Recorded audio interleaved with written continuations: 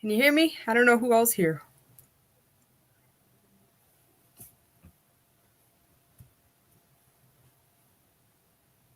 Welcome.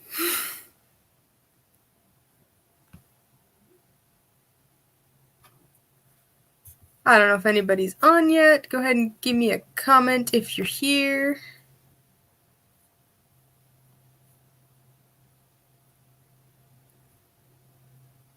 It appears that I have 2 live viewers. Although one of them may have been me just now. I don't know.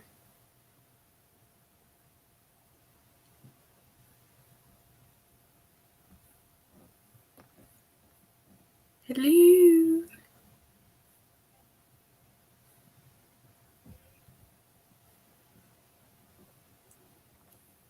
Yes, now I have 1 live viewer. Okay. I'll give a couple seconds for people to show up. Boop, boop. Meanwhile, I'll eat my lunch.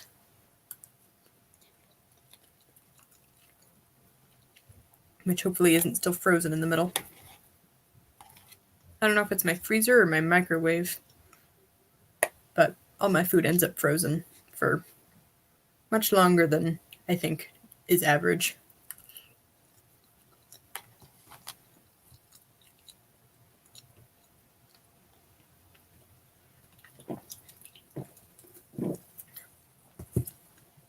I'm gonna make a post on Discord real quick, see if anybody wants to hop on.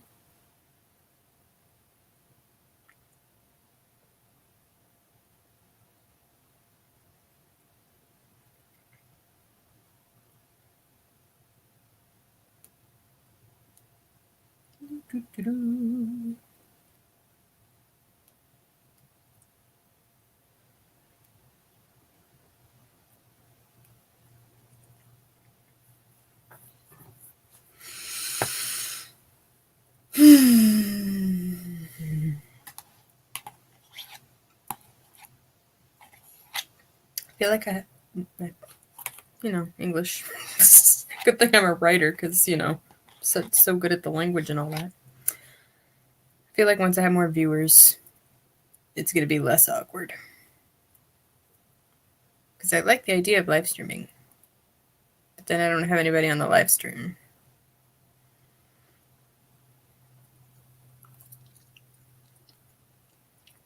But this gives me a legitimate reason to talk to myself, I suppose. Because sometimes somebody might watch this back later.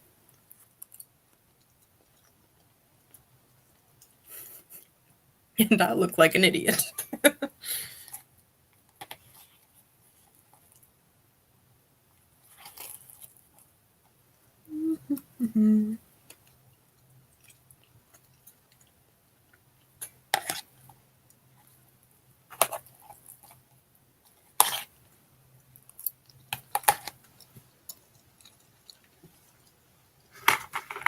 Come on, people.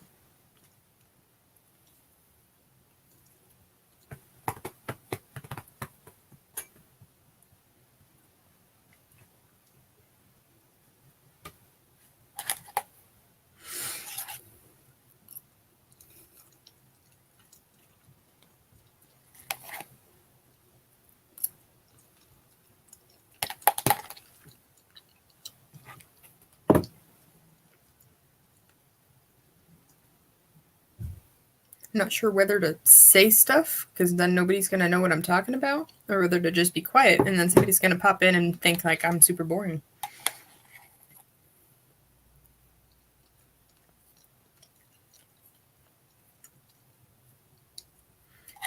One of these days I'll figure out a system of live streaming. I don't know. But I'm awkward. I'm awkward in real life too, but I feel like I'm extra awkward on camera.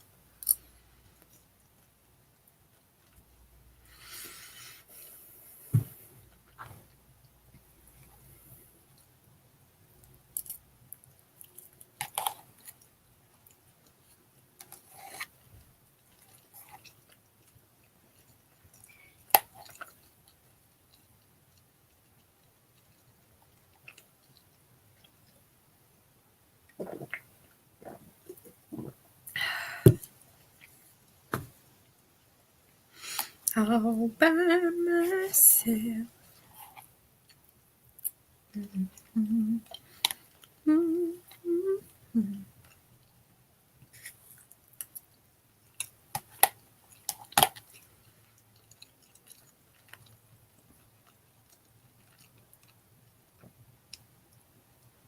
Cool. Wheel. Maybe I'll pick a new color for today since I'm live streaming, so it's different. Ooh. Thinking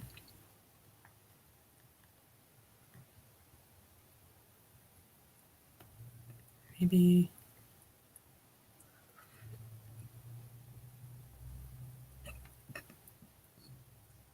we'll do that color. And we'll go with bubblies.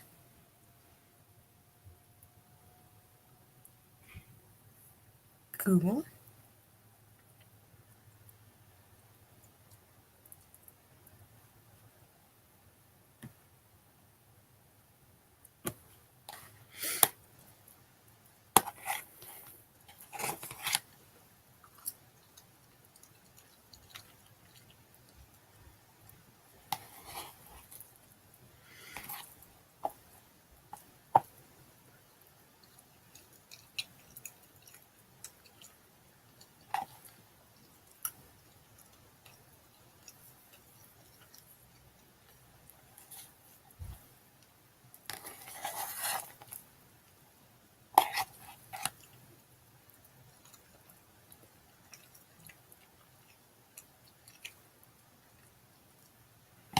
I feel like after the stream, I'm going to put a timestamp of like when people actually show up and talking happens so that people watching this later can skip all of the awkward just eating.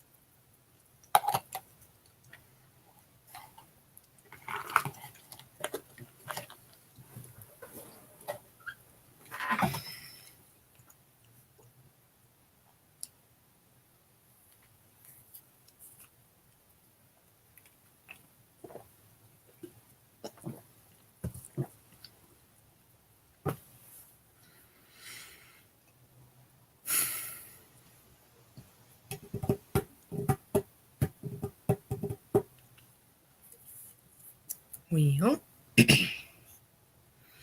I feel a little dumb not doing anything. Oh, I have another viewer.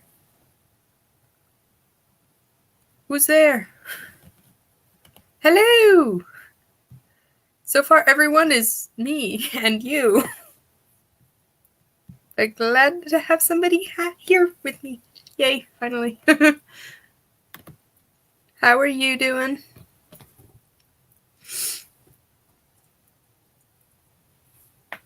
Oof. Still kind of new to the whole live streaming thing, so... yes, the best people. It's the Cool Kids Club. Okay, yeah. You were working on that last night, right? In Jason's stream?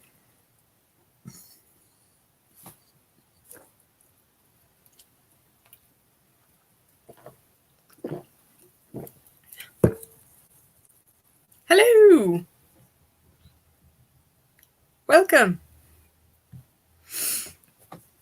I'm just saying, I'm still kind of new to the whole live streaming thing, so in the whole, like, what is it, 10 minutes of time where there was nobody on the stream, it was like, do I say things? Because nobody's going to hear them.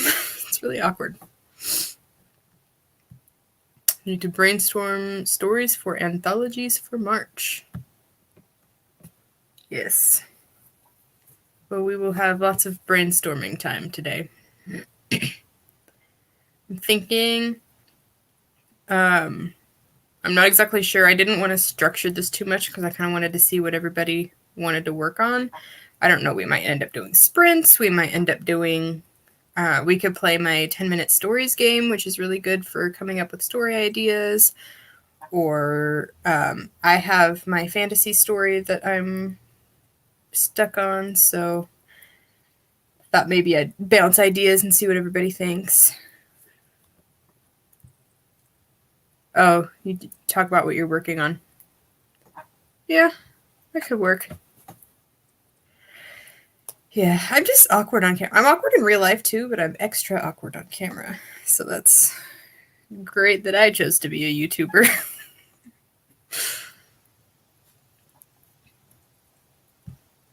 Cool. All right. So what do we want to do first? We could do 10 minutes, a round of 10-minute stories. We can do a sprint of brainstorming. Or if you want to hear about my story, I can talk a little bit about that and see if anyone has ideas.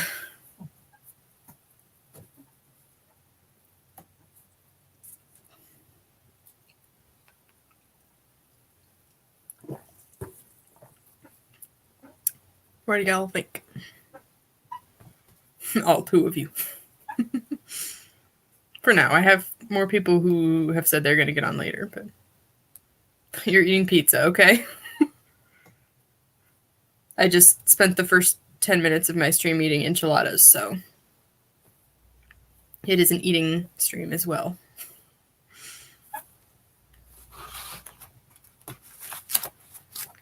What is 10-minute stories? That is a game that my sister and I came up with for NaNoWriMo. Well, actually for Preptober.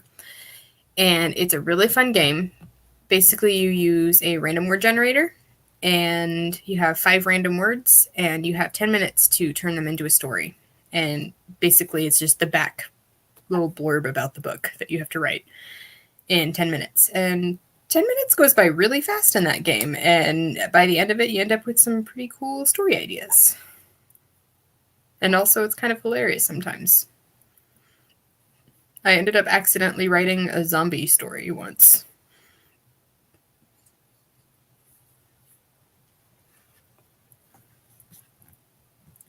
You want to try a round? Or do we want to wait until until Jason's not eating pizza?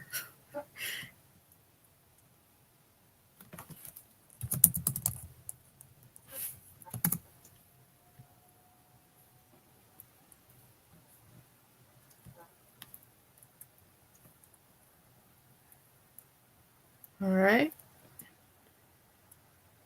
Yeah, you want to try a round, or yeah, you want to wait until you're done eating pizza?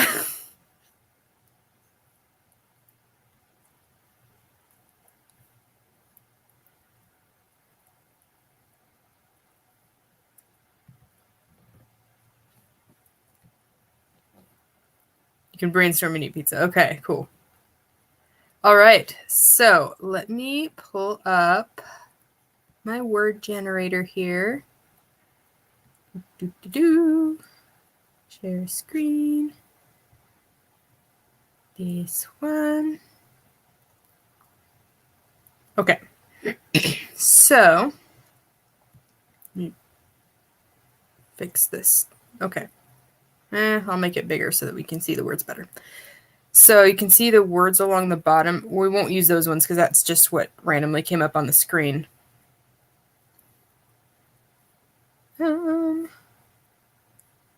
I'll get us 5 random words, and then I can't also display the timer, I think, and also I am not sure how to do that, even if I could. So we'll just keep track of our own 10 minutes. Oops, that's a calculator. That's not going to help me keep track of time.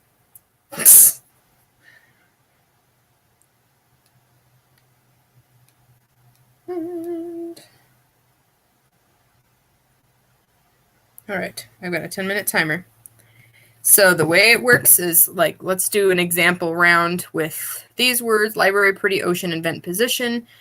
You just, let's see, write the words in the chat and pop the comment on the screen. Hold on, let me write the words in the chat, pop the comment on the screen so you can pull. Oh yeah, that's true. I could do that. So let me pull a timer up then.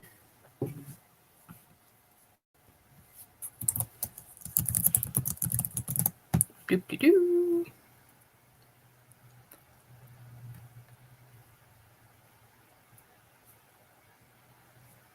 And we'll do this.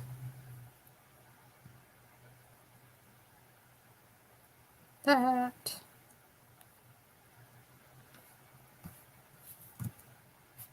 That. Okay. I will get better at this at some point, probably.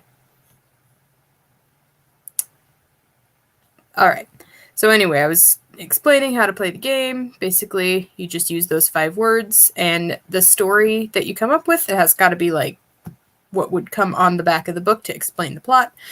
And you have to use every single word, and they all have to be sort of integral to the plot. You can't like change the word to try to make it fit better or whatever. So let's do this. We will do, see if I can do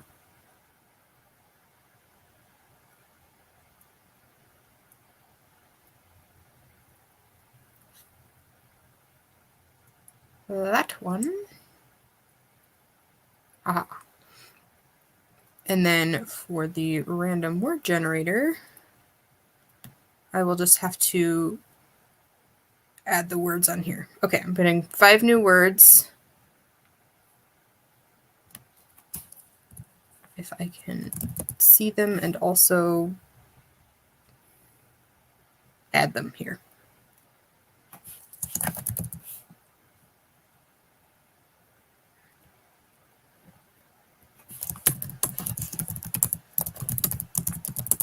Okay, I've got our 5 words. Are we ready?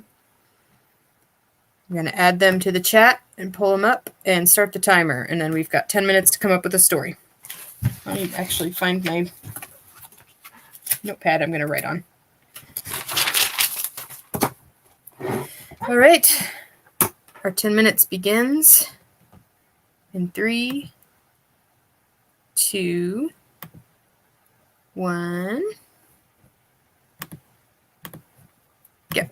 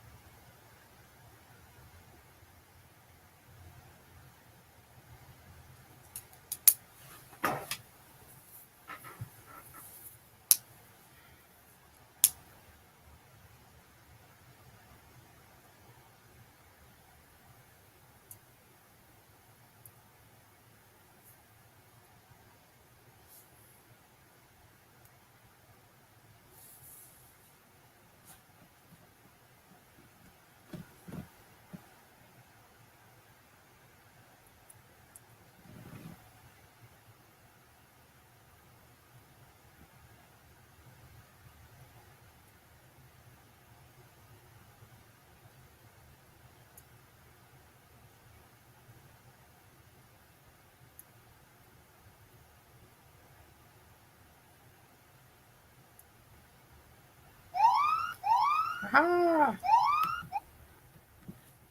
It's time.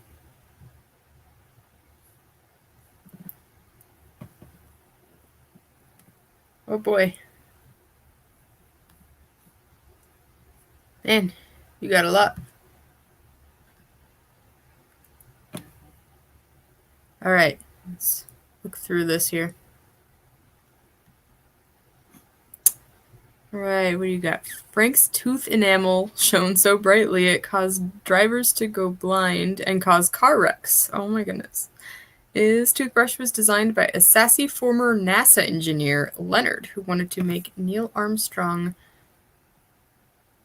shine the latrine on the shape ship with a toothbrush to make it shine like the moon in recompense for dissing his dog. The engineer's toothbrush business was actually a front to making satellites far superior to NASA's. Unfortunately, Frank's lawsuit against Leonard and his company for making him a walking reflector and thus endangering his life when he crossed the street threatened the true nature of the company with exposure. In retaliation, Leonard sends his mini satellite to find and dig up dirt on Frank, trawling through his internet and taking photos of all he was with. This devolved into a war of tooth-themed blackmail the world had never before seen. Allegations of dentures, imported false teeth, and cancer-causing root canals were slung in all directions. No one was safe, not even Neil Armstrong in space. Wow, that was a ride!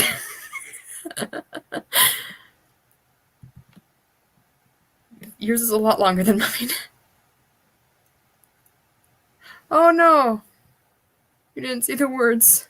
I put them up on the screen, but that's too bad.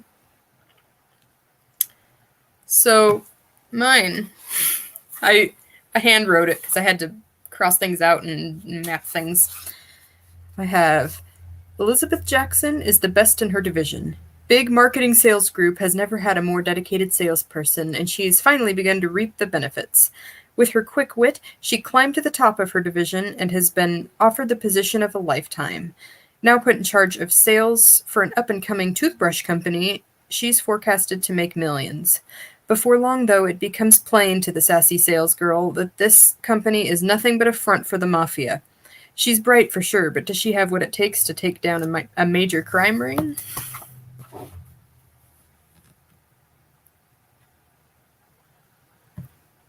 No worries.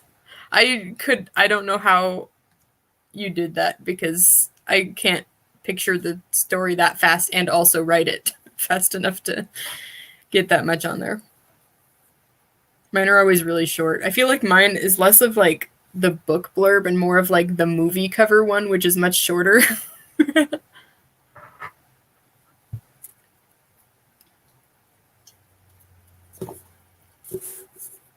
Oh, yeah.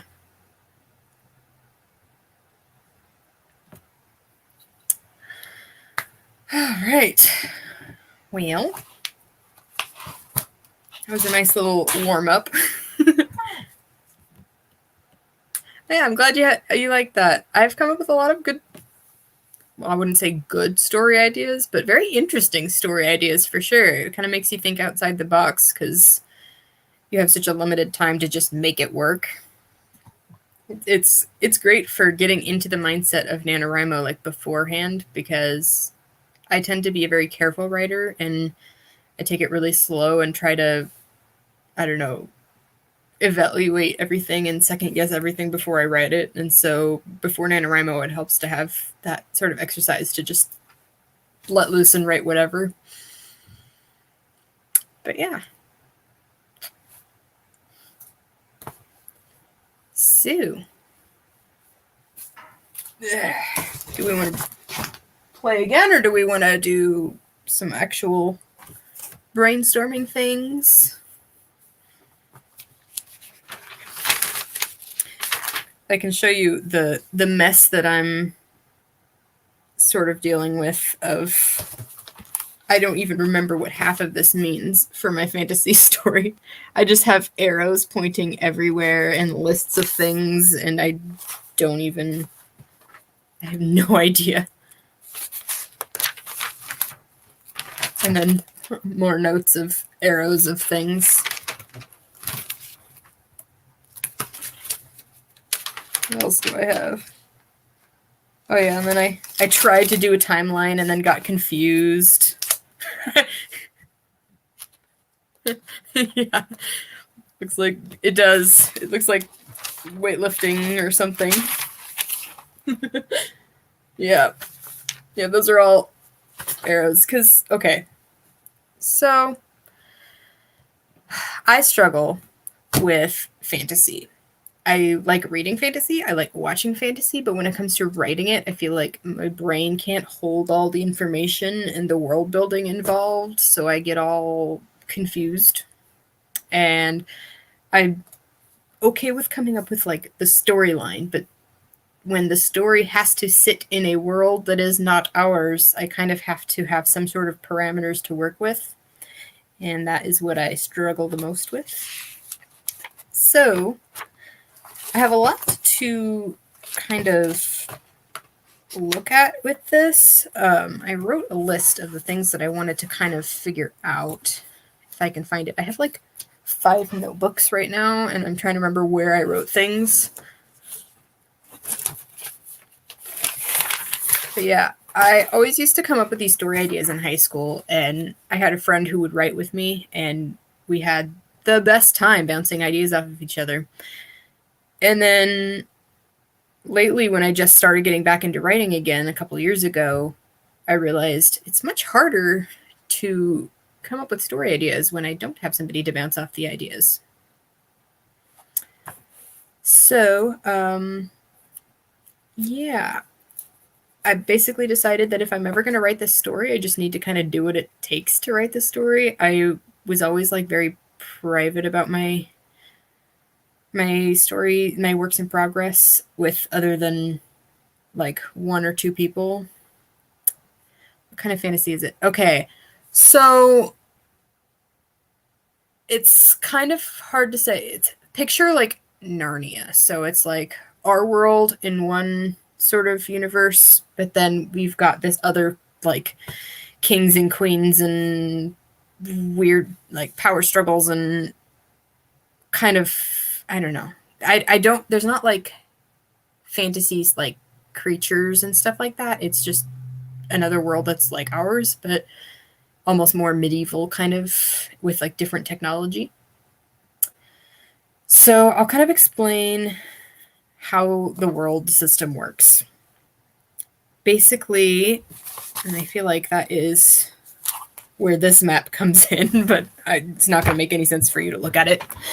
So if you imagine like there was like one world and it was like everybody lived in the same world and magic existed.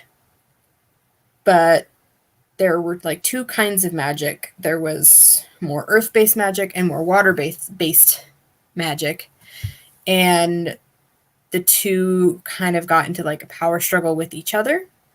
So in the royal family, there were twin princesses who saw what this was doing to the world and decided that with their special powers that they had, they were going to separate the 2 worlds. So now they've got Terra, which is Earth, where we live, and then they've got Tali, which is basically an exact replica of Earth, but with all of the people who were more of the water-based. They look exactly like us. You would not be able to differentiate between them other than just they came from the other side. So basically, what I kind of was thinking of is like, if you almost imagine like 2 sides of a magnet, how the magic can't exist without like both sides, even though technically they're not like that different in like makeup, like chemical makeup or whatever.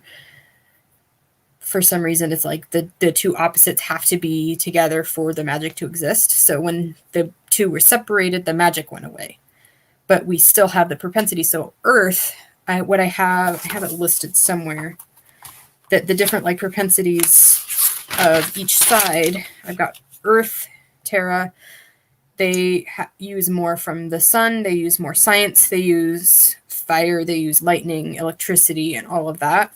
Whereas the water, they're going to be more moon, nature, plants, herbs, wind, rain, and they are much more advanced in those ways. So they use those to build their society, and so they can like manipulate nature like crazy, but they aren't as like scientifically advanced as us.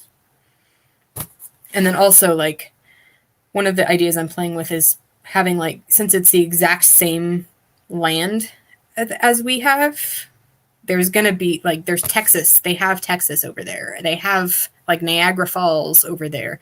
All of the land is the same, but the countries and everything have developed differently. So like borders are going to be in different areas, and like they're going to use, since they use water more, like maybe Niagara Falls is going to be more like where a big group forms, like maybe a major company centers around that, or maybe, you know, and I haven't completely decided like how they live over there. Like I had for a while played with the idea that maybe they live underwater, maybe they have like underwater cities, but I just don't know if I like that idea. So lots of stuff to play around with there. But my biggest thing right now is that I'm trying to figure out. Oh, you're by Niagara Falls. Cool. I've been there once with a school group once. But yeah, my biggest thing is I don't know what like the magic is supposed to look like. I don't want it to be like elemental magic, like Avatar, Last Airbender kind of a thing. I want it to be something, I don't know. I'm playing with the idea of like healing magic as a thing. I don't know if different people would have different magic. I don't know with the whole Terra and Telly thing, like do people pull their magic from the earth or from water, but it's not actually like water magic or earth magic. I can't figure out a magic system that I want to use yet. And then that's an old to-do list that has nothing to do with my story. I need to get a better notebook system. I have so many notebooks.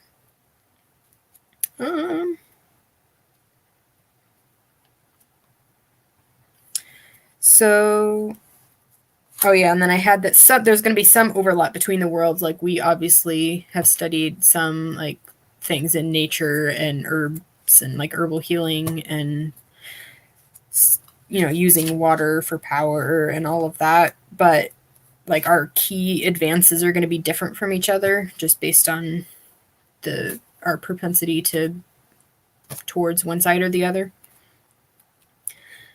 And let's see.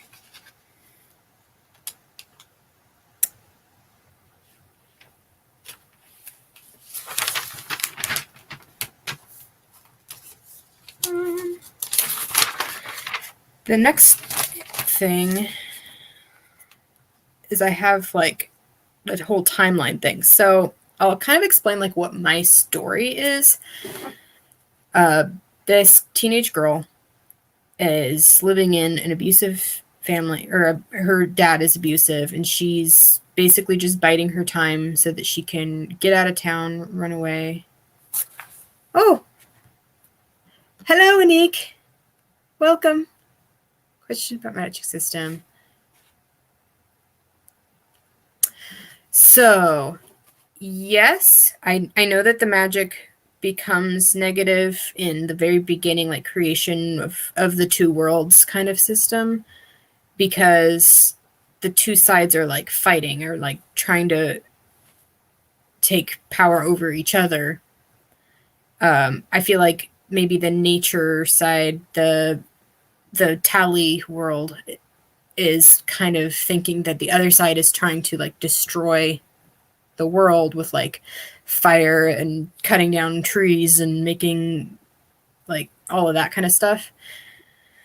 And so the two are kind of at odds with each other, and that's why the two princesses at the beginning separate the two worlds and basically get rid of magic. So that's kind of, it's going to have a negative effect, but I haven't entirely decided what that is.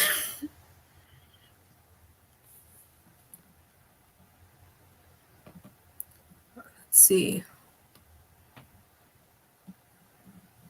Be in the forefront. I'm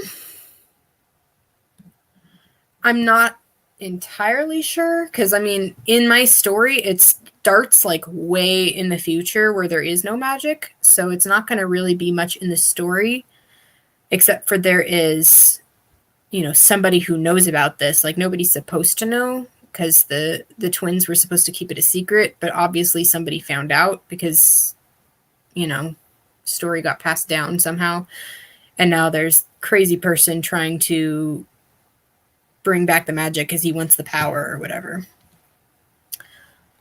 But I don't know necessarily how far into the magic the story will get. And then Samoan medicine. Okay. Herb smokes bath. Yeah, that's kind of not necessarily because of the possession. I'm thinking it's more just like, it's hard to explain. They have just like found new ways to use herbs. They've cultivated maybe new species of herbs and plants, and since they've used it so much, they know much more about it and whatever else for, illness, or maybe they use plants for more things like, we're just now getting into more sustainability in our real world of like using bamboo because it's a lot more sustainable than trees, or, making things out of, I don't know, leaves or whatever. But it's less like mystical there. It's more like they just think they're a normal world where there's no magic because nobody really believes in magic. Have they fixed world hunger problem? I will say that probably that would be more of a thing. Like, there's not as much hunger because the plants are so widespread and everywhere. I'm trying to think of, like, if you imagine they're like so much further advanced with all of that stuff, so that when the main character first goes over there, it seems like almost like a utopia where everything's perfect and taken care of, and there's no more like disease, and there's no, everything's great. But then as you stay there, you realize how far below us they are in other areas, and how they're not actually maybe better than us. They're just different, if that makes sense. And let's see.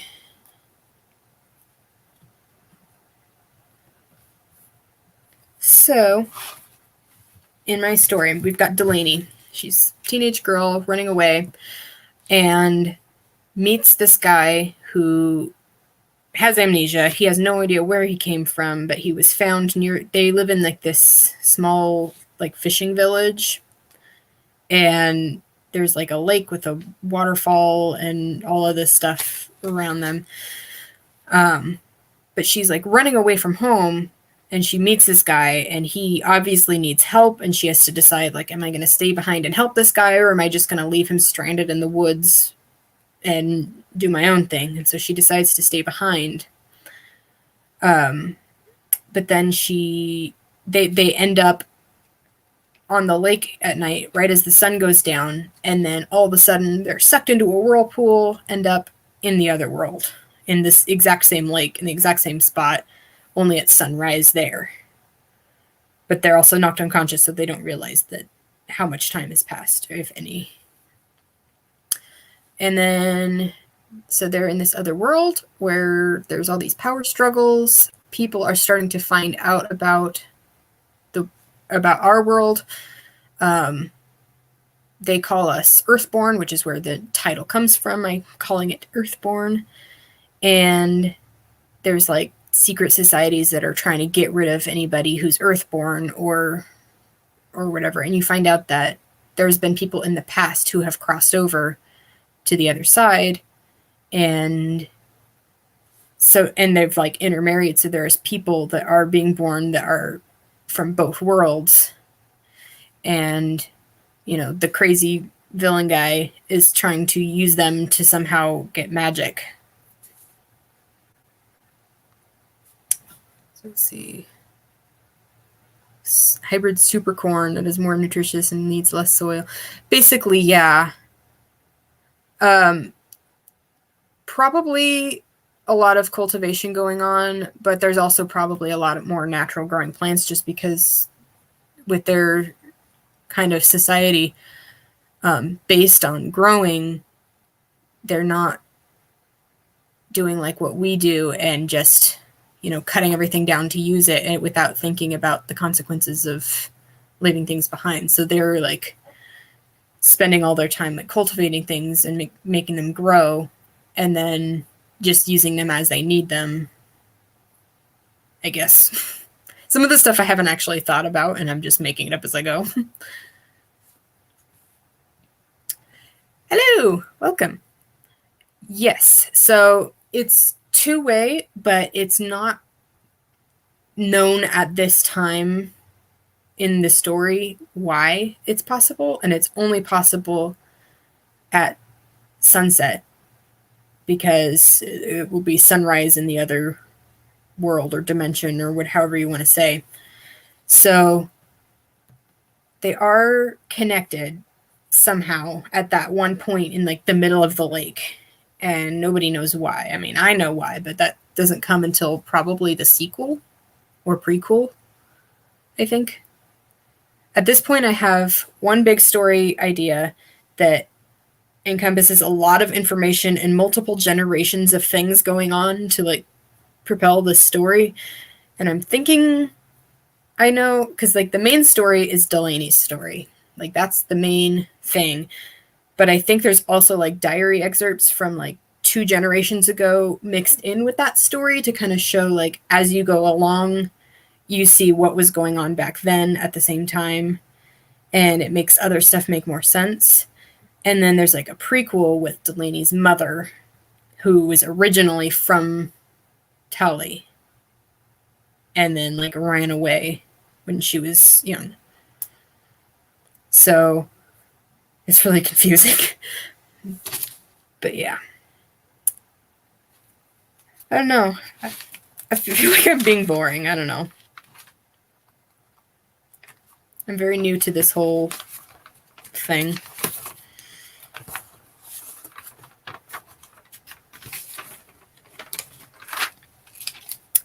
Let me find my timeline thing, because I feel like that's one of the things that I was struggling with. So we've got the timeline from the very beginning. You have the twins separating the worlds. And then at some point that just continues down. And on our side, on the Terra side, nobody's told anybody. Nobody really believes in magic. There's like rumors and legends about magic, but nothing that really makes, you know, nothing that makes anybody really believe that, oh, wait, there's this whole other dimension that was part of us and whatever. Whereas on the Telly side, probably the princess, when she was like older, getting dementia or whatever, probably told somebody, not realizing, or let it slip or something, or told somebody she trusted and shouldn't have or whatever. And so more legends have kind of passed down over there about the Earthborn and like magic and stuff like that. So you got crazy people trying to get over and steal the magic or whatever. Do I plan on uniting the 2 worlds? That is another thing that I don't know, because that would be at the very end of the series if I did do that. I'm almost leaning more towards destroying the link between the 2 worlds, but I'm not 100% positive on that because I don't know necessarily what the consequences of that would be.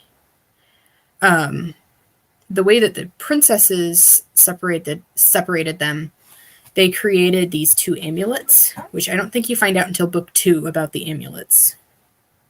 And they kept these amulets so that the 2 of them would be allowed to see each other. So that was like their sort of way of contacting or going to the other side and seeing each other. One of the amulets gets stolen at some point. I think that's in the sequel, not in the first book. I'm struggling. There's so much information that I just don't know how to frame it within this story. Yeah. I'm glad you like it because it's making me a little insane at this point. So they've got the amulets. They're separated. They're our side. Nobody knows about it.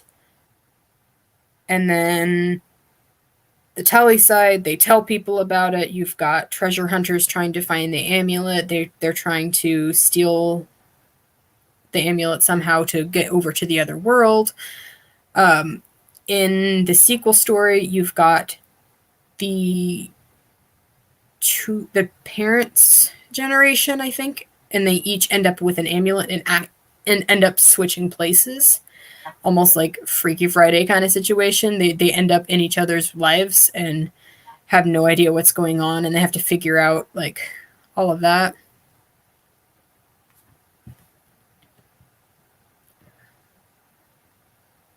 I am not the best with short stories.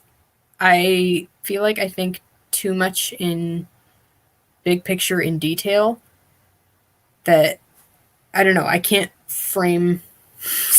I don't know. I struggle with short stories. I've tried writing short stories. I end up writing the first chapter of a novel.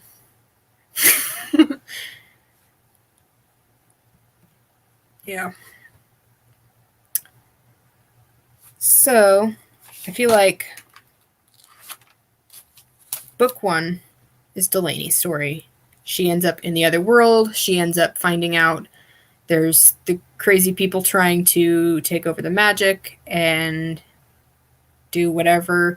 She has to fight that, but then also, you know, this isn't what she wanted for herself. She was trying to run away and ends up, I feel like her big story is like running away from her problems isn't the answer. And so she keeps trying to run away, but now she needs to like actually turn and fight and stand up for something.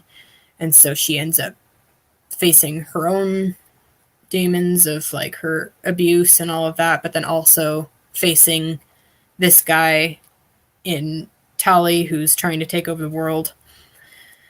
And then we've got book 2 is the story of, I think it's Delaney's mother and who ends up being her mother's best friend. But I can't remember if that was the parents or if it was the grandparents' generation. I had so many ideas and I kept changing the ideas, and now I feel like the ideas are kind of like split and I need to like clean them up some. I've got, let me find, I had a bunch of names written down and I feel like that would make more sense. So Delaney is is book 1. Delaney's mother is somewhere. I've got Natasha. Okay, book 2 is Natasha, so that's the grandmother's generation. Let me just open up my notes because I have a page of notes that I can actually share if I can get this in here. Yes, Jason, I'm going to be sharing my screen. Yeah, I'll probably end up writing a scene. I do have like a couple of chapters written But that I got to the point where I realized, oh crap, I need to know how things work before I can really write too much more. So, share. Let's see, stop screen. I need to get a mouse because this is cumbersome.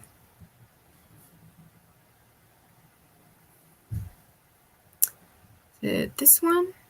Yes. And I'll do this way. So, let me find my note page again.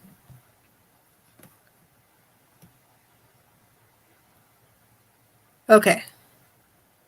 Earth and water, which I now have named Terra and Tali. They've got, twin girls. Their names are Terra and Tali, who use their powers to create an amulet connecting their powers and separate the two kingdoms.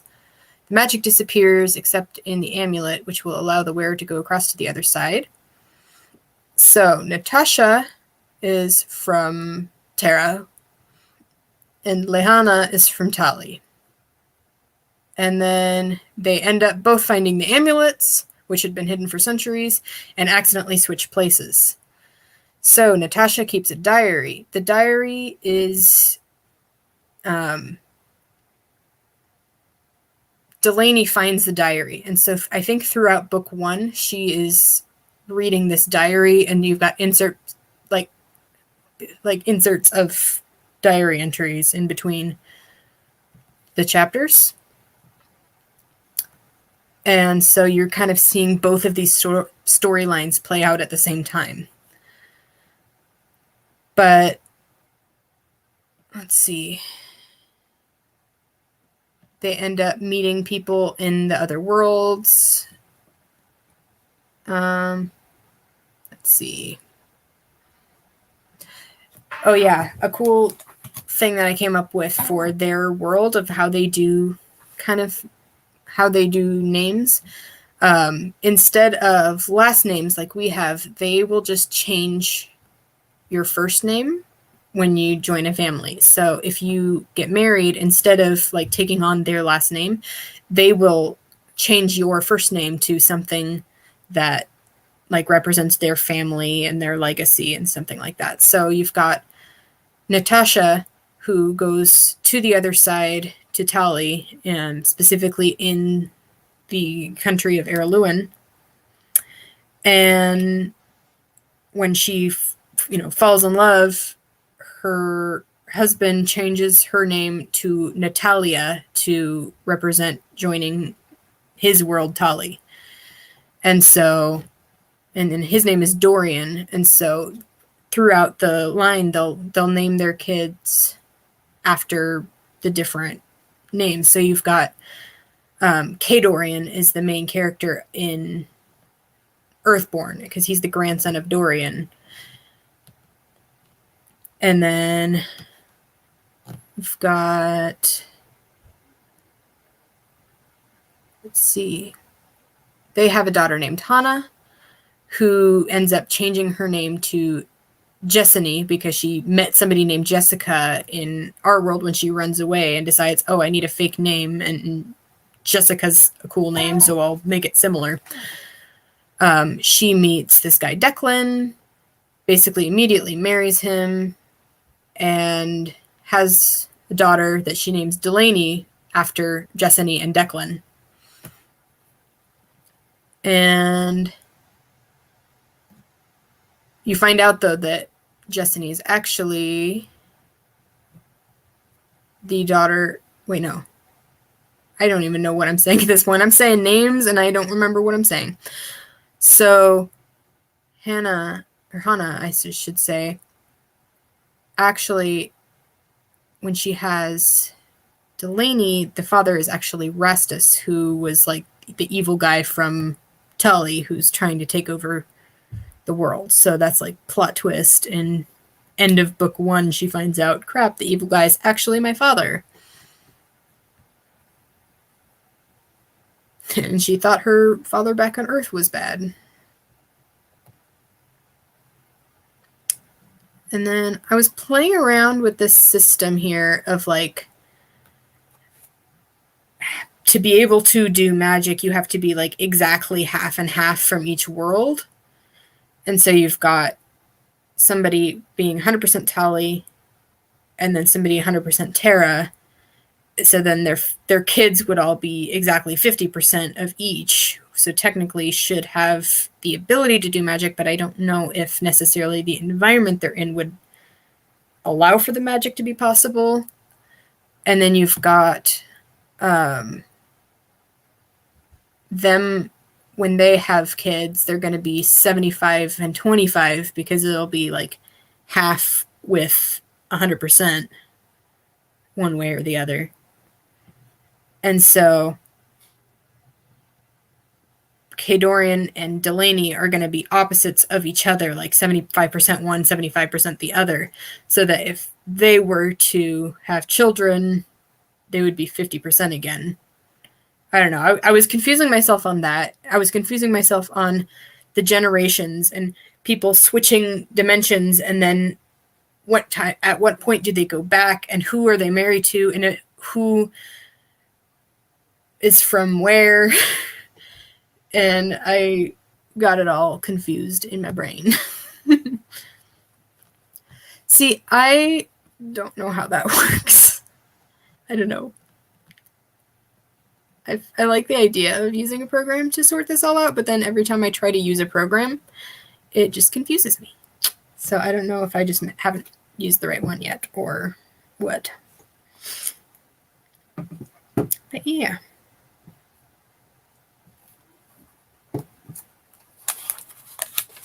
So I got a new notebook that is completely empty, and I'm going to label it so that I always know that this is only the story that will be in this notebook. And then I'm going to try to like be better at that, I guess, because I keep starting one story in a notebook and then I run out of ideas, so I'll switch to a different story, and then I never remember what notebook anything is in. So this is going to be my Earthborn notebook, and I'm going to transfer all of my pertinent notes.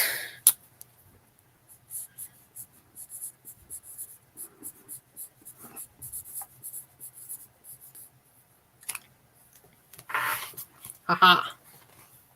Labels.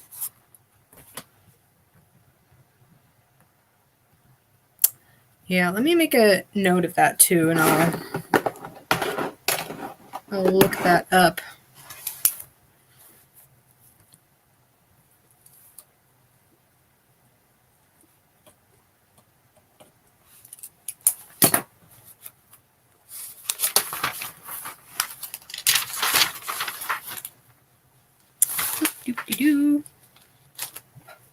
And then I've got another story. All right. So I'm going to do my best here at figuring this out. So I've got the original world.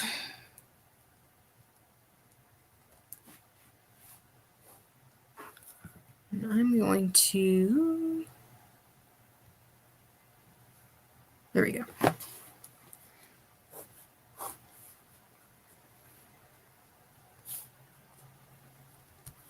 Okay. I'm going to try mapping this out again because none of my maps so far work and they're all just crazy arrows.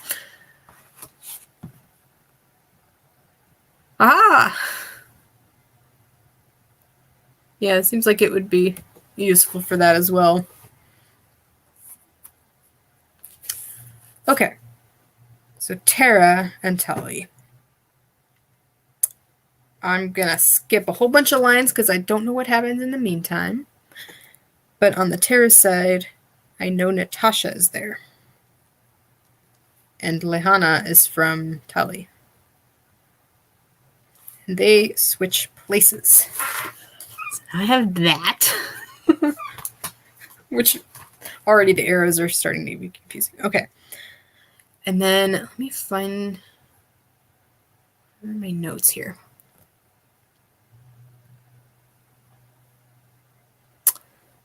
So they switch places. Natasha has her deck. She meets Dorian. So Natasha, I'm going to go like...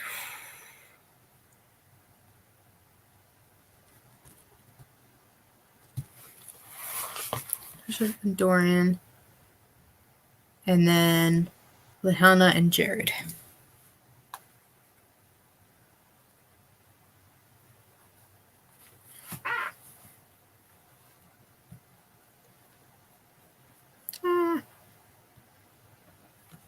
Okay. I don't know if that makes any sense.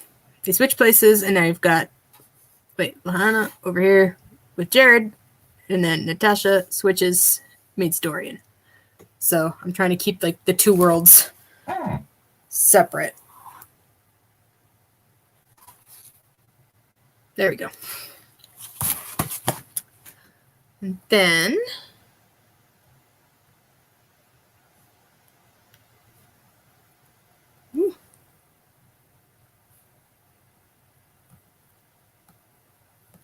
so they eventually figure out the amulets, and Lehana and Jared go back over. So they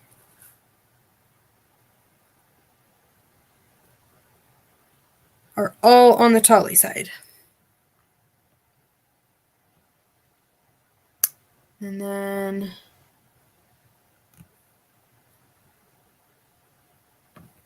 they have Hana, and Natasha is now Natalia.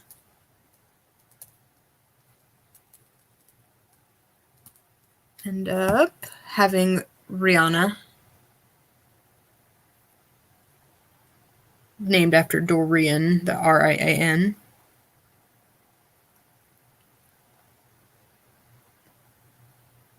And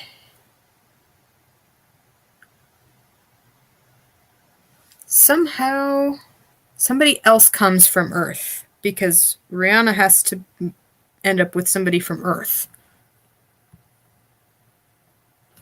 And this is where it all gets confusing, because I'm like, okay, who else went over?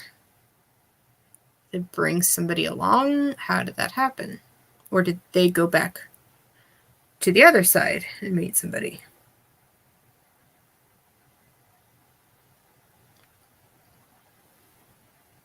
So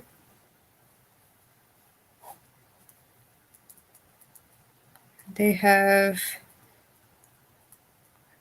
Kadorian.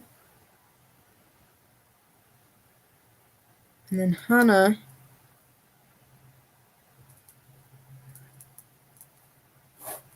goes back over to Terra, meets Declan, changes her name to Jessiny,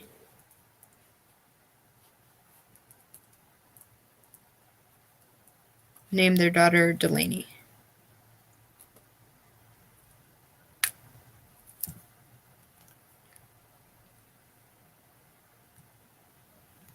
This is a lot for my brain.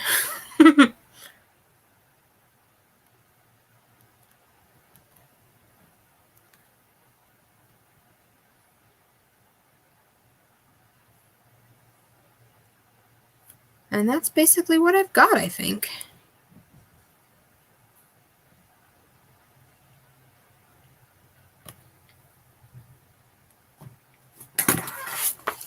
Whoops. There we go. I have more crazy arrows. And that's why I always have my brainstorming and outlining and stuff on paper before typing, because I don't know, I just can't catalog my thoughts on a computer very well. I type things and then I don't know, I think too linearly. That's the word I'm going for when I'm typing for some reason. But yeah. And then book 2 is supposed to be about Jessany and her like running away and going to Terra, trying to escape whatever in Tali, probably escaping the villain. And then somehow, basically, what you find out is that she was like trying to go back and forth. I think she had stolen the other amulet and was trying to escape with it to keep it from the villain, and ended up stuck. Like, I don't know if she went, like, what happened, if like somebody was like catching her or something right as she was trying to cross over, but ended up stuck in between the two worlds. And so she sort of died, didn't necessarily die, but isn't necessarily alive, but is just stuck in between the two worlds. And she becomes sort of the gate. And that's why right at sunset and right at sunrise, that's one specific spot on the lake transports people, is because it's literally her mother, who had, you know, died years ago, is now the gate. And it's why they don't need the amulets to travel, because she had the amulets with her. I think maybe that makes sense. I've also kind of been playing with the idea of, like, is she actually dead? Is she able to be saved? Or is she just gone? Not sure necessarily what I want to do with that yet, but I'll probably decide that when I'm further along in the story.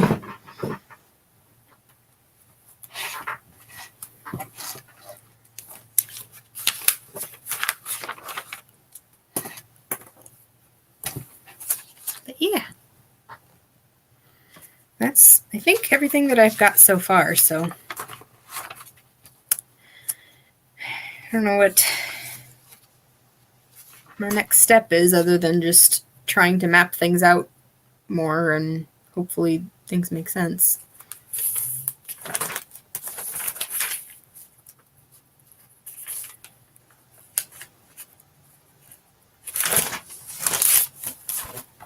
What is... I had this out. Why did I have this out? Oh, I was actually starting to set up my beats for that story. But I don't think I'm at that point yet. Did I put everybody to sleep?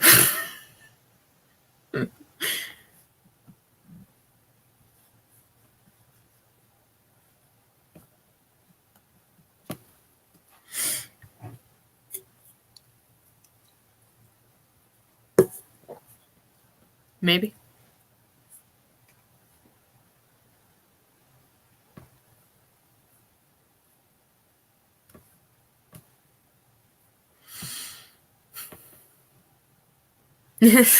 Still here. Good. Appreciate it. I will at some point be less awkward on camera, hopefully. That's the hope. Can't make any promises about being less awkward in real life, but I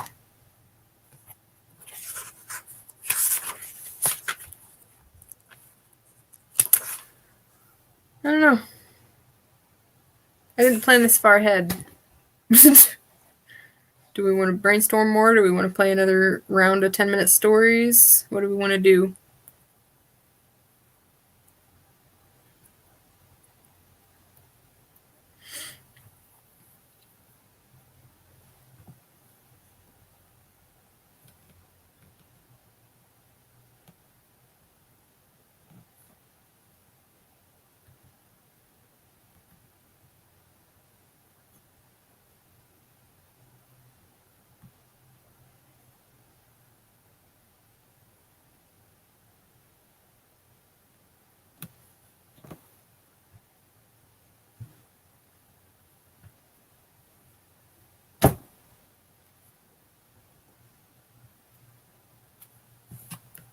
I don't know if my comment section is lagging or if... Oh.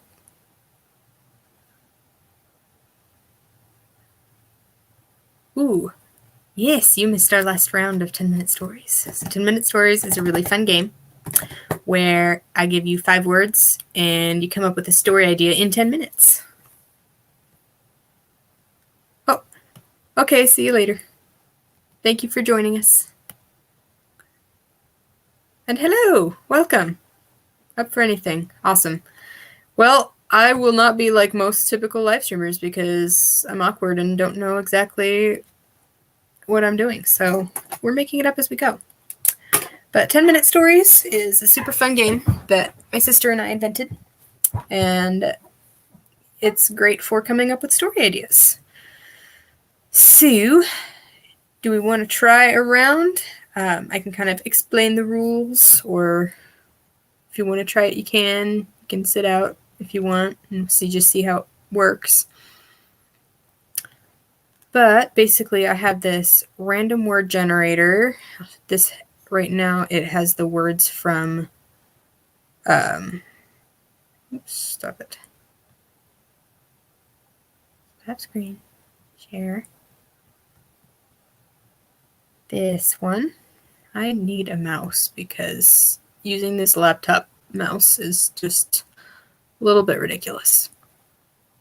Hello. Okay, so I have this random word generator, and you can see along the bottom there's those 5 words, and basically you just use those 5 words to come up with a story idea, basically just the blurb from the back of a book. And you have 10 minutes to try your best at making a story, making sure you use every single word in the story. You can't be changing the words so that it fits better. With the word bright here, you couldn't change it to brightly. You have to use it as bright. You have to keep the word as it is. And they all have to be sort of integral to the plot. All right. So what I will do is I will pull up a timer for 10 minutes.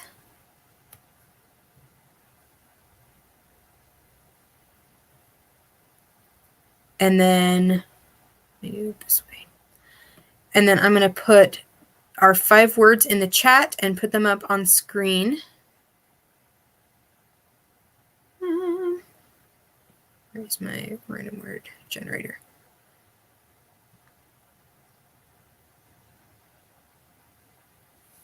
Okay, let me write them real quick.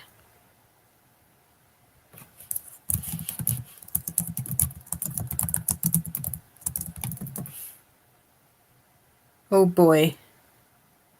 These are going to be hard. Okay. Make sure I got them right. I might do different words because those are really hard.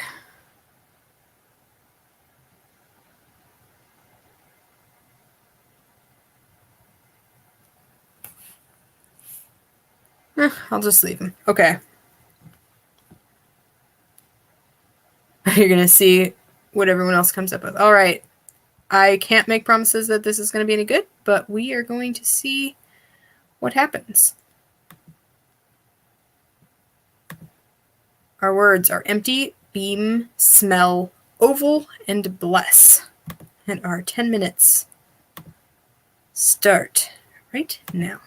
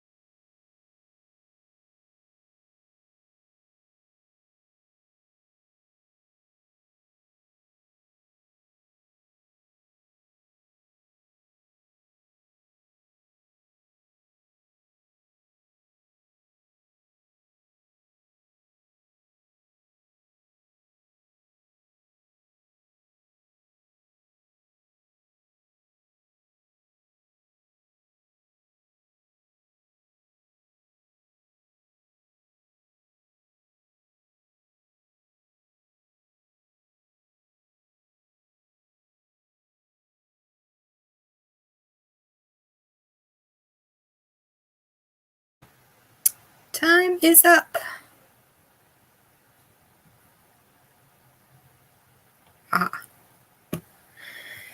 That was a rough one for me. I finally came up with something, though, and then once I figured it out, it went faster, but it took me longer to come up with an idea for that one. All right. So, I don't know why, but lately on these things, I'm either basically just defaulting to aliens. So, for whatever reason, I always think about aliens. 1 second to post on the computer. Okay. Yes. Take your time. I will read my story in the meantime, because it's interesting. Okay. Empty inside after the loss of his wife, Patrick has resigned himself to the quiet life. He works diligently on his farm, which is all he has left. One night, a loud noise and strange smell draw him out to the field, where he sees an oval-shaped beam of light coming from the sky. Upon further investigation, he discovers several unusual-looking creatures. One of them promises to bless him with untold riches in return for a place to hide for a few days. Patrick agrees to their request, but just who are these creatures, and what are they hiding from?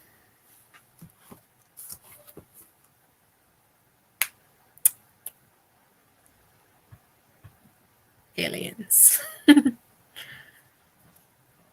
All right.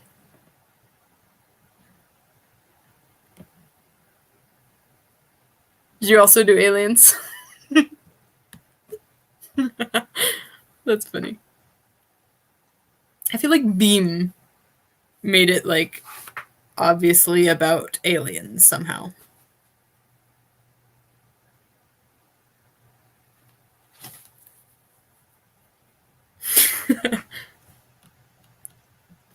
Thank you. Not my best work, but it was work. So there's that.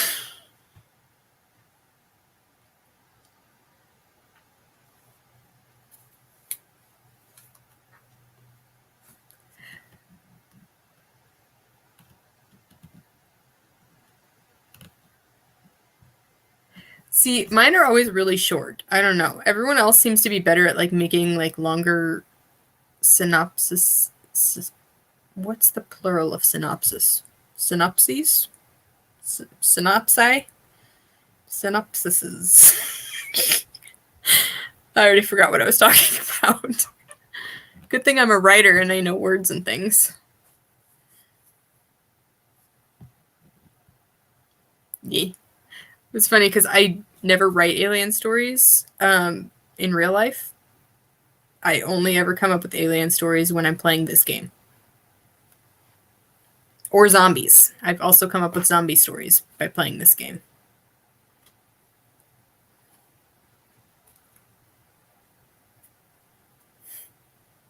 Oh yeah, you can do multiple if you need to. It's because I think it's like, what, 200 words or something like that it lets you do at a time.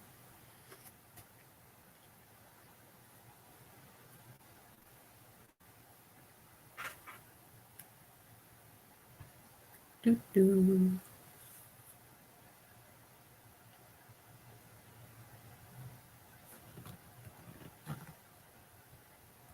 No worries, take your time.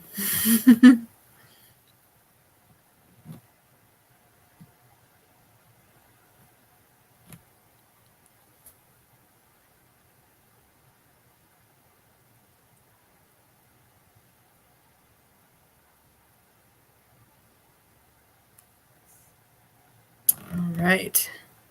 I'm gonna give you a second and then I'll start reading.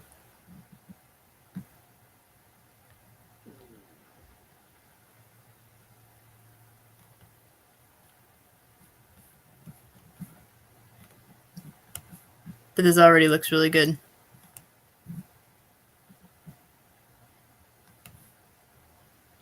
Okay. I'm going to start.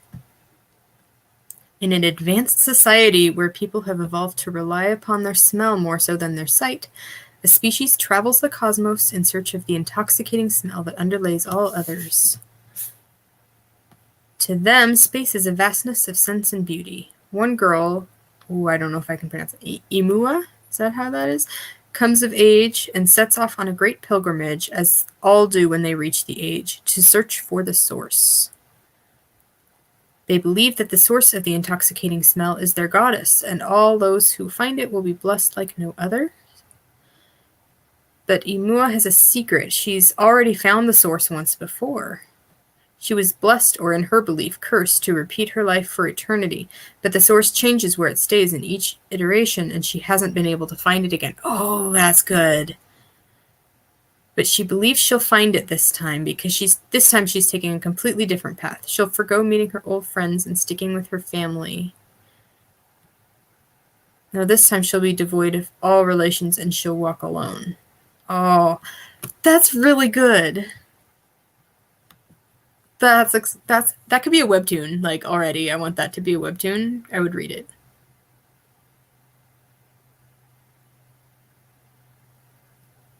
That's awesome.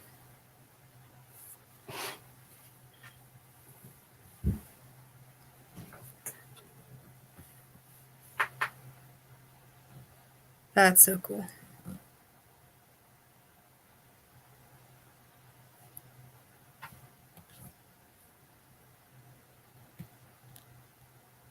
I would too, yes. You should write it. Next Nano. See, it's always fun. This game always helps me come up with, like, crazy story ideas that I wouldn't ordinarily think of. And also, I feel like the more I write, the more story ideas I come up with. Oh, yes, and then the spaceship she travels in is an oval. Perfect. And beam. Which is funny, because beam is the first word that made me think it was about aliens. And so I just like, it's a beam of light that's like aliens. I don't know.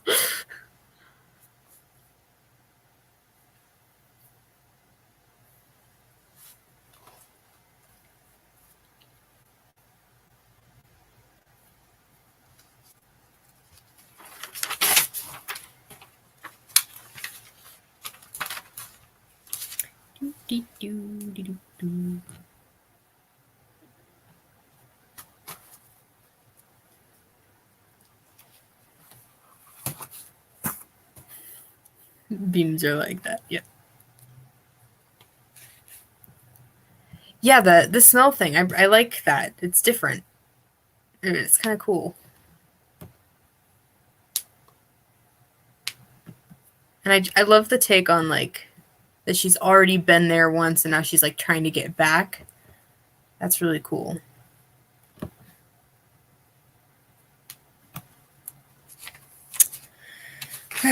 Oh, by the way, Anik, I have a new story. I know that a few years ago I was working on Earthborn with you, and then also I ended up writing a different story that you've obviously read.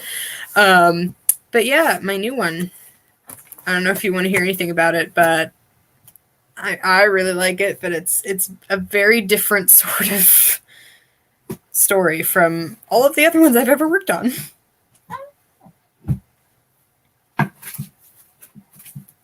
And I have it much further along in the planning process than any of my other stories that I've had.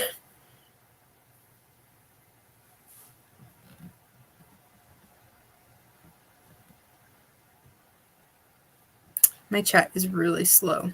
I'll have, like, nothing for forever, and then all of a sudden, like, 12 messages will pop up at the exact same time, and I have to, like, read through them. So if I'm pausing and you've said something, then it's just because it hasn't shown me what your comment is.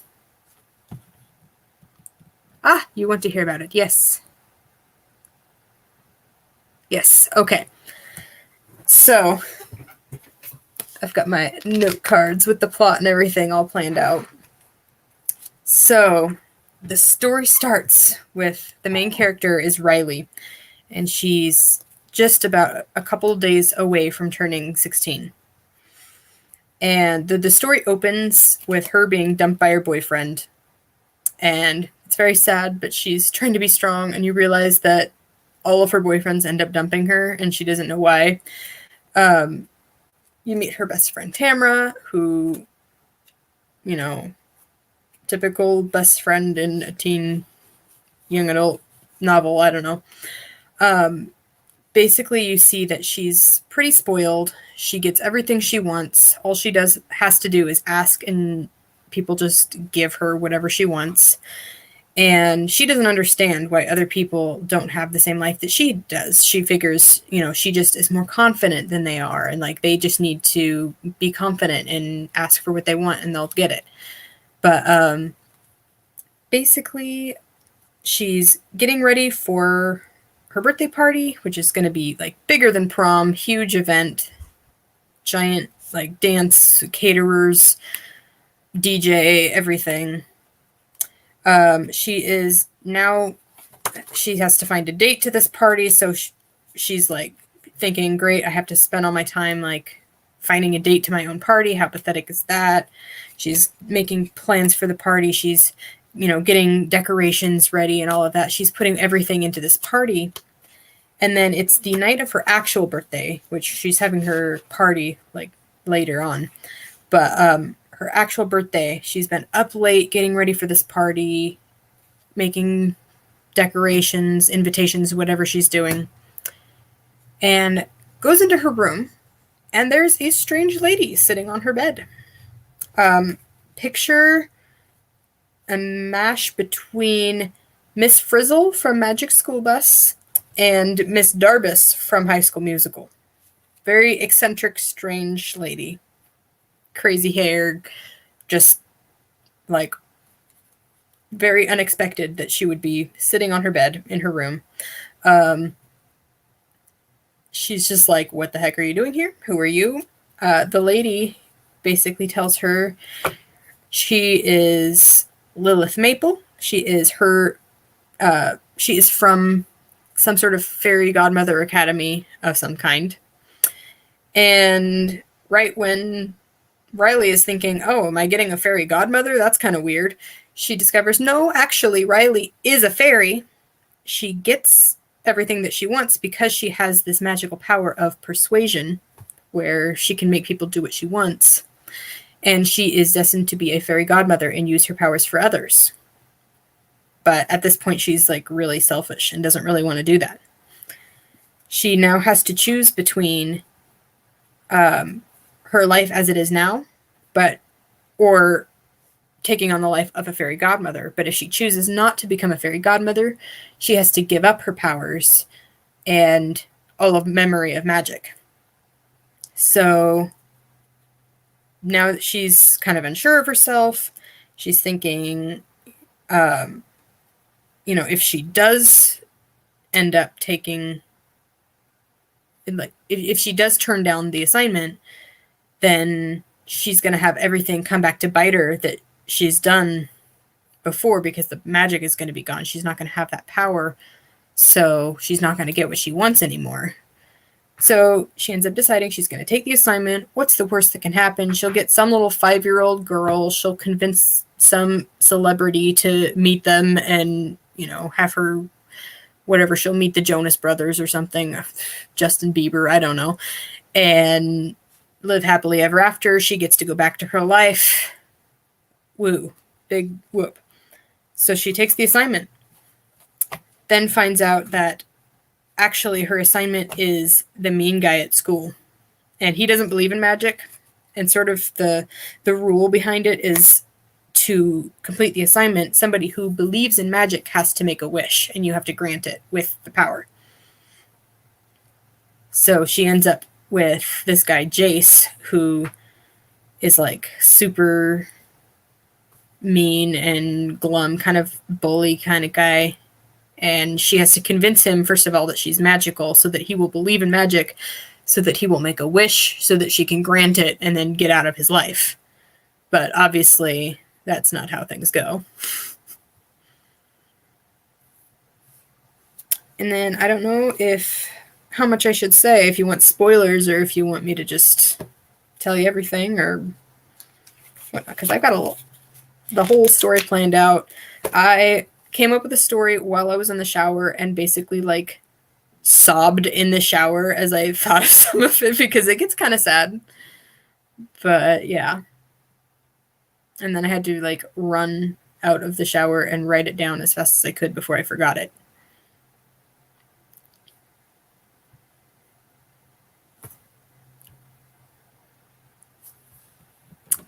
So what do you think? I can keep going with the story, I can give spoilers, or I can stop there and see what you think.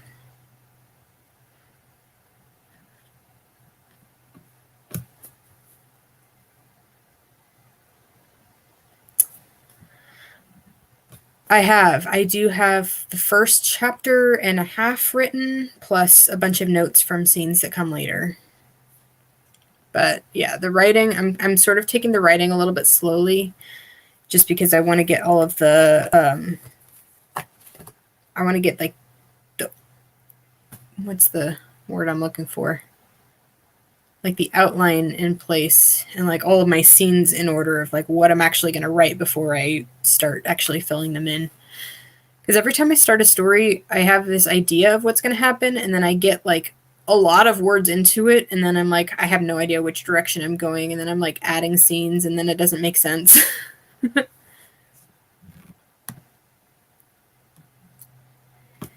Yes, she's definitely going to have a lot of character development. Going from basically her B story is that she's selfish, and a character tells her at the beginning that she's selfish, and she's like, I am not selfish. Look at everything that I'm doing for everybody else for this party, because it's, you know, I just want it to be a great party for everyone else, and she's totally just being selfish.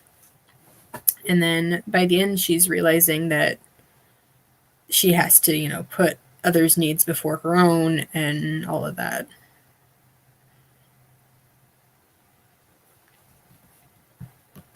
Hopefully I finish it, because I have finished one draft ever of a story, and it's currently sitting in timeout.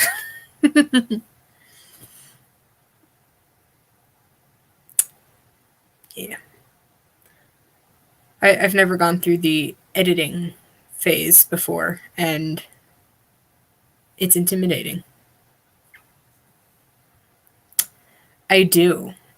And every time I think about it, it gives me goosebumps of how it like plays out in the story, because I have like a little epilogue of what happens. I really like it. Basically, she ends up granting the wish. Obviously, she's successful with that, but then she decides, do you want me to tell you, or do you want to wait and find out? Because I'm good with giving spoilers, because I'm excited about it. I want to talk about it. But if somebody's like actually wanting to read it and not wanting to be spoiled, then I can hold back.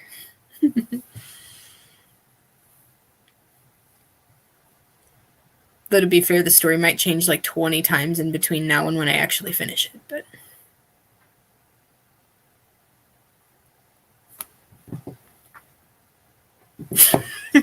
yeah. Okay. All right. So we've got, she's trying to convince this guy that she's magical to you know, get him to make a wish, and he doesn't believe her. Well, you find out that he has this little sister.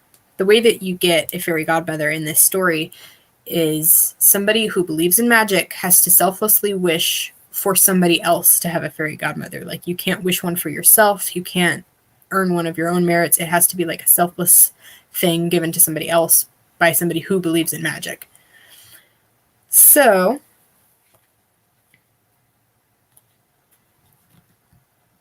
enough in between. Okay, cool. Yeah, see, I never mind, like, unless there's like a really big plot twist that will like ruin the story or something like that. For the most part, I like spoilers. I don't know. I'm weird like that. always look ahead to see, like, does somebody die? Like, I need to know if somebody dies. I need to be mentally prepared for it. I don't want it to be sprung on me and then ruin the story. Like, all of that. I don't know. Maybe that's just me, but I always look up spoilers. Okay, so where am I at? Fairy godmother, blah, blah, blah, blah. She gets the assignment. Wish can only be made by somebody who believes in magic. And the wish must be a true wish. You can't just say, oh, I wish such and such. It has to be like your actual heart's wish. Like, there's some sort of parameter that has to be there. She has this little device that's like a little cell phone that keeps track of like her progress of like if the wish is granted or if there's even a wish been made or whatever. And then trying to make Jace believe in magic, he finds out that he has a little sister who is 5 years old and has cancer, which is where all the sad part comes in.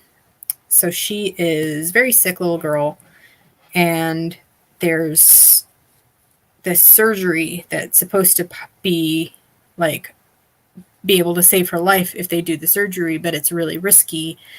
And the surgeon that they've been talking to basically is saying that it's too risky and he doesn't really want to do it.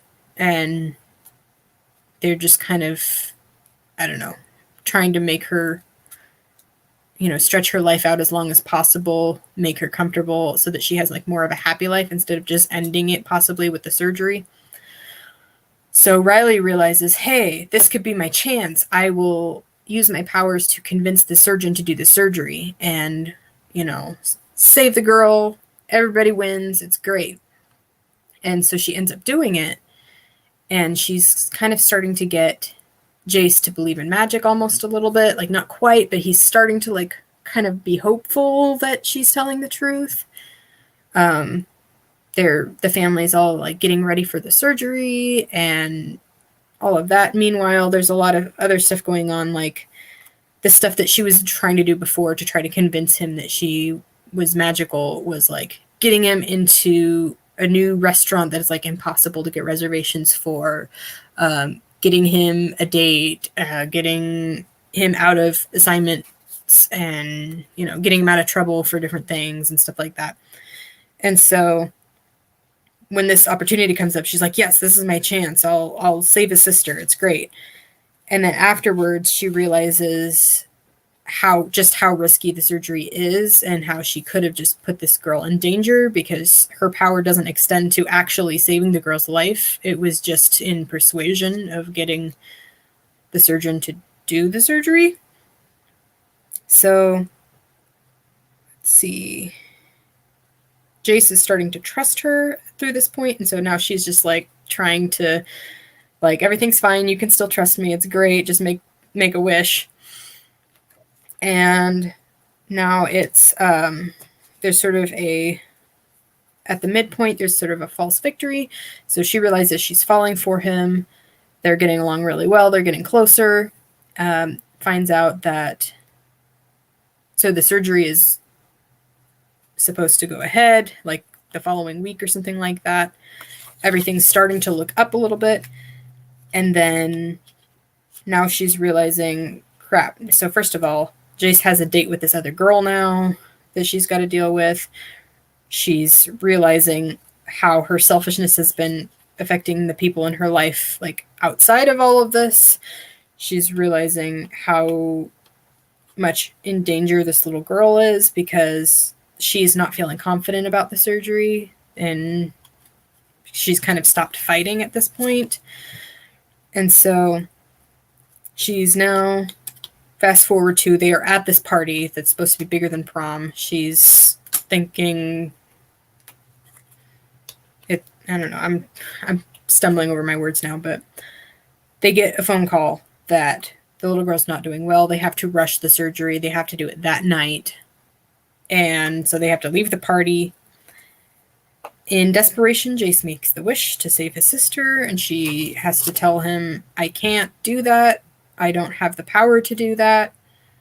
And he basically loses faith, tells her to leave. She's all sad. She leaves. The little girl isn't waking up, and super dark, sad times. She's basically begging her fairy godmother trainer person to come back and like fix it, because like why would she put her in this assignment that she can't do?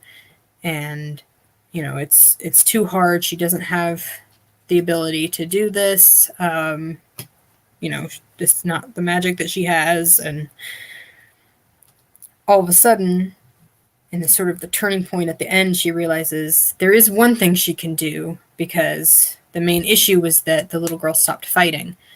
So she goes back in, tells the nurses and doctors and whatever to let her in. She goes and talks to the little girl and basically is asking the girl to fight. And basically, there's a super emotional scene where she's like begging her to wake up and be better. And nothing's happening. She's not waking up, and so she's really sad and leaves thinking, you know, all is lost. And now let's see, where am I? So she goes home. Next day, she's basically deciding any second now, my fairy godmother person's going to show up and take away my powers, and I just need to basically accept that I need to live with my selfishness from the past, and any second now she's going to come take my magic, and I failed. And that's when she finds out that the little girl woke up and everything's great. And Lilith, the fairy person, is there and basically telling her that, you know, she passed her assignment and gives her the option to now move into fairy godmother life and take on another assignment, or else if she's decided that this isn't the life for her, then she can give up her powers and her memory of magic and live her normal life. And now she's struggling with it because she's thinking, wow, I could do a lot of good if I'm really able to do this, because, you know, after you pass your first assignment, you get your training wand, you start to learn new magic, and you can start to do more in the assignments. But she's also terrified that she's going to mess things up because she doesn't know that she's actually ready. And then Lilith starts to see that she's struggling with that and gives her the option, and she says, you know, there are ways to grant magic, or to grant wishes without magic. And it's just the little things that you do in your life day to day. And she's just like, well, how can I grant wishes without magic?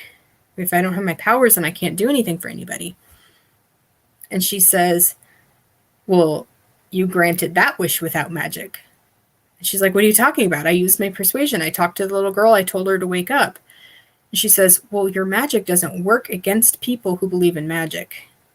If somebody knows that you have about the magic, it doesn't work on them. And this little girl believed in magic, so it was literally just her own power within herself of talking to the little girl and everything that, you know, so she granted that wish without magic. And then she said, you know, there's wishes that people don't have fairies that you could grant. You know, you can help the homeless, you can help, you know, whatever situations just in real everyday life. So she decides to give up her powers and her memories. And then you have the epilogue of like years later, and she's at some charity event for children with cancer or something like that. And the little girl is like older, she's got like little short hair, and her she's now dating the guy, obviously, because duh. And then she's like, it kind of shows how her memory shows of what happened. Of like, oh yeah, she accidentally met this guy, they made friends, whatever. And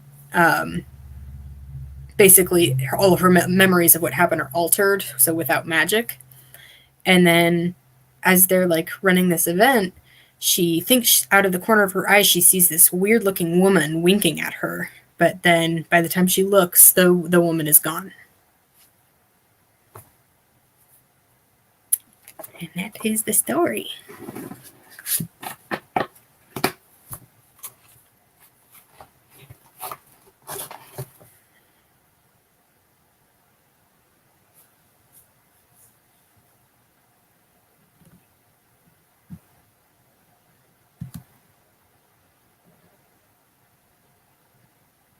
Oh, I just finally found this. Depends. Yeah. I'm kind of the same way. It depends on what the story is. Yay! I'm glad you like it. It reminds me a lot of the books I used to read in high school when I would go to the library at lunch and get 3 books and then read them all, and then the next day come back and get 3 more books. And I'm just like, what if my book is one of those books for somebody one time? That would be really cool.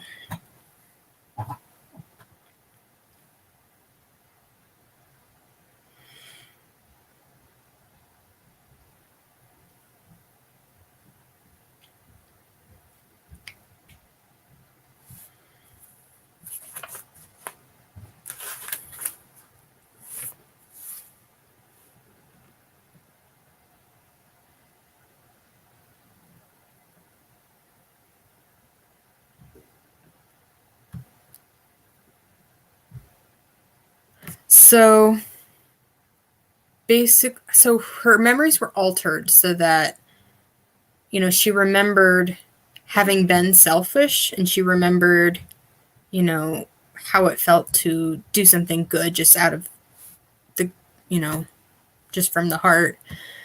So like she wouldn't necessarily remember that she said, "Oh yeah, I'm going to grant wishes," but she does remember that drive to like, I want to be a better person and I want to help people. So just because, I don't know, I just feel like that's the easiest way to do it, is just that her memories are of like just the magic part is gone, but like the basic of like what happened is still there.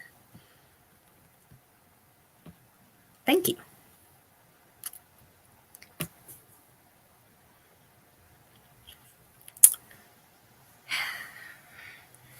Very excited about it, and now I'm like afraid of ruining it because I really liked the way that it was working, and now I'm like, I don't know.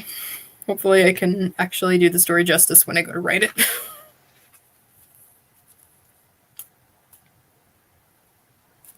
Yes.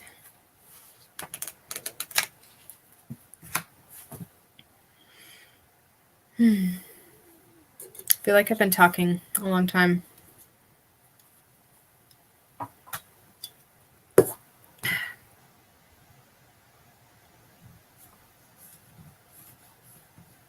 By the way, if anybody would want to join me in the video and be on camera, then I would probably feel less awkward, but up to you guys if you would want to do that.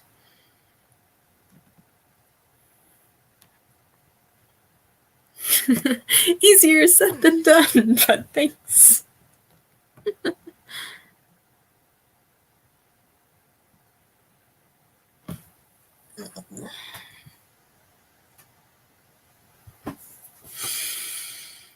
In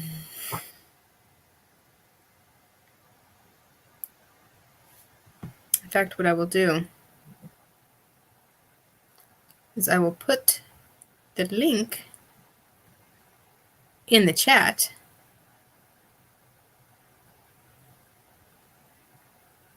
Oh, no worries. Thanks for joining for the time that you did.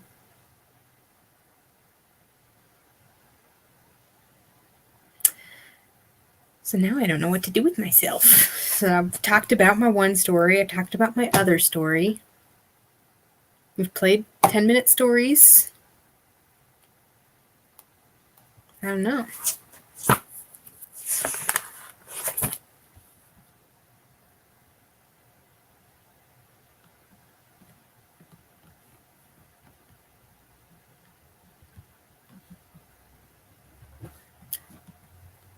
I suppose we could do like a 20-minute sprint or something. And then if you got stuff to get done, you can get it done. I don't know. No worries. At some point, depending on things, might have somebody join us later, but might be another hour or so before that happens. So I don't know if I can stretch this out another hour. But when you came into chat, what were we working on at the time? I don't think you had heard anything about my fantasy story that I was trying to brainstorm on.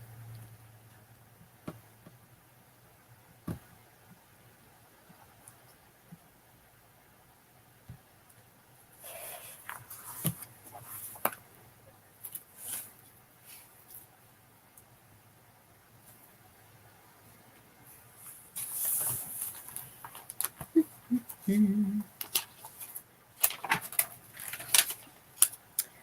really need to figure out all my notes here.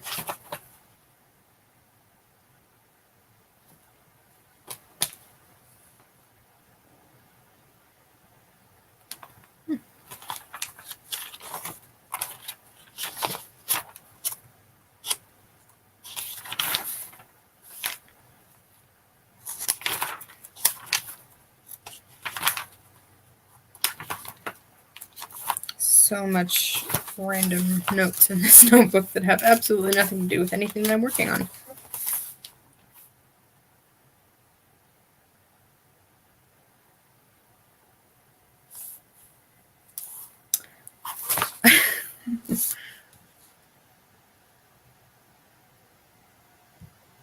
Okay, parallel universes, jumping in between, someone being dead and not dead at the same time. Okay, so you just heard the very tail end of what this is.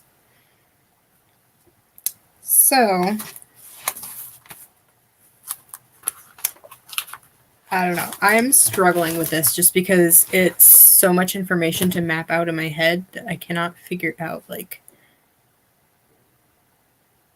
I don't even know. At this point, I have this like weird map of stuff because I've got parallel worlds happening and people switching back and forth between them, and then trying to remember which person is from which side and how everything's connected, and then trying to keep like the bloodlines to make sense, and then also remembering like what all the name changes are, because in their society they like change your name every time you join a new family, so it's like constant name changing. And then I don't know. I feel like I'm good with like story planning, but not the best with world building. I attempted to take the story through intensive world building. I found like this worksheet that has all these questions like, you know, how does society work? And like, how does the government work? And what's the different, I don't even remember, but there was this whole worksheet and you go through and I'm like making stuff up, and then I end up getting all the way through that and then realizing I hate everything I came up with. That is nothing like what I wanted the story to be like, and I don't even know how many characters are in this story. So kind of a lot. In the main story, you've got Delaney, who's the main character, and then you've got Kadorian, and they are from the two opposite worlds. And then you've got Delaney's father, Declan, and then her friend, Blake, who lives in the same town as her. And then on the other side, you've got Kadorian, you've got his younger twin brothers, and his father. Or is it his mother? I don't even remember at this point. But he is the prince. And then you've got this guy, Rastus, who's working for the family sort of as a medicine man. And then you find out later that he's actually the villain. He's like running this organization but I don't know, it's complicated. You've got like the main, like this organization who's like trying to eradicate all of the Earthborns because they're supposedly going to be like dangerous and ruin the world, whatever. And so Kadorian, since he's descendant part way from an Earthborn person, there's like he's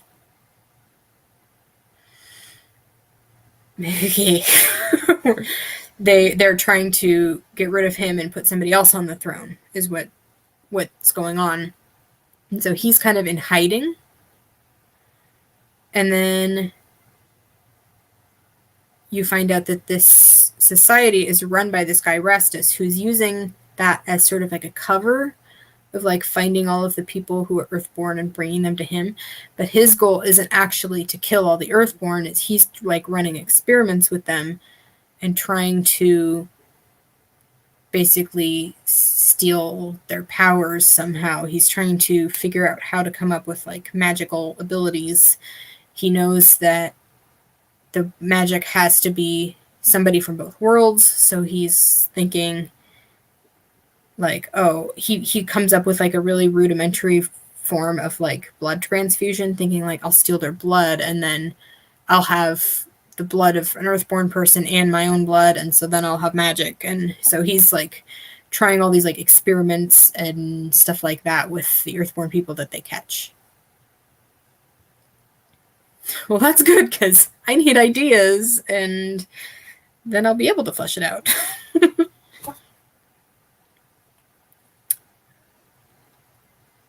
So, I don't know, what... I'm trying to think of the best way to make this easier to, like, plot out, because I have no idea at this point. Where am I? I have so many notes everywhere. 5 different notebooks happening right now.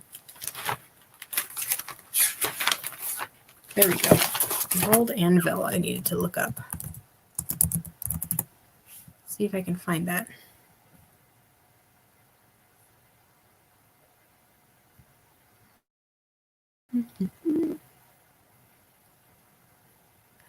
Free account, that's good.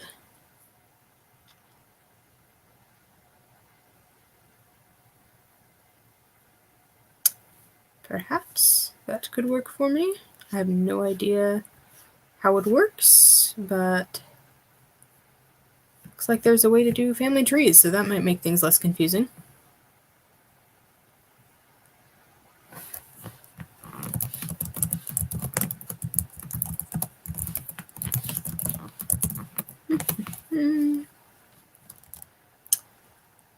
I'm gonna do...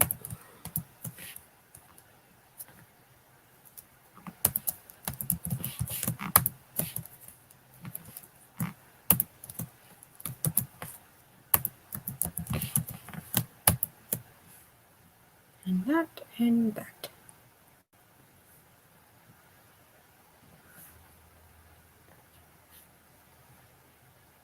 Guess I'll show you. Oops. Stop screen. I'm doing...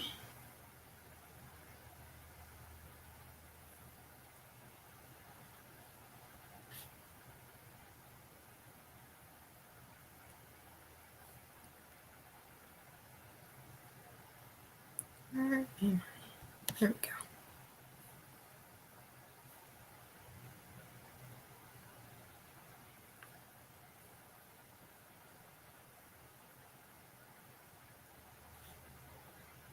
Screen address bar.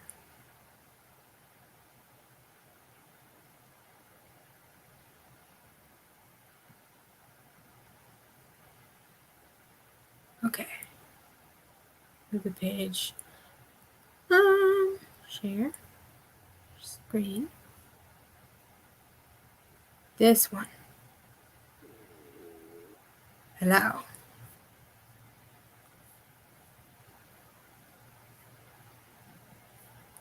Okay, let me look at the chat again. Split between 2 alternate realities. And every time he goes to bed, he wakes up in the other reality. One is where he lives with his mom, the other is where he lives with his dad. Okay, cool. So is there one that he exists in, or is it like, I don't know. It's kind of a cool concept of everyday switching. It kind of reminds me of, did you ever watch the movie Your Name? Because it reminds me of that. Only that's more people switching places in alternate timelines, but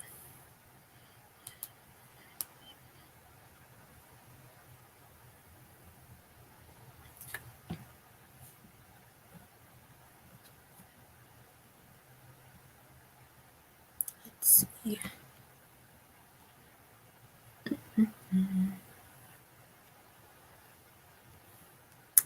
Right. Cool.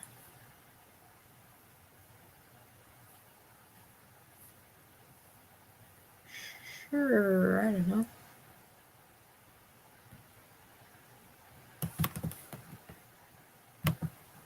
How to happen. Okay.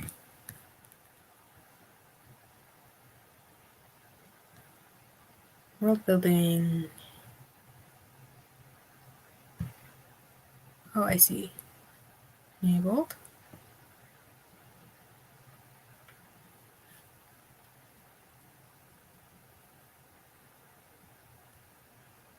Don't need that.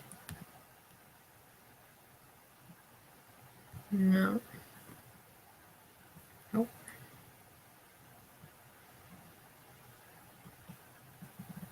I have no idea what that is, but okay.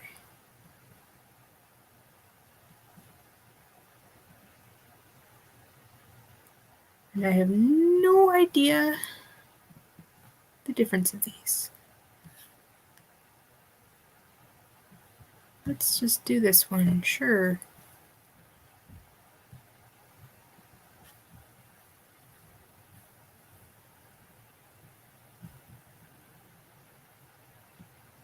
Ooh.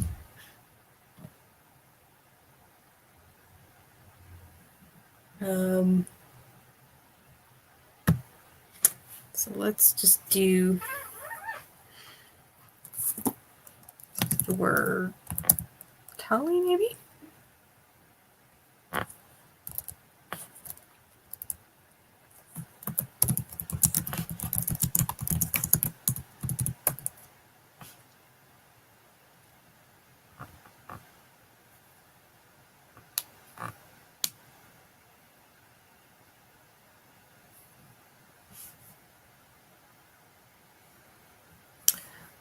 Okay. There is one he exists in. Every time he sleeps, he sees visions of his true reality and eventually wakes up in it to discover he's a kid, and we discover his parents are going through a divorce. Oh, okay. The movie is Your Name. It's an amazing movie. Let me see if I can pull up like a...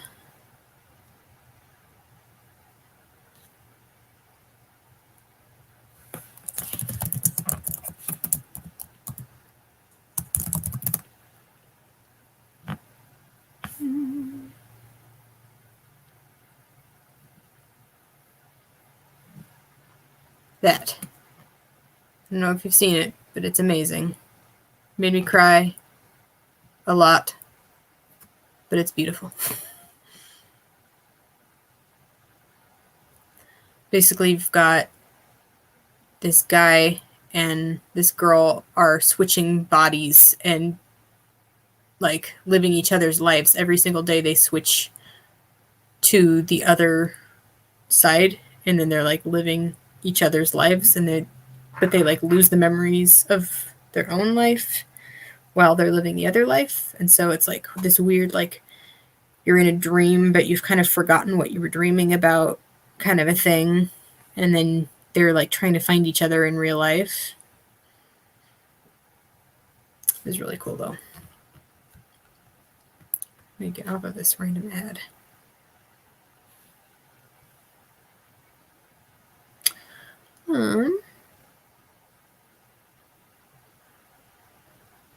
Oh boy, there's so much going on here. I have no idea how to do this. Character. Store timeline. Map. I have no idea how to do this. I'm going to have to mess around with that a different time, I think. Oh, you did watch that.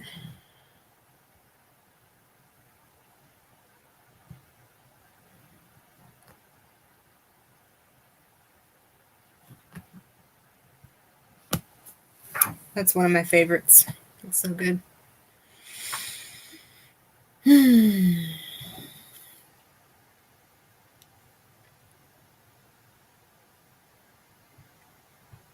bloop, bloop. It is a sad movie. But it has a happy ending, so that's good. I always like happy endings. See, I don't mind sad stories as long as they have a happy ending, because otherwise it's just like needlessly putting yourself through torture. Yes, definitely. Definitely worth watching more than once. It reminds me a little bit of an older movie that I saw called The Lake House. It's like a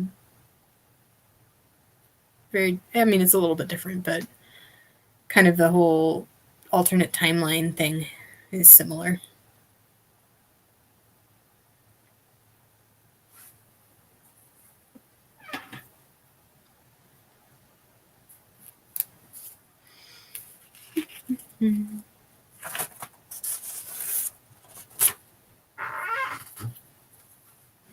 Yeah.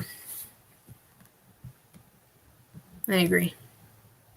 I was like about ready to jump out of my seat when I was watching it the first time. Like, would you just like look? She's right there.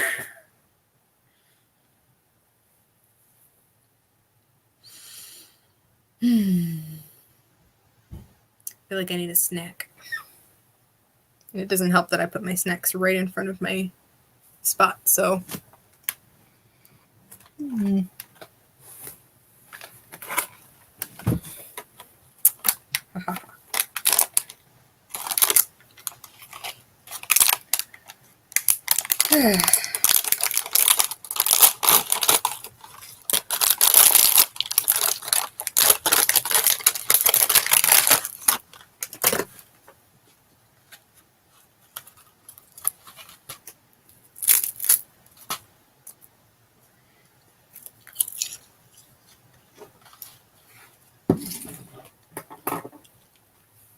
wondering if I should maybe do writing sprints and try to get some things done.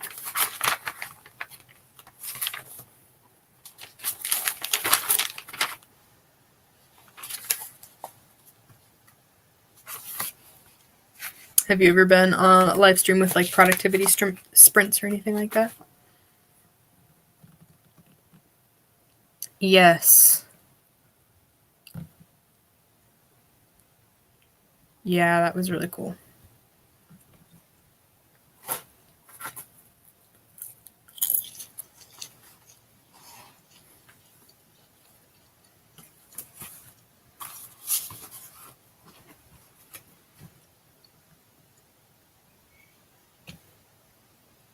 Writing sprint sounds like a good idea. Okay. Let me then pull up a timer.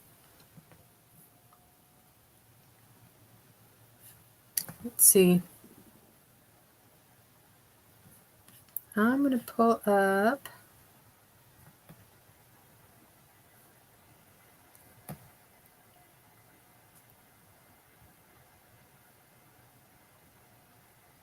Here we go. Nice dancing timer. Grammarly helps make. Don't need to watch an ad. Thank you very much for that.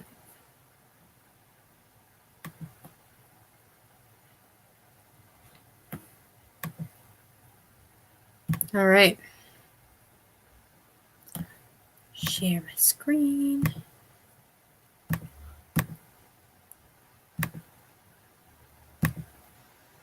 We're going to do this.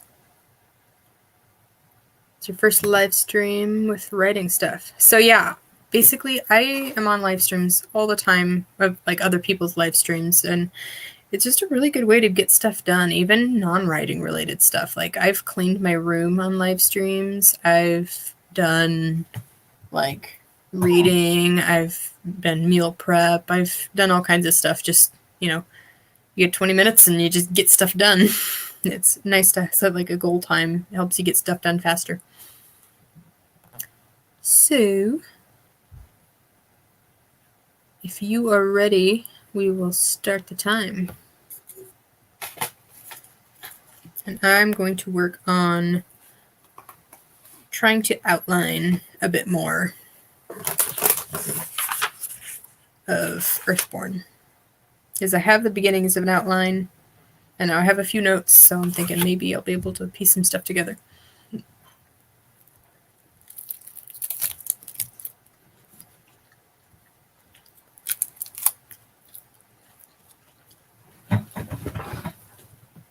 Meantime, I'm going to put up a banner. Woohoo!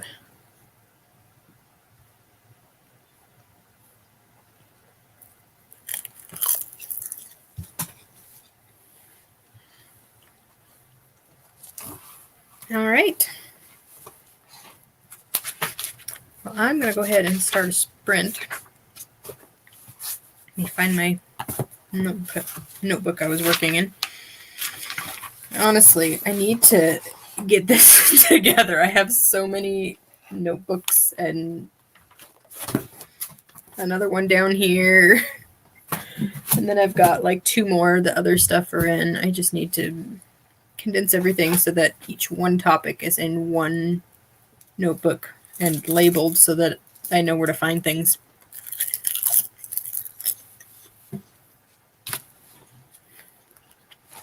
See, everyone at work always thinks I'm like really organized because I have so many to-do lists and I keep all my information like organized and stuff. But the problem is I have it organized in like a million places and then I never remember where it is, so it doesn't do me any good.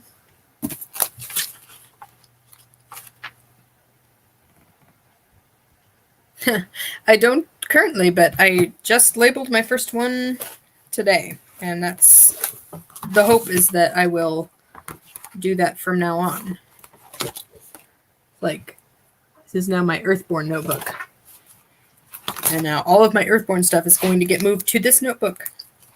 And then I won't get confused about where my Earthborn information is, because it's all going to be in this notebook. All right.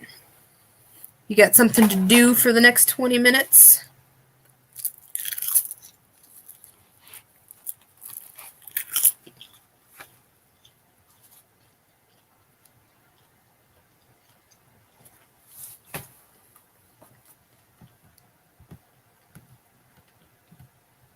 See, I have like finished projects labeled in folders and stuff like that, but I don't know. I work on paper best. Like my brain, I have to write things down. I have to like physically cross things off because otherwise I don't know. I can't keep track of stuff as well.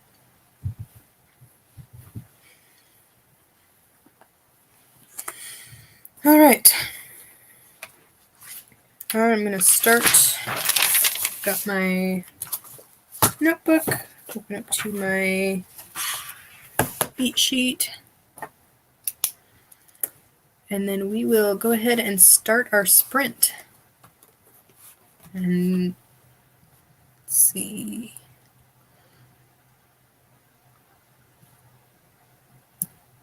We will start in 3, 2, 1.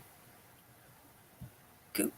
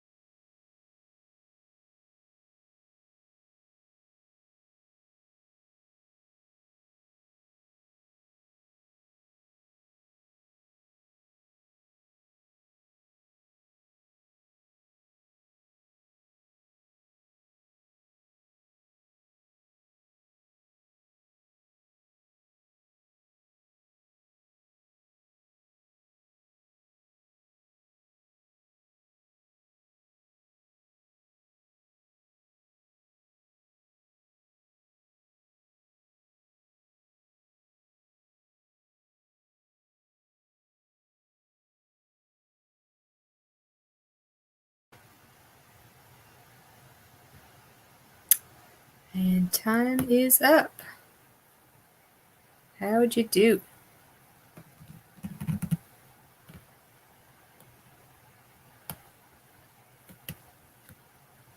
I ended up doing 1 page front and back of, oops, my light is shining on it, like that.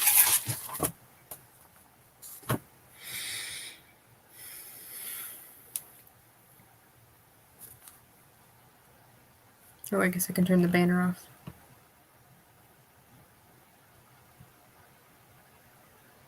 Bloop.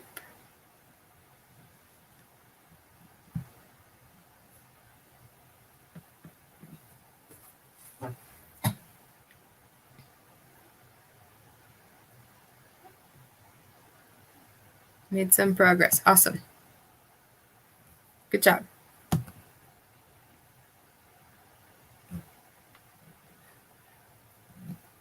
So what is your comic about? Is that the one that you were telling me about?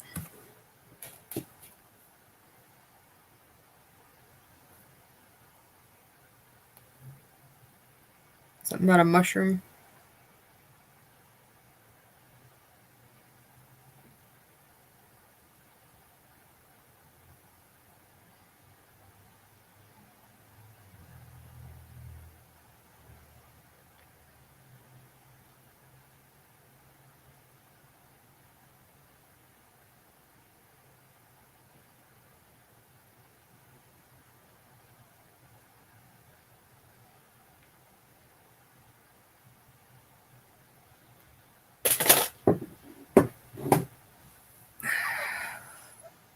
Oh, it's a different comic. Cool. What's this one about?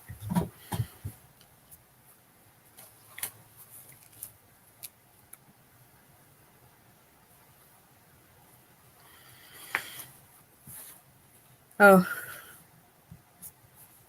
Cool. I never really got into Pokemon, but part of me wished I would have, because I feel like a lot of the people that like the same stuff as me are all into Pokemon, and now I have no idea what they're talking about half the time. But yeah, it was just never something I was interested in.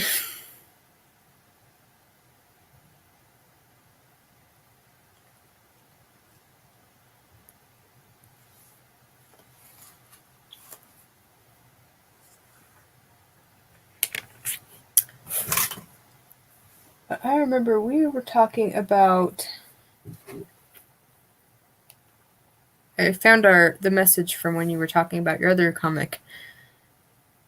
And Save the Cat. So have you had a chance to look that up at all? The Save the Cat book? Because it's really interesting. If you have not. Just a second.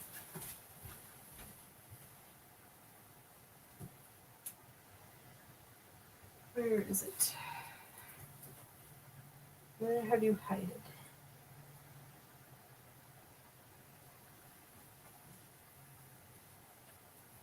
There it is. This one. Where is the other one? Oh, there it is.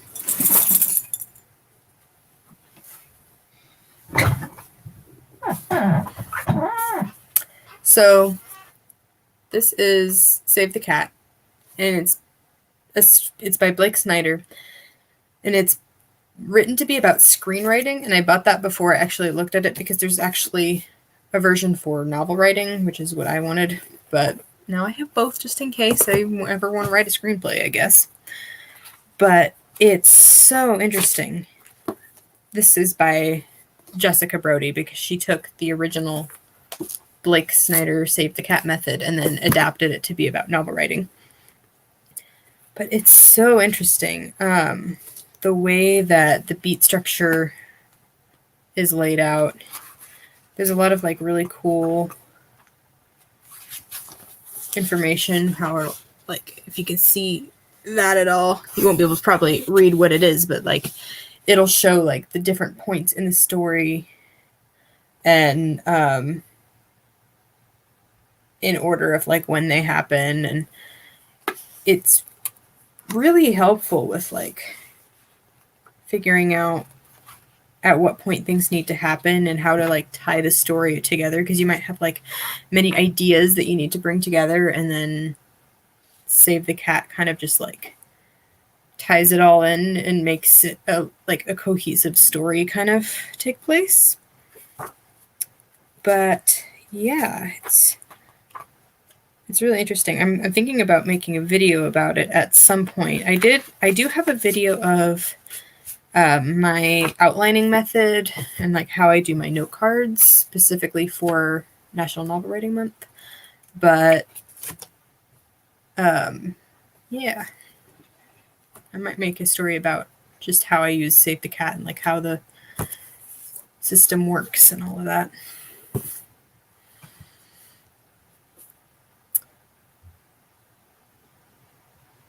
Okay.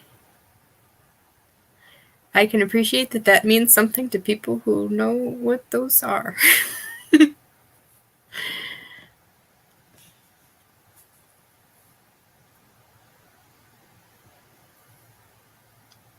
But cool.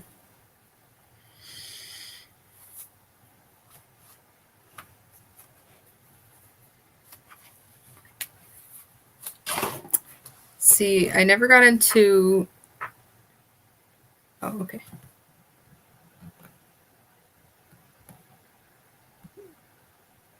Okay.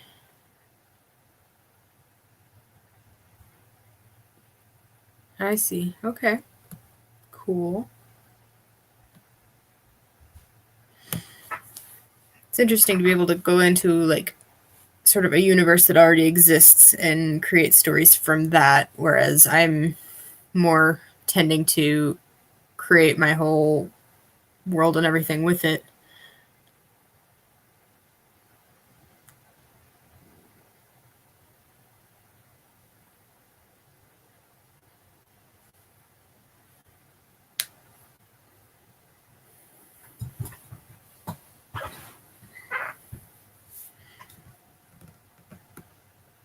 Yeah.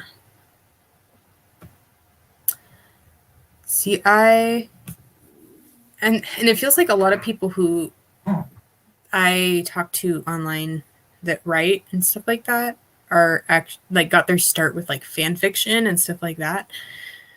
And I don't know, I just never got into that. I don't know what it was, but when I came up with story ideas, it was all just like original stories, and I never really got into like fan fiction or like using worlds that already existed to put stories together. I don't know. I think it's cool to be able to do that, but I don't know. I guess I was never good at that.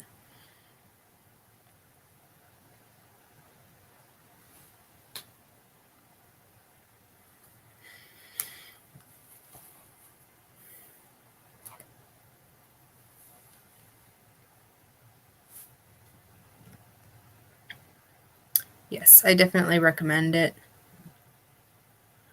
I had an idea for a story, and I had like a lot of the details. I had written out like what I thought was going to happen in order, and sort of like in my head mapped out like, oh, this is the exciting part near the end, and this is the plot twist and whatever else. And then I found this book and started going through it, and then you go through each, like, it calls it beats.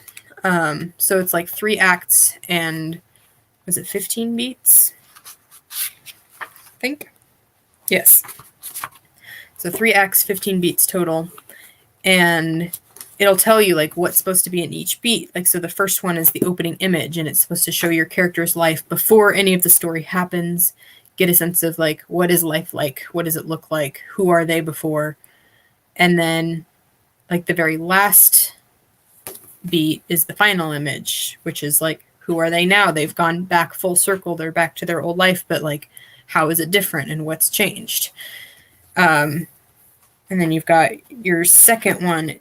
So act 1 is opening image, and then you've got your theme stated. You've got to have like somebody needs to say something that's like the lesson that your character is supposed to learn, but they like maybe choose not to believe it or whatever else. And then you've got, you know, your setup and your catalyst, and your debate, and then it breaks into act 2. So, but it's like a map of what sort of story, like what parts of the story fit in each beat.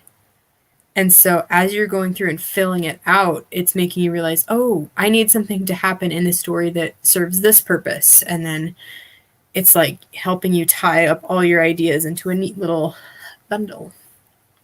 And then you have like a cohesive story.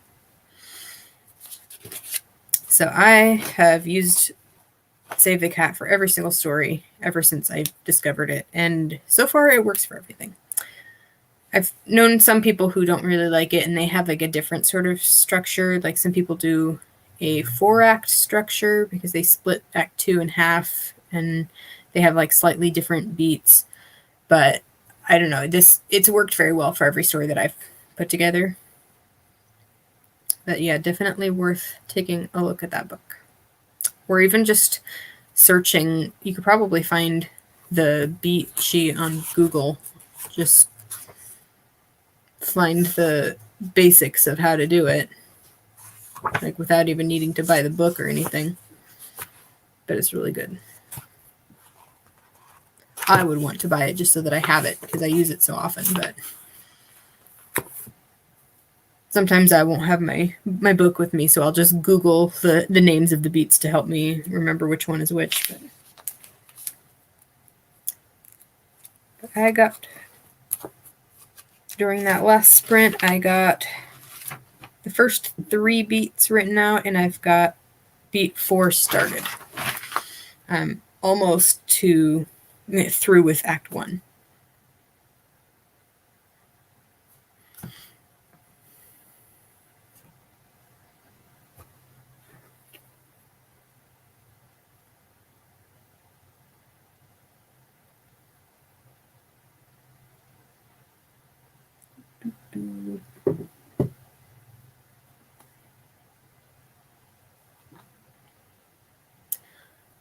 I'm thinking I need to get myself some tea or something because my throat is a little dry from talking so much.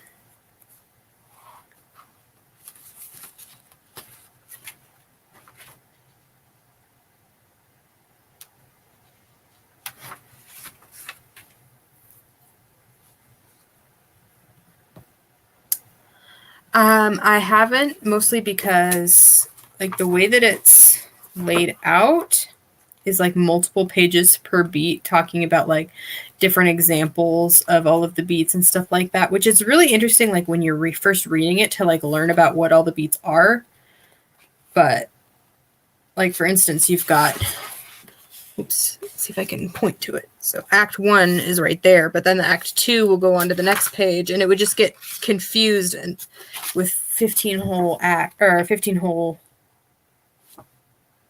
beats and like a lot of information about each one. And then I don't know, I find it easier to just, now that I know what all the beats are and like how they're used, just like looking at just the titles of each of the beats. So just seeing, you know, opening image, theme stated, you know, setup, whatever else. And then it's easier to keep track of when I'm on the go instead of having all of the information.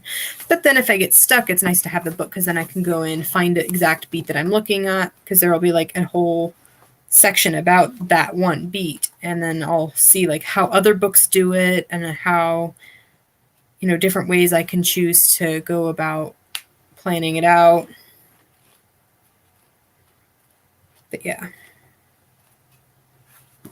usually I have this in my writing bag at all times, which is this, my pins on it.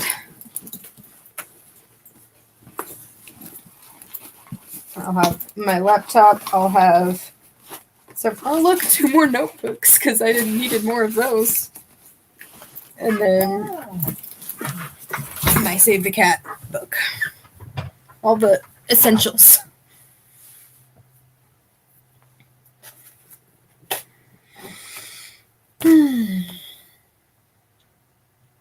Let's see.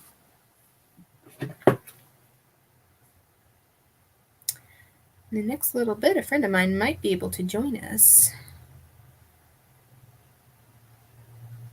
And she'd probably be on camera, which would be fun.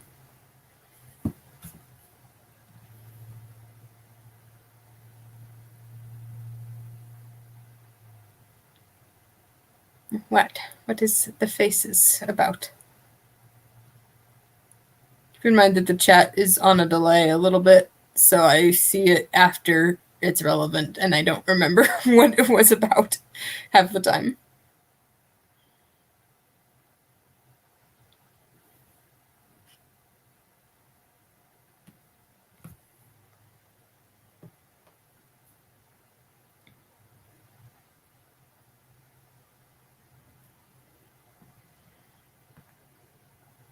Oh, my notebooks. Yes. I have so many notebooks.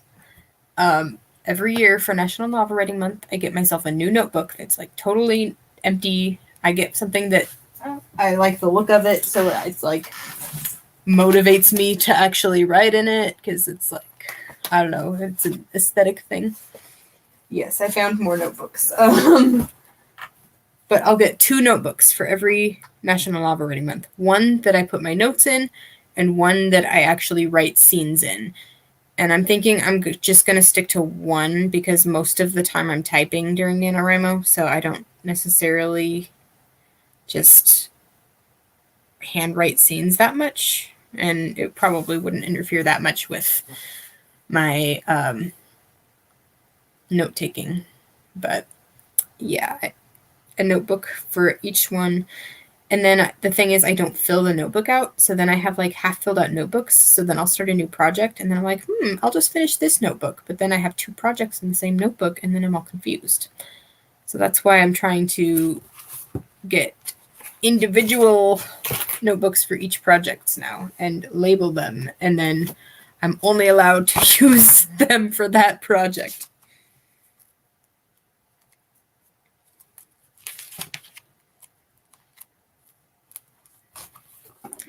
I mean, if I was to show you all of the notebooks,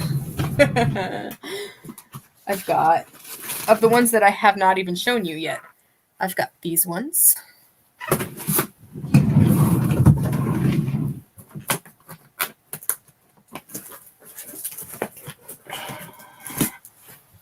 And these ones.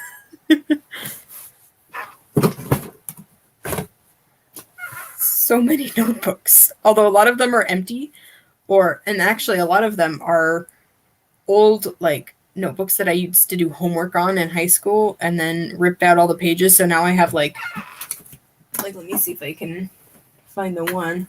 I had this one notebook that's like got like 4 pages in it or something like that. Something dumb. It's this yellow one. So I had a bunch of homework in it, and now I have like the tiniest amount of paper left, but I didn't want to waste it because it's totally fine, like good paper. Why would I just waste a whole notebook? I should probably start using this for like to-do lists and stuff that I can just use it up and get rid of it.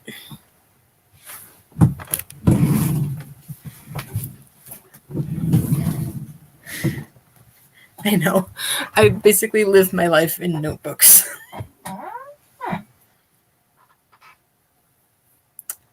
And then I've got my bullet journal, which I kind of stopped using with 2020.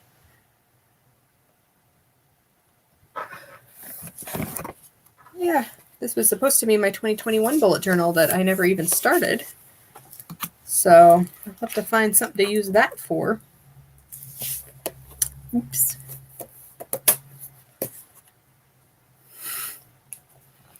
Yeah, see? And then I've got like little empty notebooks that I got as gifts for things that I'm just like, what am I ever going to use this for?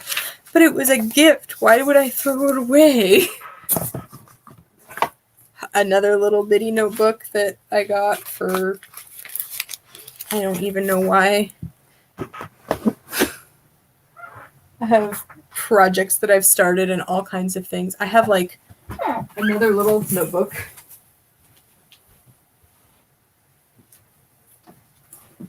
over here that I have a whole project to. I don't know. I need to condense my life somehow. Yes. So many. Anyway, should we do another sprint? And I can go get some tea for my parched throat.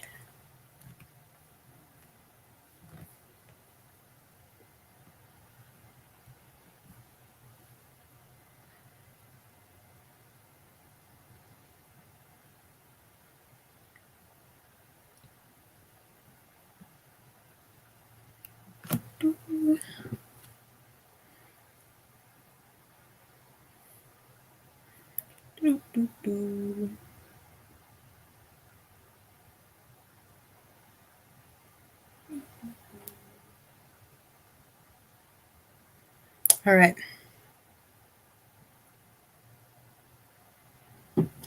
I'm going to start a timer. Oops. And this. And we're going to do another sprint while I go get some tea. And 3, 2, 1, go.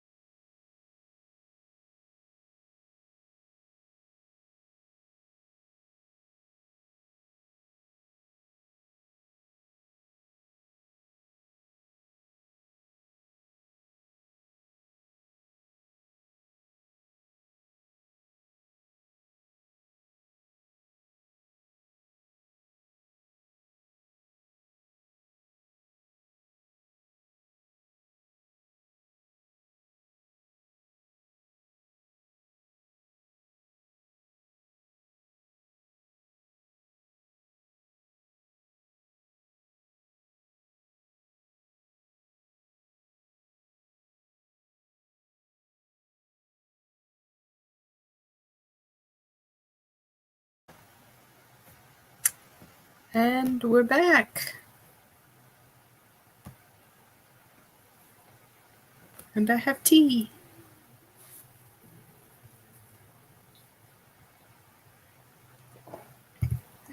And it's already almost half gone.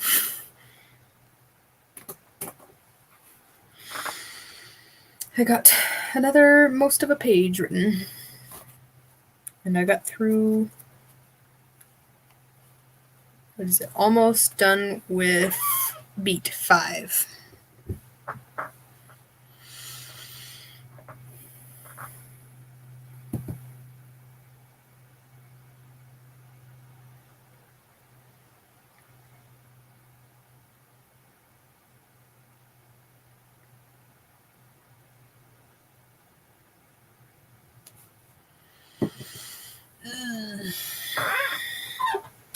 My back is killing me.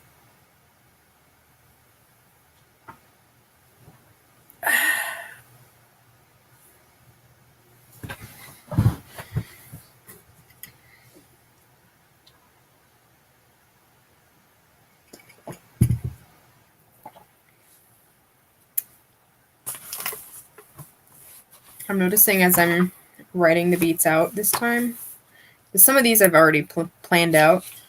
I'm finding more and more areas where I realize that I have questions about it, so I'm like making notes to add that stuff in. So like in beat 3, I have that she's, getting ready to run away, and in my head this whole time I pictured her just like with a suitcase getting on a bus and running away. And then I'm realizing at the same time I have her, she's sneaking her mom's old stuff out of the house and like going and hiding it. And at this point I'm like, but like, how much of it is she bringing with her? Like, she has a suitcase, but like, is she gonna try and like get a car and put stuff in it? Is she gonna like hide this and try to come back for it later? So I have all the stuff that I don't have figured out yet. But it gives me, I'm kind of like, of course my light is so bright I can't figure out. I have like little stars next to stuff that I have to figure out so that I can like easily just scan down and find it later. Qwerty's almost home and then she can join us. Yay. And then I won't have to be alone on the camera. Live streaming is a little more, I should say, a lot less awkward when there's multiple people on the live stream. more people to fill the silence. And have a little lemon cake.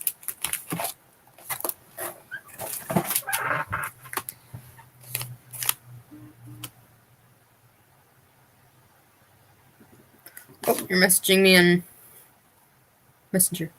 Tea am I drinking? I'm drinking green tea with honey. And yes, that's it. And then difficult to figure out details. Yeah, I feel like I'm going to leave all the details that aren't that important kind of open-ended and figuring them out later, because as I decide on major plot points, it might end up changing some of those. And that way I don't get tied down to too many details. If I have like the big picture of how everything works together, then I can kind of go back through and flesh out the details.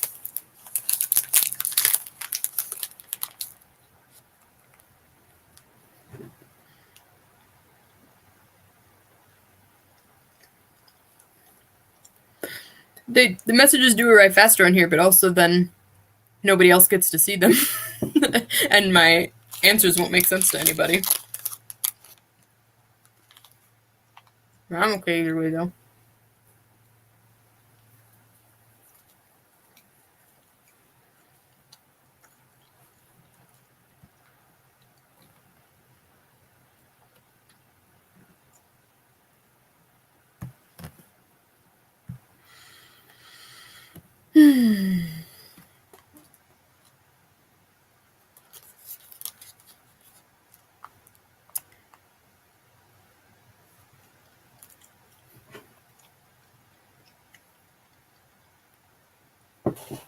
And then also I can't do this thing and display the messages.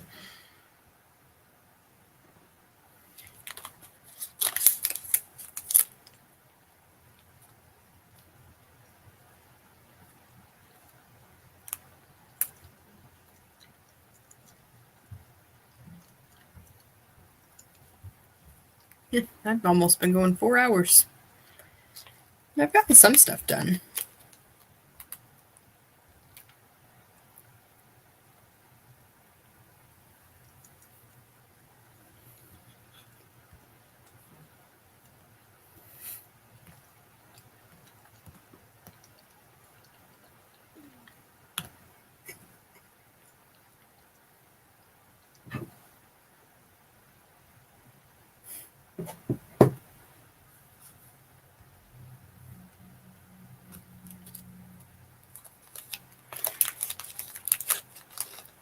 Doop-doo. Also, once Cordy's on here, she won't be able to see these messages.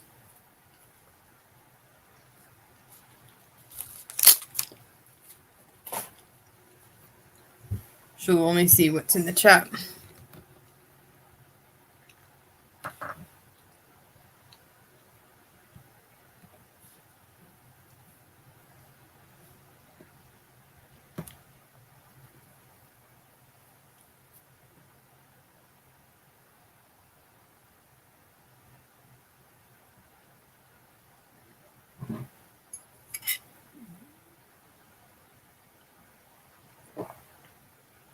Well, there goes the last of my tea. I might go get more later, but I should be okay for now.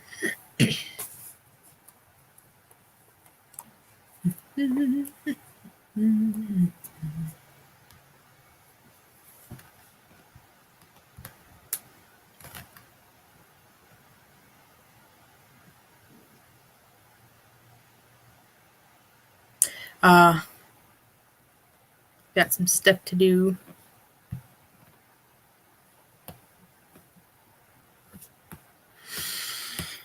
Yeah.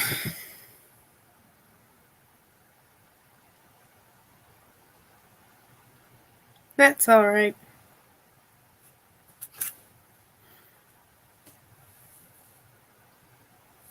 I appreciated not being here just talking to myself for this whole time.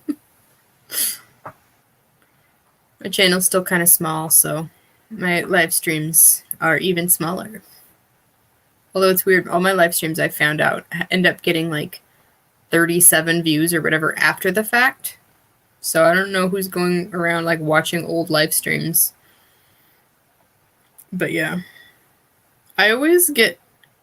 I've like tried to watch people's live streams that were from previous times. But then I always get caught up in like the chat and thinking, oh, I want to comment, but then realizing they're not going to see it because this has already happened.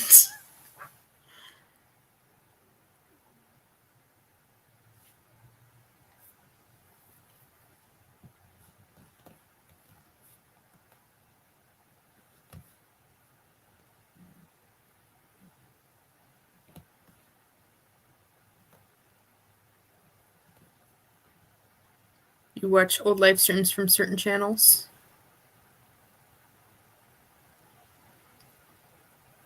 And you turn off the chat in those. See, I have to leave the chat on because the channels that I watch, it's like a conversation. The person streaming is generally interacting with the people in chat, and so I won't know what they're saying if I don't see what's in the chat. But yeah, I mostly just watch writing live streams. I know a lot of people watch like gaming ones and stuff like that, but I guess I'm not that much into gaming as I am writing. But yeah. Ever since I discovered writing live streams, it's been a game changer. I got my whole room cleaned on one of those. Of course, mine are a lot less productive than some people's. I know Jason Furman is a great one because he actually like keeps track of his break time in between sprints. So he'll do 20-minute sprints with 5 minutes in between, and then he'll do 4 sprints per stream session, I guess. And it gets more guaranteed that you're going to get stuff done in that amount of time. But yeah, I tend to do a 20-minute sprint and then talk for a million years because I don't know when to shut up. And then stuff doesn't get done. I should probably be better about keeping track of my break times. And although this was sort of a different stream because it's less about the writing sprints and more about like the brainstorming, I guess.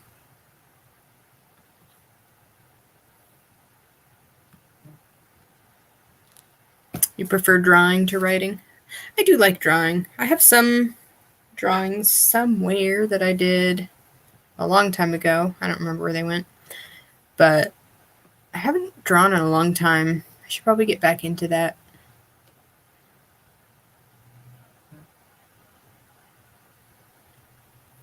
I like to hear talking while getting things done. Yeah, sometimes I'll have on like even just a podcast of somebody getting things done, and then I don't know, like I've cleaned and done dishes and whatever with a podcast or a book on tape or something. Book on tape, that's really weird. Audiobook, why? What am I, like 40?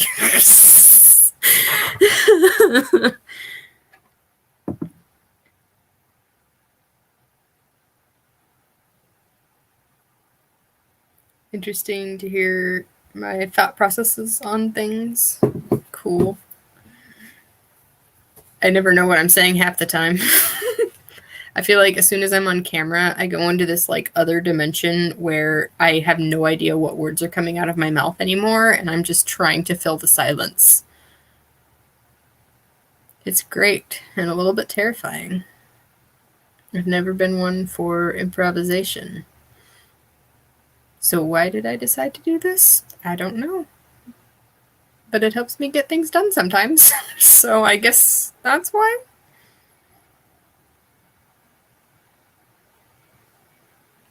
Yeah, I really like audiobooks. If you want a great audiobook, look up, in fact, let me just drop the link in the chat because it's amazing.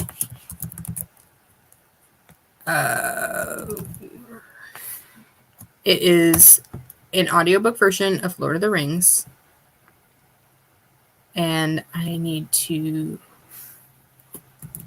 copy. This is the best version ever.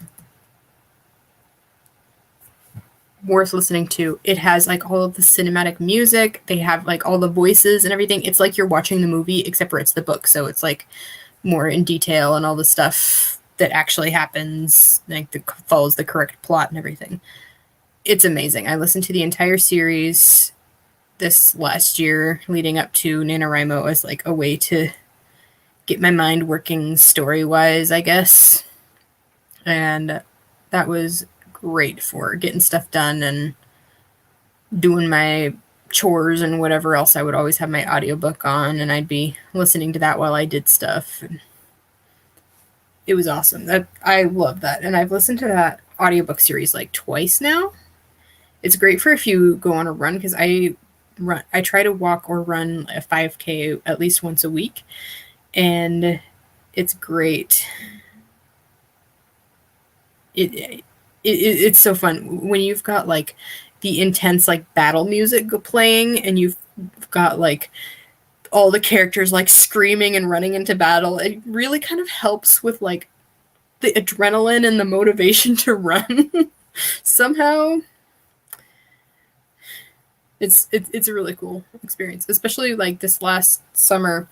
I was walking along to, I don't even remember, I think it was the scene where there's the Barrow-wights, and it was extremely windy that day to where like you would almost be worried that like trees are going to get knocked down windy. So going out running in that, where you just feel like the wind is going to carry you away and you've got people like battling Barrow-wights and spooky music and stuff, that was something else. That was a trip.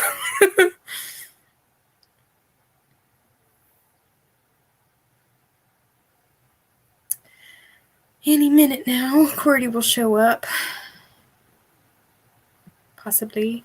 She says she's almost home.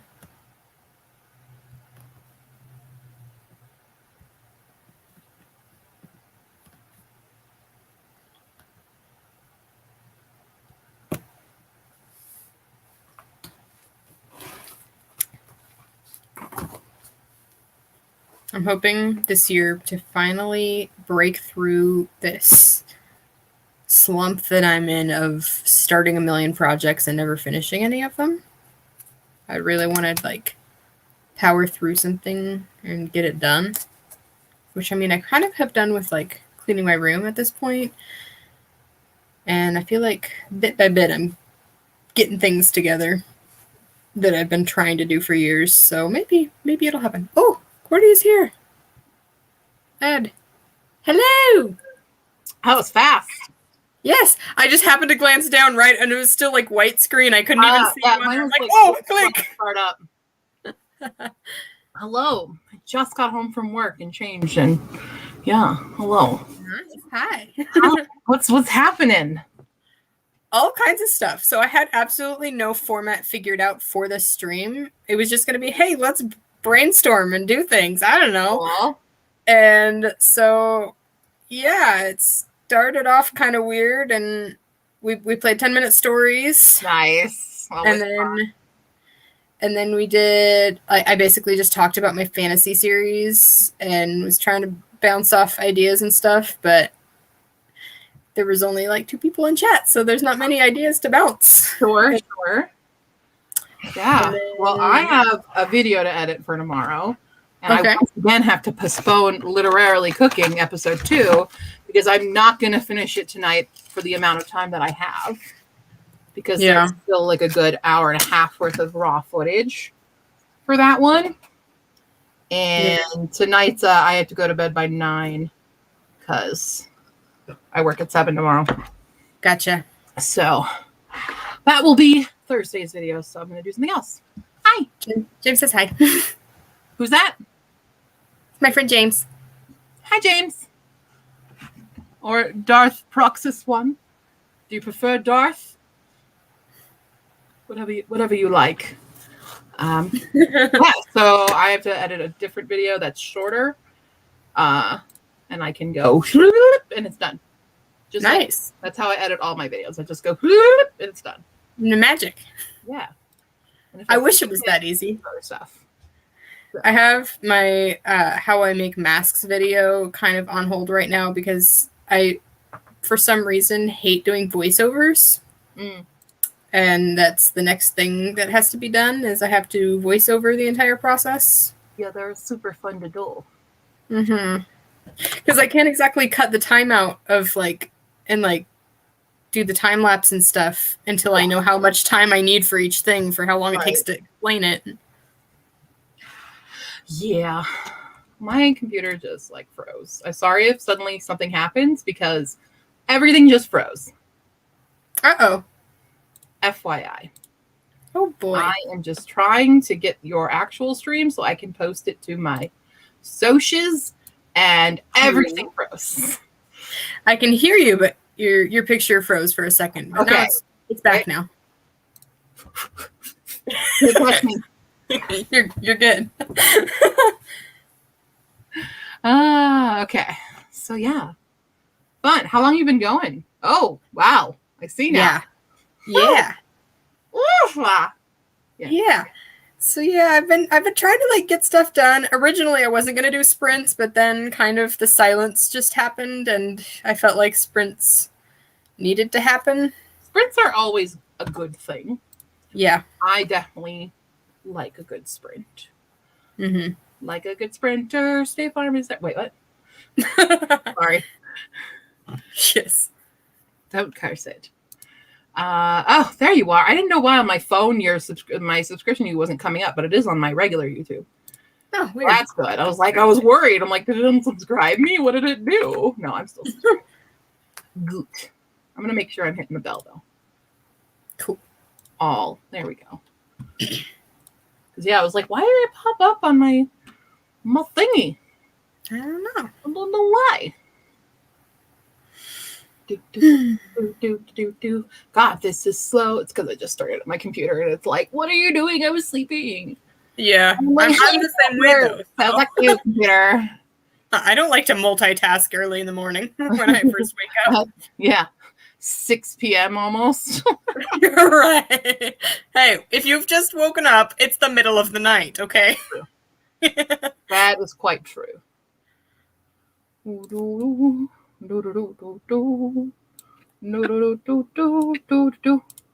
Are you gonna page unresponsive? Yeah, no fucking shit. I'm just gonna wait here. Cool. Hey, while you wait, do you want to hear the words that I can't say? You're not allowed to say words? So, I'm just trying to say things and then forget every single word that is involved with saying those things. Okay. But that's typical. You're free pass into saying them to tell me. Yeah. Because my thing froze again, so I can't click back. Oh boy. I'm Cool. quite stuck. Oh no. Wheel. My. God damn it. What? My thing just did the Brave is not responding. Close the program or wait for the program to respond. Oh no. I'm gonna wait and hope for the best. But anyway, continue. Okay. I disappear though. I will be right back. It's just having a moment. Right. We all have moments. Yeah. So my musical, my Northanger Abbey musical, I want to show you the songs that I have picked out. Yeah. Because I'm super excited and I want to know what you think. Yes. Okay. So, first of all, I need to find one of these windows that I have open since I have a million of them. And find, which one was it? Oops, nope. Let me, I think I have it in a playlist somewhere. I had saved it. Mm-hmm. My channel. Show more. Where is it? This one. Okay. So Mozart Piano Sonata 16. Ooh. Is it weird that I know that already? What it is? You know which song that is? Yeah. Okay, perfect. Opera major, man. Come on. I mean, cool. I know my classics. So that is sort of like my basis for that works really well. Sort of the theme of like, so it starts off when she's like a little girl and she's like in piano lessons and she's trying to learn that song. And she keeps getting the same note wrong. Okay. And that ends up being like a launching pad for like the intro song because it's the same wrong note and it's like a really jarring chord. And then it like launches into her like, I hate this, I don't want to do this and whatever else. And she's, you know, it's like sort of her intro. Uh-huh. Then we've got Act 2, where I found this thing called MIDI flip. Okay. People take songs and put them turn them into midis. Yeah, turn them into midis. Yeah. And then mirror them upside down so that you take the first starting note. And then if the original second note goes up by 3 notes, it now goes down by 3 notes. And it's like flipped upside down. That's cool. So do you want to hear Piano Sonata? Yes. 16? Oh my god, yes. It sounds so fun. Okay. If I do it on StreamYard, is it going to play the video or play the sound if I just share the screen, or do I have to share it as a video? I think you can share it screen and share video. It's very strange because I was experimenting with it with Fee last night, and for us, because we were both just on here trying to watch Pride and Prejudice, and it wouldn't share the audio, and it told us to put it in Chrome as a tab, but it still didn't work to share the audio, so I don't know. Oh, weird. Okay. Yeah, that's what it told us to do, and it was still kind of messed up. Okay. So I can just play it, and I guess you'll hear it on your speakers. Yeah. But I'll share the screen anyway, and we'll see if it does anything. Okay, bye, Darth Proxys. Bye. Thanks for keeping me company so I don't have to talk to myself for 3 hours. Oops, I almost just shared StreamYard. This one. Okay. Let's do make the sound happen. Okay. Let me know if you can hear it when it starts.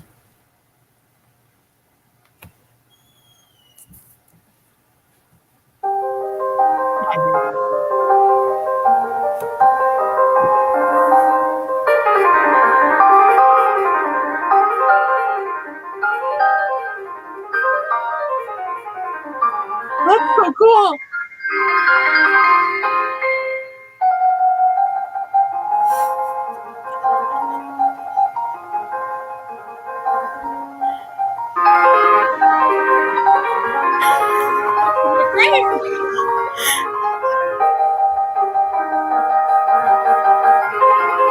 Like I can hear where it's supposed to be, and it's doing the opposite things, and I'm like,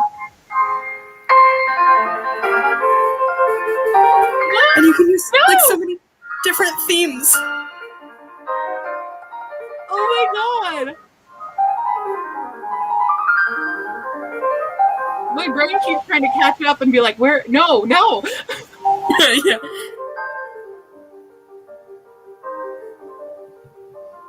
It totally changes the whole song. It does. And can't you picture it like in the Abbey and it's like all spooky and mysterious?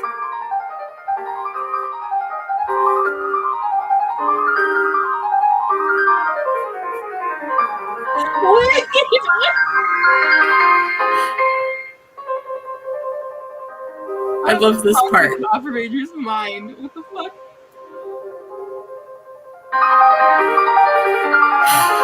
It's just so cool.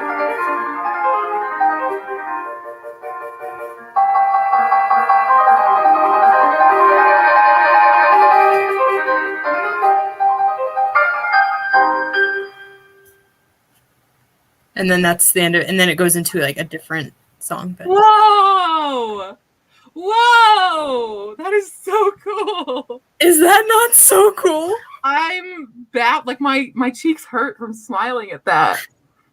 And it's like every single part, you're like, oh, that's a complete different theme. Yeah, You're like, I'm ready oh my for goodness, the that part, but I don't want to like my brain. And then it's just like sudden happy part. What? Yeah. Oh my god. That's not a sonata anymore. I know. Wow, that's so fun. That's really fun. I found that, and that was just like, that has to be like the basis of Act 2. Yeah. And then I'm not a composer, so I'm gonna be working with like other people about like designing like what songs are gonna sound like, because I feel like the musical style is gonna fit more. It's gonna be less classical. That's gonna be like sort of a like recurring theme. Sure. But the actual musical style will be more like contemporary and modern. Of like, if you take maybe like Little Women, the musical. Mm-hmm. And maybe like Beauty and the Beast, kind of. Okay. So. Yeah. Yeah. Okay. Good work with that. Yeah. But I figured you'd appreciate that. I do. And now I want to go MIDI flip like everything I have. Right? It's like, what is it? And stuff like shit. Write a whole new song. Yeah. Oh my god. What if I attempt to sing like some of my classic opera songs upside down? Flip? Oh my goodness. See, there's a video idea for you. That's a full idea. Oh my god. Because there's also ones where like I've seen people take songs and then play them in reverse, and then they memorize them in reverse and then sing the song backwards and then like play the music video, and it's like all stuff happening in reverse, but the song is forward. I'm literally trying to like figure out what one of my songs would sound like. I'm trying to sing Del Sole del Gage, and I'm like, how would that sound? I can't even figure it out in my brain. It's original Del Sole del Gage, so it'd be just so laid out, something like that. I'm like, what is it? Yeah. And then half the stuff changes like from major to minor just because of where the notes sit. Right. Oh my god, I need to figure this out. I have to figure this out. Oh my god, I'm just like thinking of all my opera music and flipping it in my brain that it's not computing. Thanks, I have a new obsession. You're welcome. But yeah, and then I feel like I had other stuff picked out. I don't remember what I had. Oh, I had some other songs MIDI flipped. I can't remember what all ones I had, but there's like, if you want to hear some of the other ones, I can do, oops, which one is this one on? Okay. I want to do this one. Okay. Okay. So there's For Elise. Of course. Because, wait, you know. You inverted it already, right? Yeah, these are all flipped. Oh no, my brain already hurt. Oh good. There's a ad because, you know. Lovely.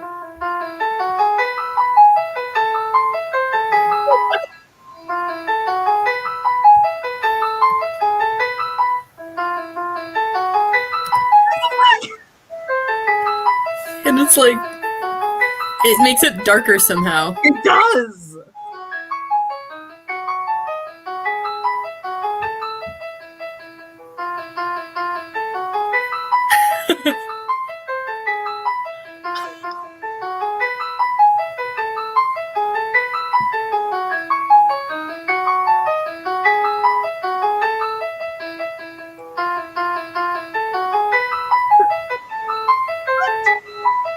It's so different and just, it's enough. What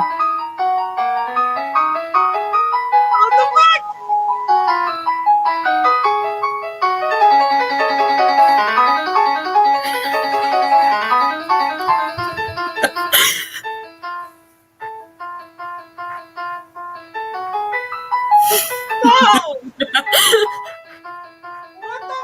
It's like just recognizable enough that you can tell where it is.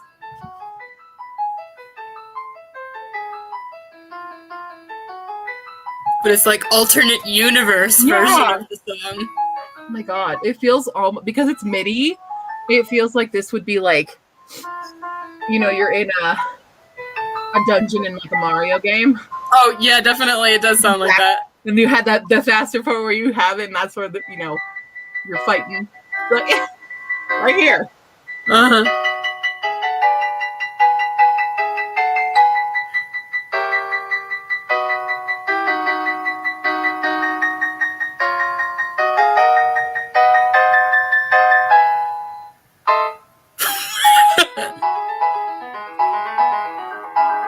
Look, you won. Back to the beginning.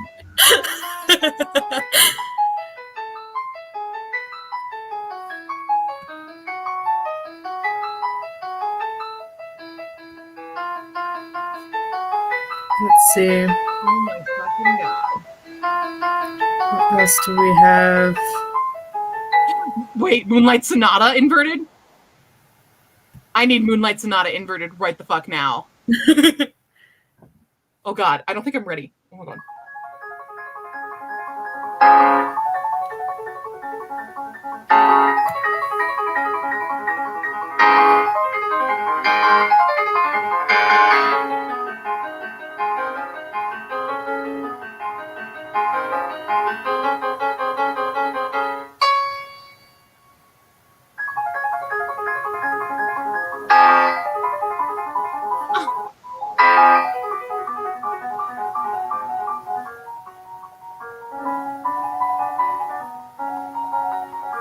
It's so pretty. See, I fucking love Moonlight Sonata. This is so weird. Oh my god.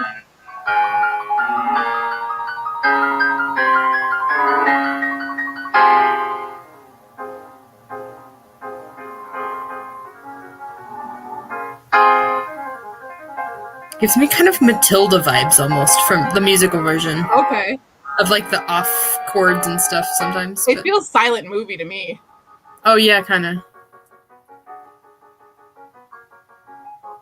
Oh my god.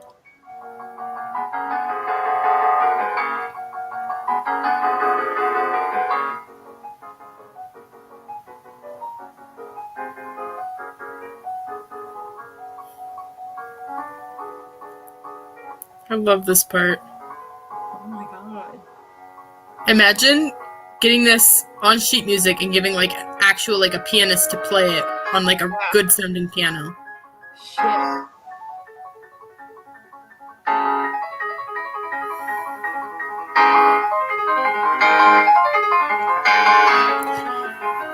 And see, then when I work with my composer, I can get some of these songs and some of these themes and the classical styles and get them to like add that in underneath some of the other songs. Yeah. I don't have like the classical mind to be able to put it all together, but I can like imagine it. I can feel this.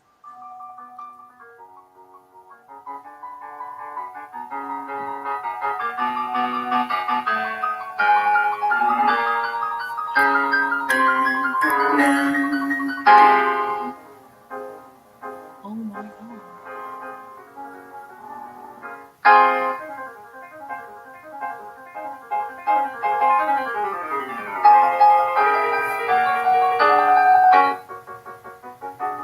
Oh my god.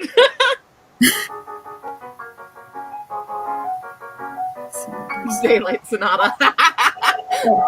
Oh yeah, Daylight Sonata.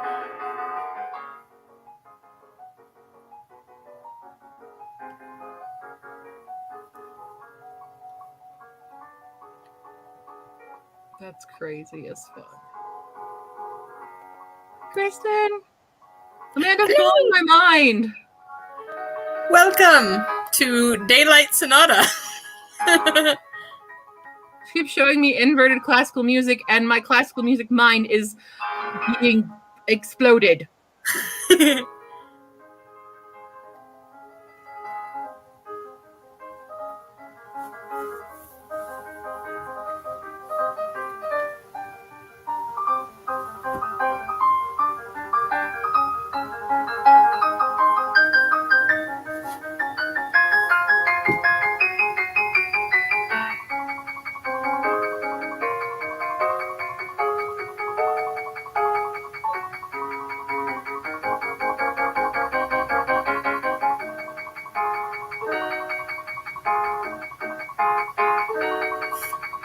It's when your pinky's starting to get tired.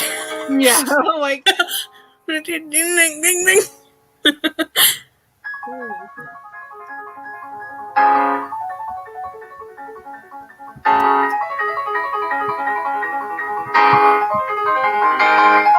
With the build up.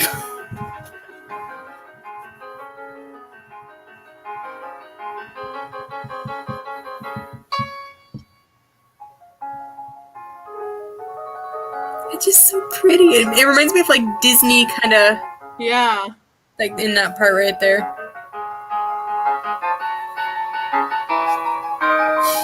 Oh my god.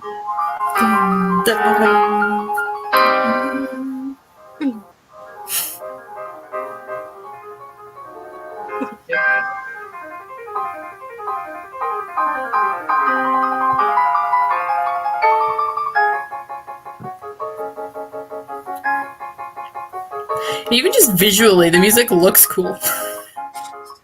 I'm fucking digging it.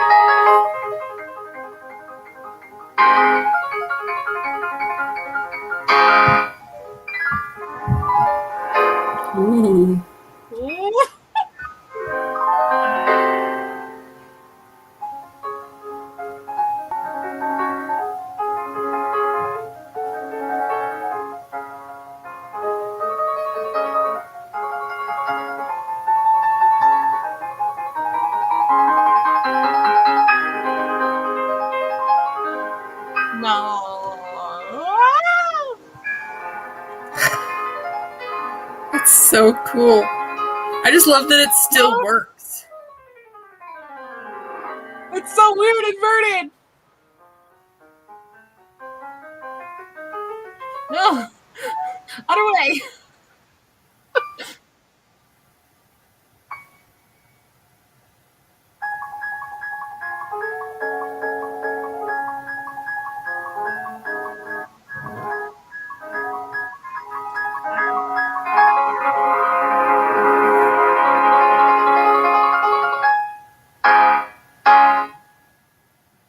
What the fuck? Oh my god. Oh my fucking god. So now you have a new thing. Whoops, it's going on to Chopin. Chopping. Chapin. Trying to remember what this one was.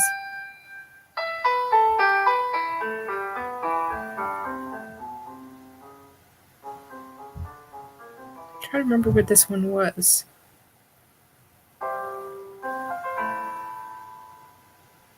I don't feel like it translates as well.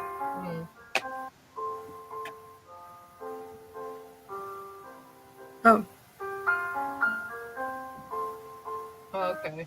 Parts of it. Yeah. Yeah, it's a little awkward. Well, anyway. Anyway, yes. Huh. Okay, that sounds really cool. However, I do need to edit videos. Do we want to sprint? Sure, that sounds Cool. like a good plan. Except for let me pull up a timer. Timer. Don't you want a timer? Wait.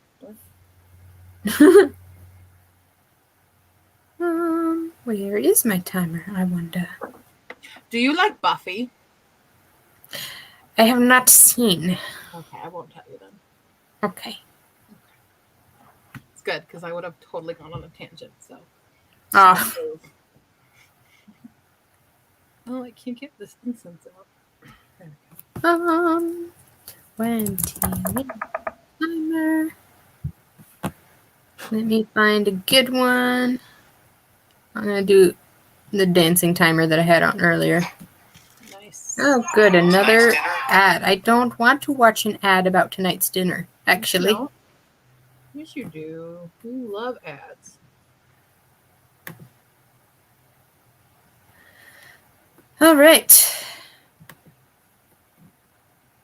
Okay, I'm gonna get myself some more tea on the sprint and then work some more on my beat sheet here. Let's see if I can get that finished up. Cool. I am burning some incense because I have a large collection that I need to go through. And yeah, I'm gonna edit some video. Nice. And then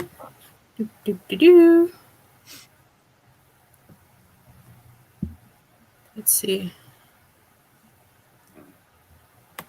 I'll turn the sound on a little bit because I want to know when it's done, but also I don't want it to scare me like it tends to do. All right, sprinting.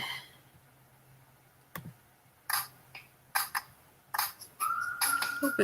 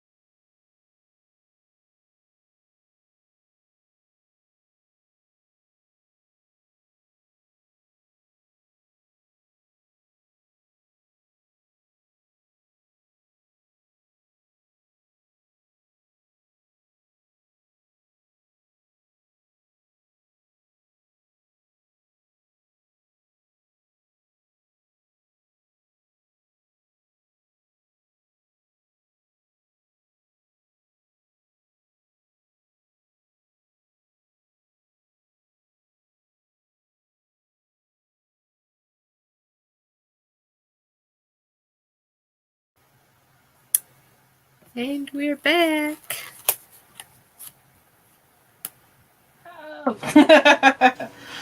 I barely got any editing done. I'm only on the second question of this tag video, but I had to render all my audio first, and it took me a bit. Oh. Yep. Yes. Yes, it made me giggle, so I thought it was a good one. Agreed. Yes. Yes. Also, people who shop in retail establishments need to try working retail for a day and before they decide what attitude to take. Yeah. A clean copy with changes and a separate copy with edits and suggestions. Mm-hmm.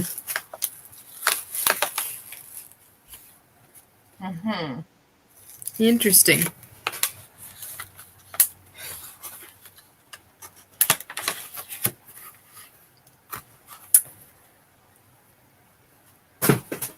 So what you're saying is you want me to edit it twice. Yeah, exactly. Like, no, thank you. Well then, double or nothing. Ooh. I decided I need to light a candle because I just got this lighter and Yeah. I have candles, so I should light them, obviously. We have lit a candle.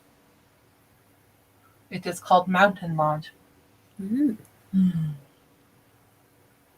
Let's see if my candle would like to be lit today.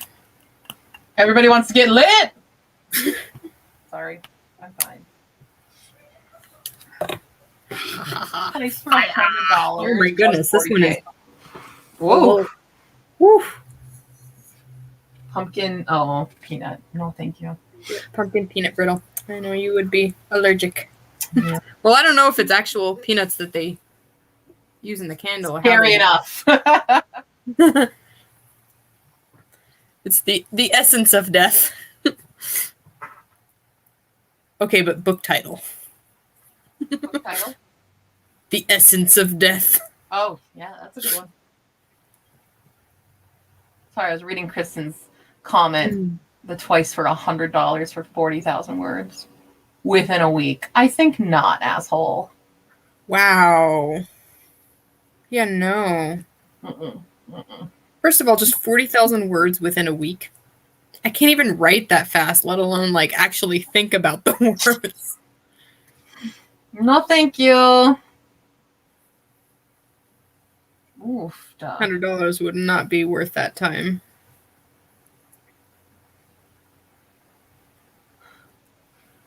I didn't know that there was a lobster called the Terrible Claw Lobster. What? I just saw this post, and it's this hey, if you like the ocean, look at this really cool thing. And it's called the Deep Sea, where you scroll and just see where a lot of different creatures of the sea live, or how far they go down. Oh, here's humans being able to go down. 332 meters is the deepest a human has ever scuba dived. Hi, Corey. Welcome. Firefly squid. Ooh, candle. Chocolate buttercream. Oh my goodness, I'm jealous. Ooh. Actually, I just want to eat it. I don't know if I want Yeah, I want to eat that. and not be able to eat it. Maximum of $5? It's how about this? I'll edit your title for punctuation. Yeah, right. Oof. Whoa! This is scaring me.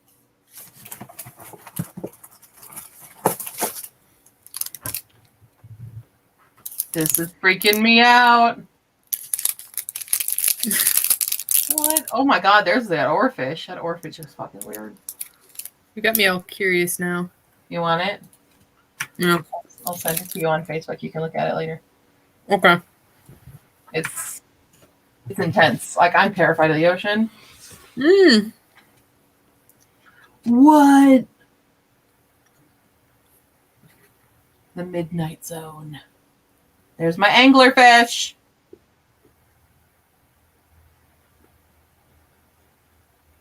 Whoa. Blobfish. Holy shit. Oh, there's my goblin sharks, the living fossils. There's a cockatoo squid. There's so many interesting things. Holy shit, it's still going.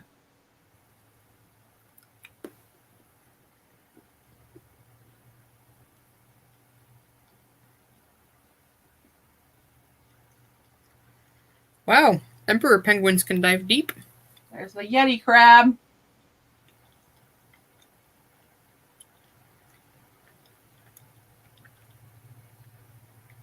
What? There's a narwhal! Holy shit! Up to 15 times a day they go to this depth, which is 1,812 meters deep. Holy shit, and we're still going. We're still going. Huh? What? Wow. I just got to the blobfish. I'm still going. There's Greenland shark. Oh my god. The giant colossal squid. They're down over 2,000 meters. Oh my god. We're still going? An elephant seal can dive to 2,400 meters deep? What are you doing down there? We're still going. Why are there still things living this deep? Wow. What? What? Hello, Fee. Hi, Fee. I'm getting my mind blown. I came to the stream apparently to get my mind blown. Zombie worm? What the fuck is that shit? What? Cuvier's beaked whales are the deepest diving mammals at 3,000 fucking meters. And we're not done. Cosmic jellyfish? Okay, I love that. Stoplight loose jaw? Holy shit. No, we're still, the harp sponge, we're still going. Cookie cutter shark? Holy fuck. Lizard fish? Oh, okay, we're getting real creative now. Flabby whalefish? That's so crazy. This is the average depth of the ocean, but some places it goes to, holy fucking hell. Well, the depth of the Titanic is 3,800 meters. And then we keep going, and there's still more aminals. It goes down to like 10,000. The abyssal zone? Very few animals can survive the extreme pressure. But here's the Atolla jellyfish. That's Oh, dear crazy. God. Is there... the sea pig is down here. 45,000 meters. And megamouth shark. 4,600 meters. Fangtooth. Jesus, there's still living creatures down here. Are you kidding me? I'm at 5,000 meters deep. Oh my god, there's more. The faceless fish. That's where I'm at. I just passed faceless fish. Deepest point of the Manila Trench in the South China Sea. Holy fuck. Brittle star. Abyssal spiderfish. Oh my god, please tell me this is... No, nope. More people have been to the moon than the Hadal Zone. Holy shit. Oh my god.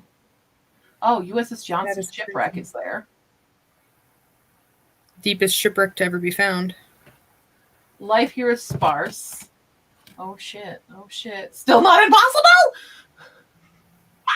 Grenadier? Ton. So little is known about life in the environment. Almost every expedition uncovers something new. Well, Cone jelly. Oh my god. That's a cool jellyfish. Yeah. Despite looking like jellyfish, they're not closely related. Interesting. The Java Trench, okay. Holy shit. Holy shit. Oh my god. Hadal snailfish, okay. Cusk eel. I'm sorry, Fee. I'm sorry. Hold on. Fee. What? Oh, Amanda, that's a question. Yeah. For you. Yes, sure. Sorry, we're getting sucked into the deep sea. We're in the ocean currently. I have scrolled the height of Mount Everest now. Many probes and submarines have been lost trying to reach the deepest part of the oceans. 9 years before the humans went where they never had before. Let me What? grab. 2 men, Jacques Picard and Don Walsh, aboard the submarine Trieste, slowly descended into the Mariana Trench. Oh God. Their goal was to reach the Challenger Deep, deepest point in the ocean. Oh boy, I'm scared. Submarine used a rebreather system that would later be used in spacecraft. Barely enough space inside the pressure sphere for both of them. Immense pressure of the deep sea means any mistake would mean certain death. During the descent, one of the window panes cracked and shook the entire vessel. Abort! Nevertheless, they fucking continued. Even at this unfathomable, Jacques and Don could still see out the window. Life, Hadal amphipod, is there at 10,338 meters deep. Holy fuck. I don't like this. After 4 hours and 47 minutes of anxiety and claustrophobia, they succeeded. No kidding. To reach the deepest point in the ocean. There's Challenger Deep. Holy fuck. That is so crazy. No, thank you. I'll stay up here. I'm good. Yeah. I'll try to Quite good. stay up here. It's fine. I'm good. I'm happy with my elevation right now, so we good. You good, Yes. I need to find my cookie. There we go. All right. I need to make food. I need to eat something and also finish editing this video. It's fine. I have 14 minutes of raw footage left. But, you know me. Edit the shit out of my videos. Cool. Should we do another sprint? We can. I'm going to go make food. Probably just heat up a pot pie because I can leave it in there and work and then come get it again. Yeah. We can do that.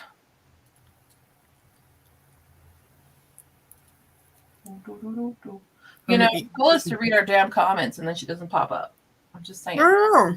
Fee, did you just say that just to be mean? Tease us with the idea that you'd be here?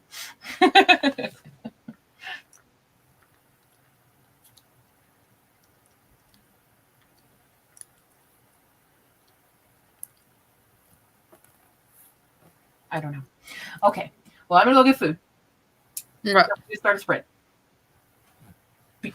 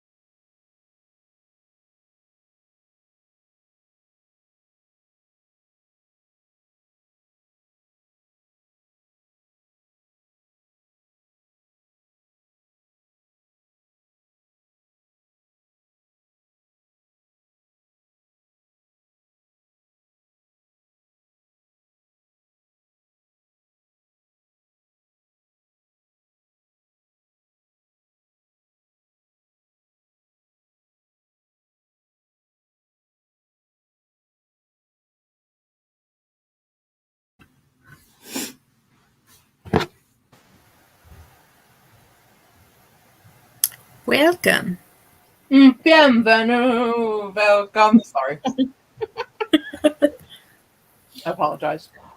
So, like, the first, 10 minutes of that sprint was spent figuring out what to write, and then figuring out where I was so that I could figure out what to write, and then figuring out how to get music to play, whether I wanted it from my phone or from my laptop. 10 minutes just gone. All the stuff. Well, I got 196 words. Nice. Nice. I got a lot done. Yeah. I wrote like a page and a half-ish, Nice. but I'm like handwriting because I'm just outlining at the moment. I have. I don't know. How long do I have of this left? 7.5 minutes of footage left to edit. Really? Getting close. I'm on question 8. How is it still that many?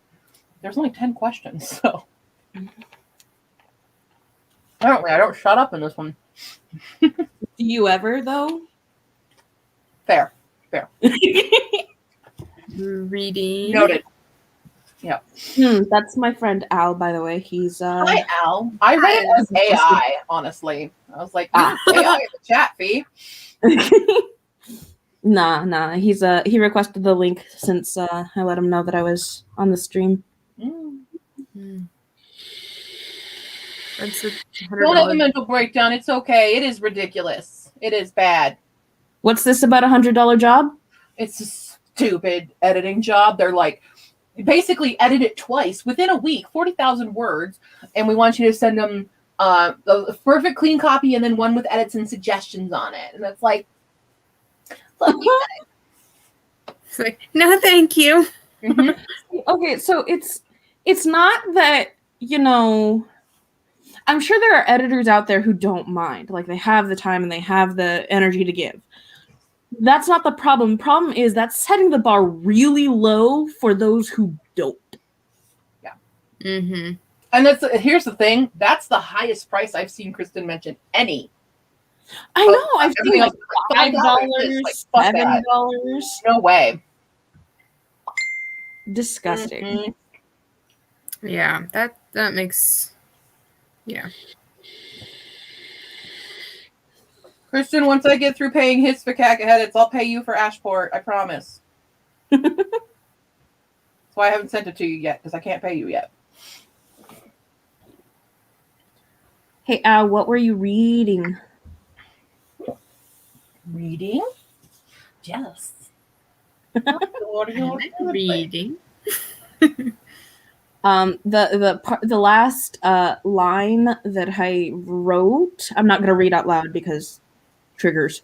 But it's when the therapist finds out that the thing happened. Okay. Got it. Oh, my eye is being affected. The main character, we'll just say, after chapter 2 lives a different life. A very different life.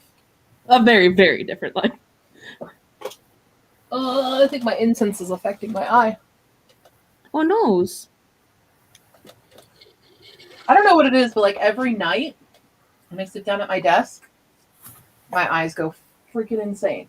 It may be that a certain cat spends a lot of time in my room, and I am allergic. Bad boy romance. Dante, a bad boy romance. I'm sorry. Do you mean like Inferno Dante bad boy romance? Because I'd read that.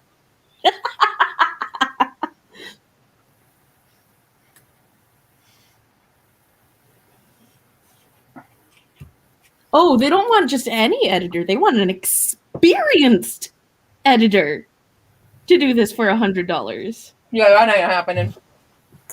Oh, hun.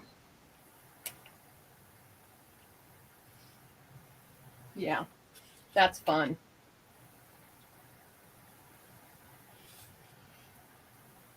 Okay. Well, anyway, I have a new story idea then, Fandom Taz or Traz. Ow, sorry. Yep. That My new is, idea. I have a new idea too. About people requesting terrible jobs and finding their just desserts.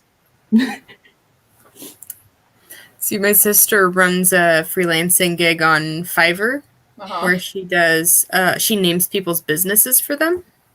And sometimes she'll come up with like book titles or product lines or anything like that. But basically, she just comes up with names for things. And yeah, she's had a lot of weird requests. Like somebody, People asking her to name a lot her of people that don't have English as their first language come in asking her for stuff, and they'll start asking for like logos, and she's like, I don't do that. I don't do logos. And then they're like, so yes, one logo please for this. And then she's like, but no, I don't do that. Maybe a slogan, maybe. Yeah. I thought you were going to say people asking her to name their dick or something. No, yeah, no, nothing like that. I could totally see Like, that happening. Maybe I'll start a She has had Fiverr a for few that. people from like other countries ask her to let them do her job, and it's very shady. Like they're trying to basically steal her business, and then she makes a profit, but then they're making money from doing it. No. Yeah, it's not allowed, but No good. yeah, she had to like report them or whatever. I very quickly there was a period in my life where I was more heavily focusing on the drawing type art. And I had opened up commissions, and I received a very disturbing request. It was a request, not a commission. And I'm like, Can you read? So he wanted it for free. Oh, bye. It was going to be an entire chapter of a comic. It was also going to be a sex scene with a lot of kinks that I'm not comfortable with. A lot of kinks that I'm not comfortable with. No, thank you. Keckle this. Keckle this. That's your situation where you use keckle this. Say no, thank you. Buy your Upwork account? Why? So people try to steal, well, not steal, they'll pay for it, but they want, basically it's like how people will try to take a YouTube account over because it already has subscribers on it. And so they think that they can take it somewhere and make a whole bunch of money on it. The thing is, my sister, specifically with her Fiverr gig, she puts like a lot of time and effort into like coming up with really good names and stuff like that. Whereas the people from the other countries who are trying to take the account are going to be like using random word generators and like coming up with just trash names and then try to charge like twice as much. Yeah, no.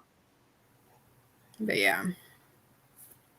But because my sister has like a really good seller review and stuff like that, they'd be starting off with in a really good spot. So they want that basically. The ability to tank like after success. Right.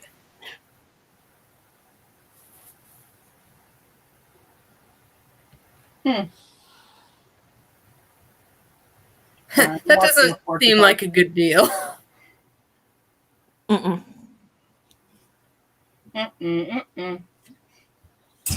Right. Exactly. I have commissions open on my Ko-fi page right now. You want to help me pay for my editor?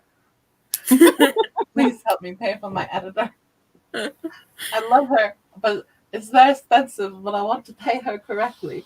So please, please support a poor dying, starving. We're doing the extreme close-ups again. Really needs money. Can we get help? Please, please. Could be Yeah. the Love to be able to afford an editor. That would my be first time, like, employing an editor to edit Histocat because I'm going to try to query it. So I Woo. want to make it pretty. yes. Because I've never queried before and I'm scared. I am like really bad with like formatting stuff, so I'm not looking forward to that step in the process at all. Like, I should show you what my current writing looks like. Let me find a book that I'm working on. Buy Me a Coffee is the exact same thing as Ko-fi, but now Ko-fi has a lot more stuff to it now. I don't know what Buy Me a Coffee, because it's like the same idea. I don't know who came first. But I've had a Ko-fi for years, so I don't know. So, Sorry, I'm watching a porcupine take a slushy, snacky stroll. And it's very cute. the sneak peek of my first chapter of the book I'm working on. Ooh. It is porcupine. Let me go eat his snack. Oh, he's so cute. Look at his paws. Oh my god. I'm sorry. Oh my god, I kissed the camera. Oh my god, he's gonna say hi to the flamingos. So, like, there's like no formatting at all. Oh, dear god. Oh, yeah. Oh, I that know hurts me. It's Oh. bad. Oh, ouch. Ouch. I know. You It's don't real even bad. do the tab? Huh? Tab.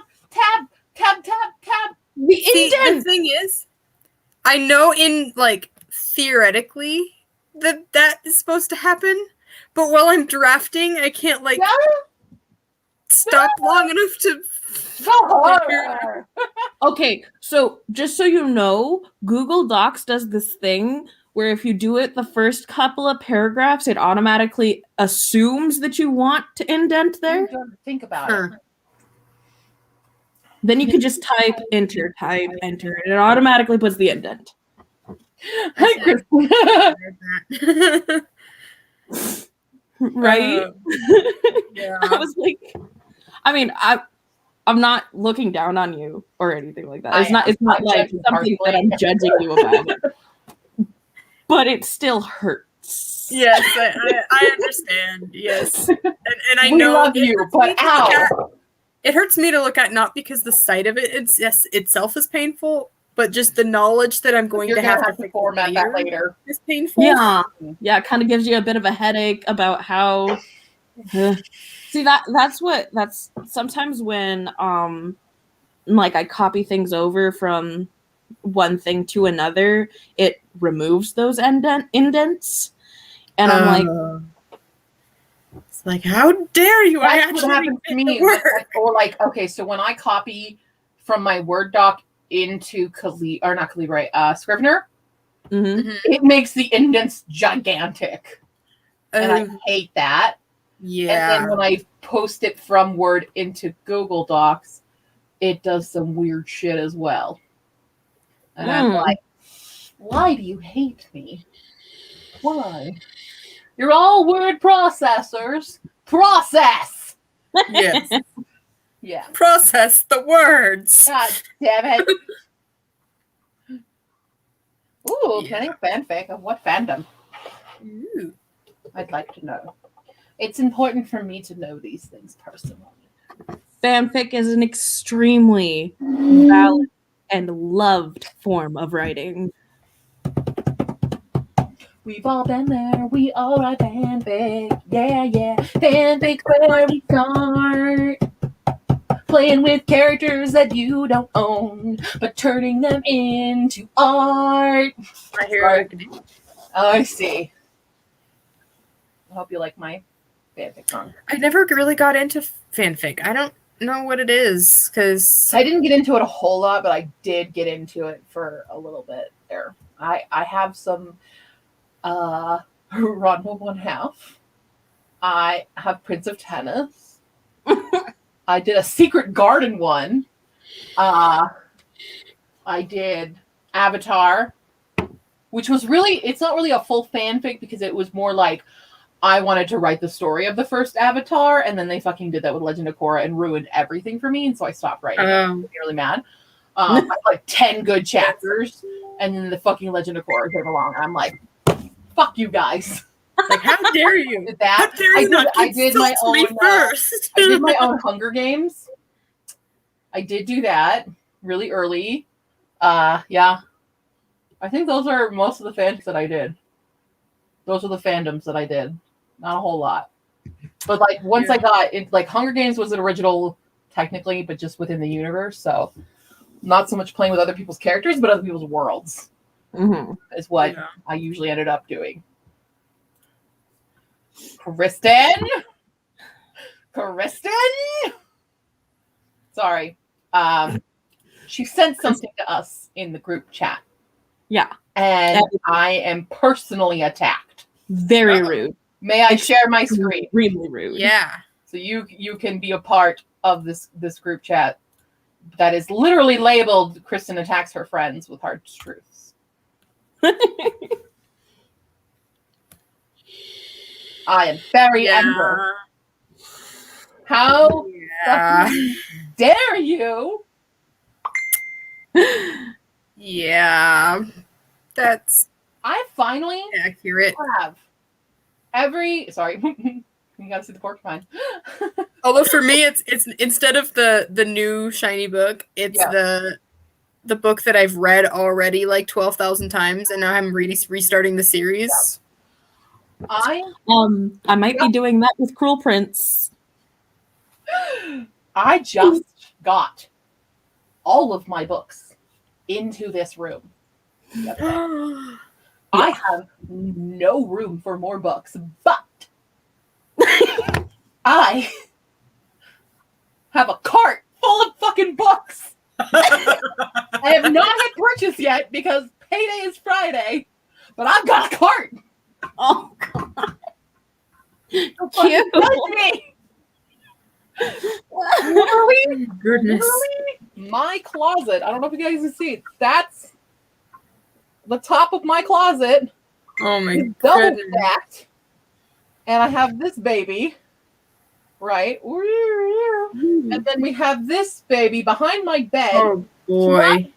A little shelf down there. The TBR cart is full. And I just added this extra little tall shelf here. Oh That's my goodness. everything I have. You need a library. I know. But I live in a condo, and this is my one room in the condo. I don't have space anywhere else in here. The rest is my sister's space. See, here's what you need to do. You need to get YouTube famous. Like, fully get millions of dollars with all of your 12 million subscribers, and then buy a mansion for all your books. Yeah. Obviously. Just do that. No big deal. Well, a combination of YouTube and just Real life, like, author famous. Yeah. I mean, we all pull in it together. Mm-hmm. We can make things happen. We could get just a giant AuthorTube mansion, and everyone has their own, like... Oh my god, let's DIY a mansion. It'll be a video. We'll make money off the video for DIYing a mansion. We can make it out of all of your books! Yeah! Oh, shit, don't hurt my books. Don't tempt me because I've already gotten in a manic mood before and came this close to selling my trailer, buying a plot of land with the proceeds, and building my own goddamn house. So, don't tempt me. How much can we get for that? asking for a friend. I'm a friend of you. I'm a handy girl. I DIY'd and redid my mom's room entirely. I ripped it up and remade it. I can build a house, I think, maybe, sure. YouTube exists for a reason. That's what I'm not handy at all. Cannot. I put in crown molding. I can serenade you all with Disney songs. Crown molding. I tore up a floor and put a new one in. That's I mean, impressive. I've done that too, like twice in my video series on it. I built my own bookshelves out of old deck wood. I did it. If there's anything in here that I built or made. Well, you sew and craft a lot. I mean, I do. So you make I those. sew. You'll There's do that. the detail work, and I'll just do the other stuff that's difficult and laborious. Cool. Yeah. Yeah, also like our curtains. You and I will be the construction workers, Right. and then Amanda will be the Design. decoration. Yeah. I'll be. Oh my After. goodness! I had a Interior designer. dream a few nights ago. It was so weird. Okay, so the way that I work at Ross, and the way that our specific Ross is laid out is we've got our like 5 main like registers, Mhm. and then there's like an extra register that isn't really used for anything except for like price checking or whatever. Sure. And then it's connected to like the cash drawer and all of that. Well, in my dream, we had a second cash drawer register just sitting out in the middle of the sales floor for whatever reason, abandoned for years, because I guess in my dream, like when we were first built in 2014, we thought we were going to need it, but then we weren't a high enough volume store, so we just didn't need to use it. And in my dream, I'm like cleaning things, and I'm like, oh yeah, I think that one drawer had a key in it that I need to get to. And so I open up the drawer, and it's full of freaking money, like thousands of dollars. And I'm just like, oh my goodness, this has been here for like years. This has been here since 2014. How did we lose that much money? And then meanwhile, our loss prevention manager is doing a visit in the store. And I'm like, I can't let her know about this money because we would get in so much trouble for losing thousands of dollars. So I'm like trying to go to my store manager and be like, hey, there's a situation and I'm not exactly sure what to do about it. Meanwhile, the loss prevention manager is like, oh, hi, Amanda. And she's trying to hire me through Ross like a second time to work an extra 2 hours every day to be our interior designer. So she's trying to get me to be the interior designer. I'm like, yeah, okay, James, what do I do about the money? Keep it for yourself. Without her finding out. I It was have a very stressful stressful. plan as well, but I don't think it's totally appropriate to talk about on stream. So Oh, I'll tell you later. Yes, please. It's like it's funny because I'm like, I am so ace in it. It's so funny. It also involves opera, but it's all right. weird. Mm. But I'm dying to tell someone about it because I'm like, what the fuck is this? No, please tell me, for the love of all that is good. Yeah. It's funny. Also, my friend Mac was in it at the really weird point, and I don't know what to make of that. I could tell you guys about a recurring dream that might like completely sour the mood and make you all feel bad. Let's Oh not do no. that. I don't want to do that. That's for sign I think I've actually told you about it. Note. What? I think I've actually told you about it. Probably have. Yeah. Yeah. We tell each other a lot of our dreams. Weird dreams. I'm always on crack dreams. Always. 100% crack dreams. I either don't remember my dreams or they're like, huh? Like, what? I think at one point in my childhood, there was a tea party with the rabbit from Alice in Wonderland, because that was the first time that I ever watched Disney's Alice in Wonderland. And I was having a tea party with him, except he was a human wearing a paper mache mask of the rabbit. And the tea pot was actually my sister. And he kept trying to get me to drink the tea, and I'm like, I can't drink my sister's tea.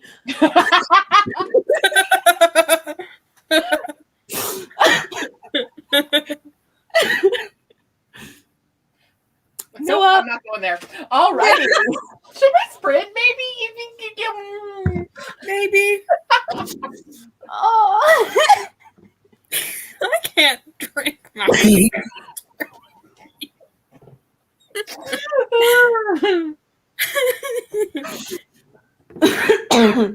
Nope. All right. Let's get a sprint going, shall we? Oh my goodness. I need to get a mouse. Yes, you do. cool.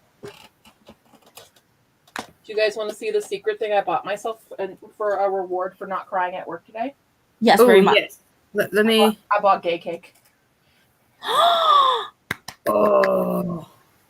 It's my reward. I wish I could eat cake right now. I'm Lately, I so. cry at work all the time now. I feel that so hard, Q. Yeah. And I feel like you deserve the entirety of the gay cake, not just a slice. Thank you. I appreciate it. Mm. But my giant rotund belly is like, no. My giant rotund belly is like, why did you buy that? All I can say is that, sometimes you have to sacrifice some areas of health for others. Everything. Fair. My eyes are literally twitching like all day. I'm tired. Because I may or may not have cried myself to sleep. Anyway. Oh, I hate all of the myself. hugs, Q. I'm sorry. Good. I feel- We cry together. Here, would you like some gay cake? Will that make you feel better? Have some gay cake. Here you go. Everybody. I don't- Oh, there's the I don't have work anymore, but I still cry rather often. So, am I part of this party? You can be part of the crying party with gay cake. Okay. Crying gay cake party. Let's do it. Live on my channel in an hour. No. I'm going to title my next stream that. And it's just an hour of me crying and eating gay cake. That's it. I don't respond to any comments. We don't do any sprints. That's So it. years ago, I feel like I just recently shared this on Facebook because it came up in my memories. Mm-hmm. Before my sister and I were even on YouTube at all, we were looking at there was some article about weird things that people did to get famous on YouTube. And there was this one girl who literally just rubs her face in bread. And that's her entire channel, is she'll rub her face in bread. And so she'll have, new video, and she has a new kind of bread, and she rubs her face in it. And then she has millions of dollars rosemary because sourdough. Then It's next day, seed deduction. and so my sister was just like, why didn't we think of that? All right, what can we rub our faces with, ladies? Okay, cake. That hurts a little. She said. Oh my god. Al, why did I invite you to the comments again? Yeah, right. Children opening toys, making millions. Yes, that's another thing. Which There's is, random things that people do on YouTube. Honestly, I should just do a foot one because everyone would watch feet, right? Like dipping my feet in sour cream.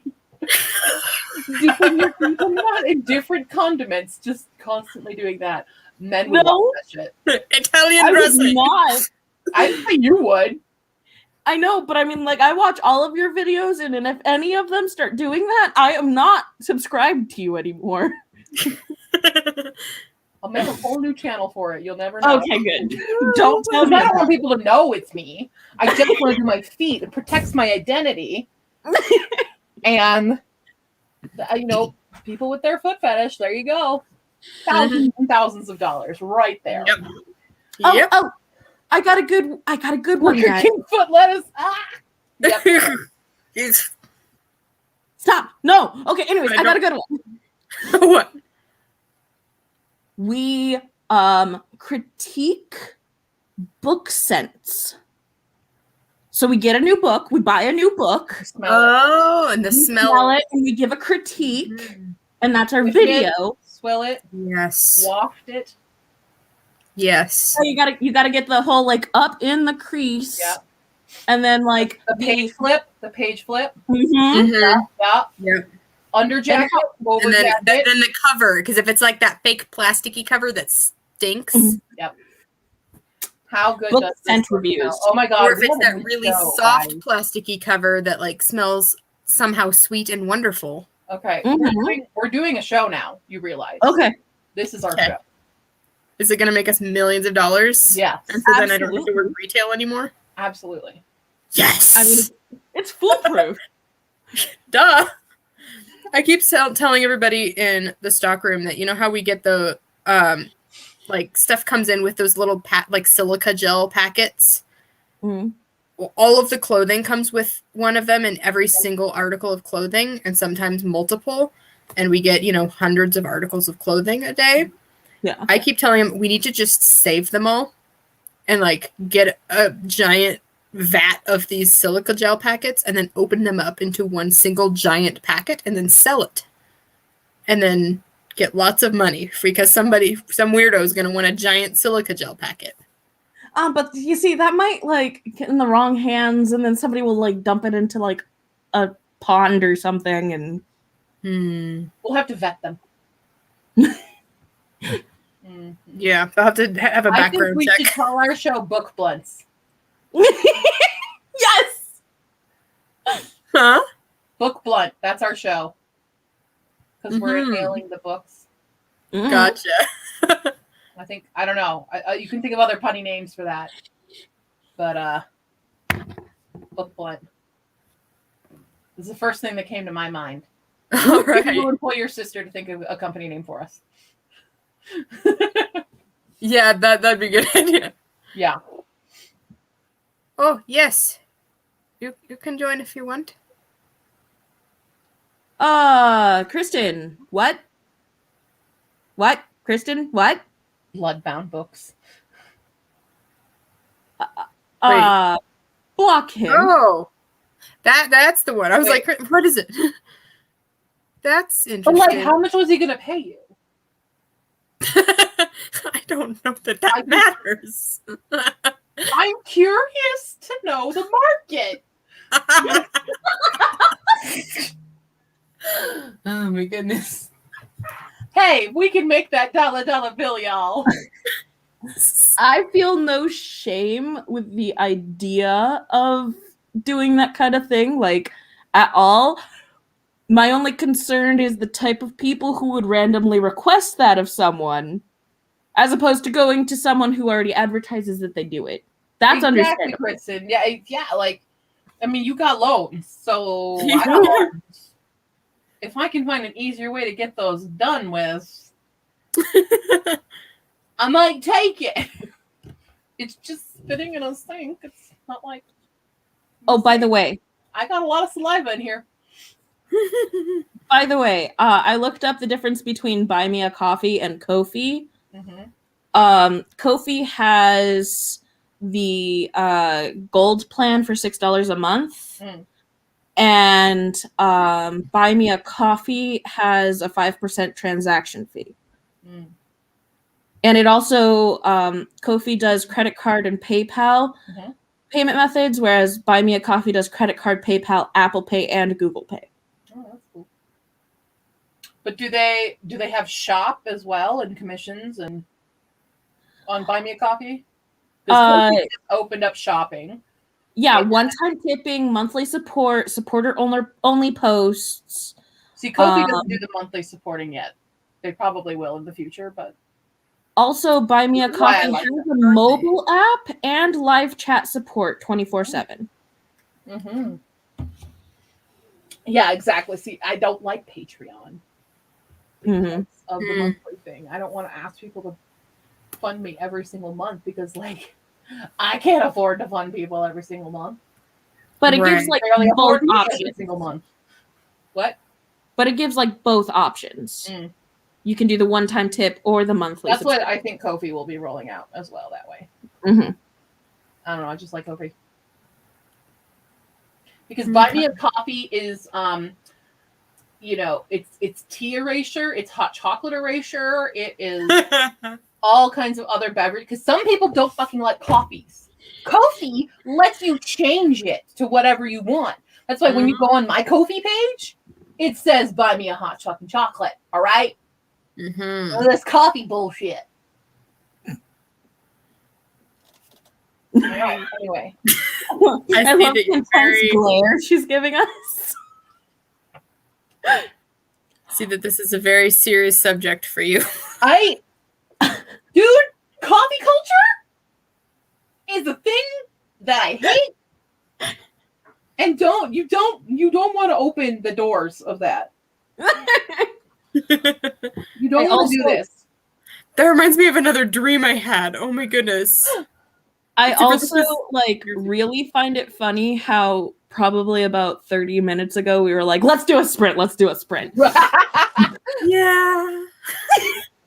I do need to finish editing this video. Yeah.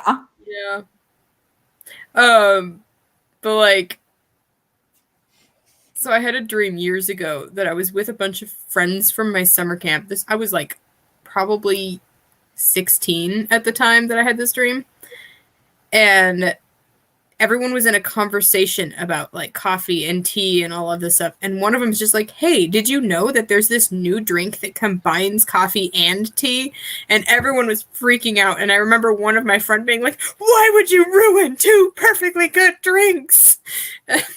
And it got very intense. And then I woke up. And that was the Okay, entire but what dream. did they call it? If it was anything other than cough tea, I cannot support this.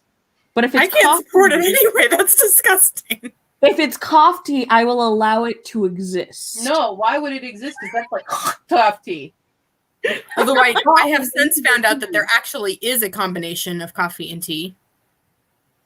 It's a dirty chai. Yeah, that's true. It's gross and nasty. Why would Yeah. you ruin chai? Like, why would you do this? I don't know. Eek. All right, well, let's start a sprint because I got to use the restroom. All right. Sounds good. Time. Let me add whoop and whoop.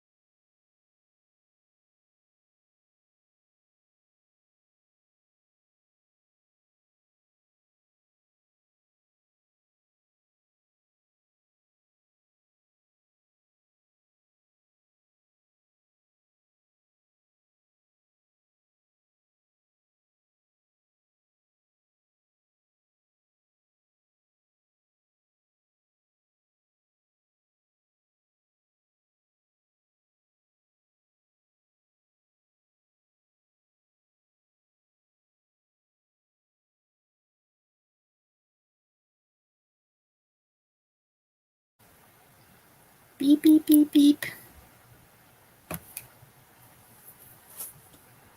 Oh. I'm finishing a rough draft. Woo! Woo! Just of the short story, not the whole novel. Lol. That would have been way better. I mean, to finish the entire thing on a 20-minute sprint. Well, I mean, like I finished. I didn't mean like from start to finish in the sprint. I just meant this sprint was Right. the last in my drafting of the short story. Yeah. Did you guys see the video of Flula trying NaNoWriMo in one day? No. He did it. Finished NaNoWriMo in Fucking 15 Flula. hours.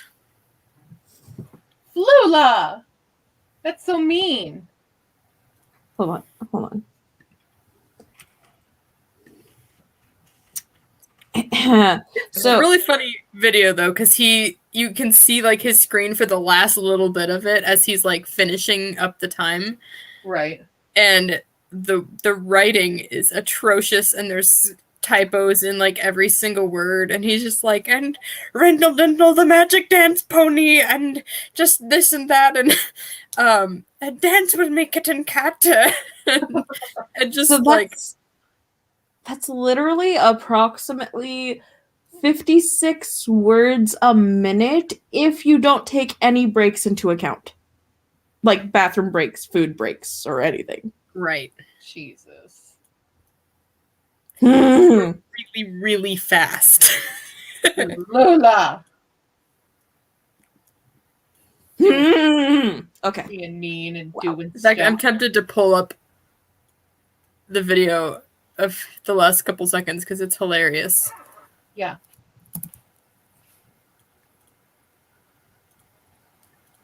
While you're doing that, let's see. For this last sprint, I was able to write 426 words. And I have the entire document at 3,978 words. Woo! And that's, of course, before editing. Woo! Okay, yeah, he has the final minute. Okay. Okay.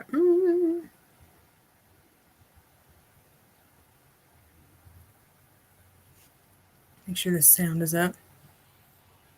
And Bonnie Moosey Town, he know, he just make witness of something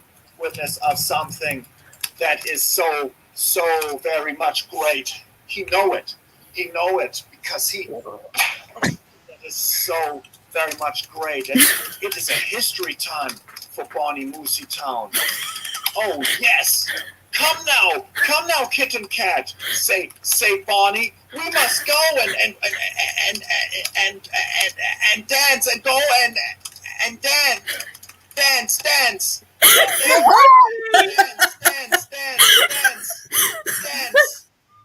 Oh, fun! Do it good with me, kitten cat.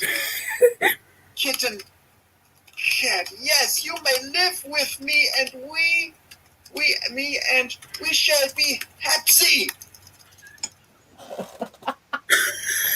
50,000 words!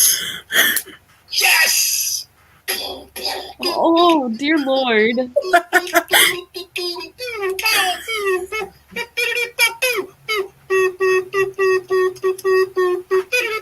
Bend.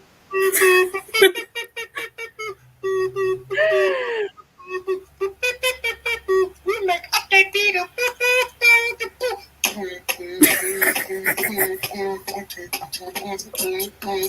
Yeah! Boom! Okay, I need a recording of just the end song that we all can play when we do finish our books. Yes, that is the end of NaNoWriMo song. Mm-hmm. I fucking love it. It's hilarious. It made my heart feel so We're gonna good. do a live stream and do the 50K in one day. In 15 hours. well, Like We're The gonna actual- beat Florless time. the actual title of that book, The Travelings of Rindle Dindle. Oops, stop it. Pause. The Travelings of Rindle Dindle the Magic Dance Pony, a novel I did write in 15 hours consecutive, no spell check, by Flula. Okay, we're doing this. Yeah, April Nano. Here we go. Here we fucking go. have fun. Ready? You. We're Have doing fun. it. We're doing I don't it. think I have Oh, the I'm gonna stamina drive to do down to it. Arizona. I'm gonna make you do it. So you're gonna beat my ass. Right. Beat your ass, punch your ass, decapitate your ass, feed your ass, and make you write a book, 50,000 words, in less than 15 hours. We have to beat Flula. Oh my goodness. I'm sorry, I don't make the rules, but we have to. Wait, hold on. Let me check the calendar real quick. April 1st is a Thursday. I have class. I'm sorry. I don't say it should be on April 1st. Is it in April? There's a week.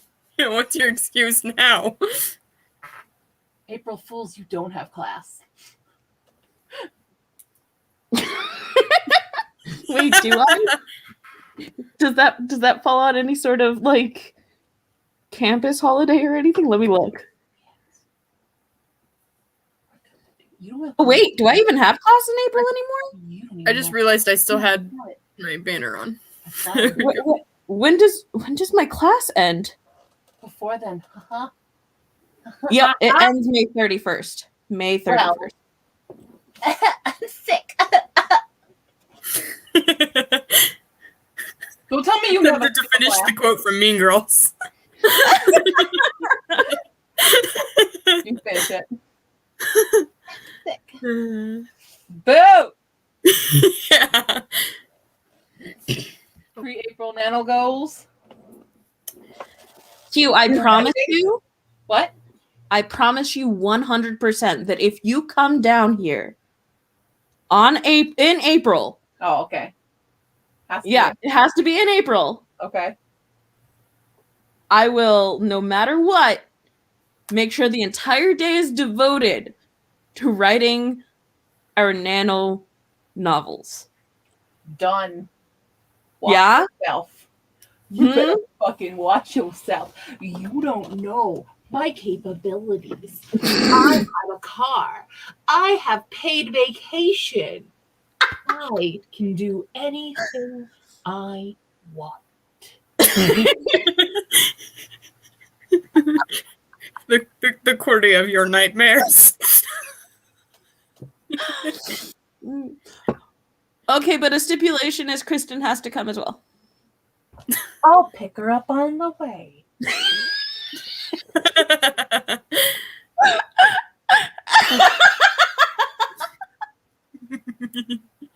How long can I do this without blinking? Don't your eyes just burn real bad? Aren't they feeling real dry? I'm good. Can't you imagine the stingingness of your eyes, how they water at the edges? So good right now. You don't even know.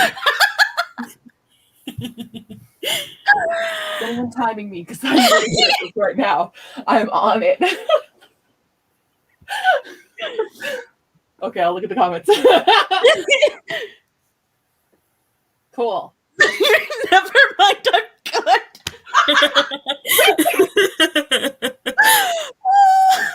I'm coming for ya. It's roughly We're gonna 2 have hours usually. La dee da da day, motherfuckers.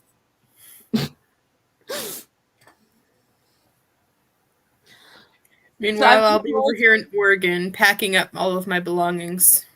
And meeting me after will be there.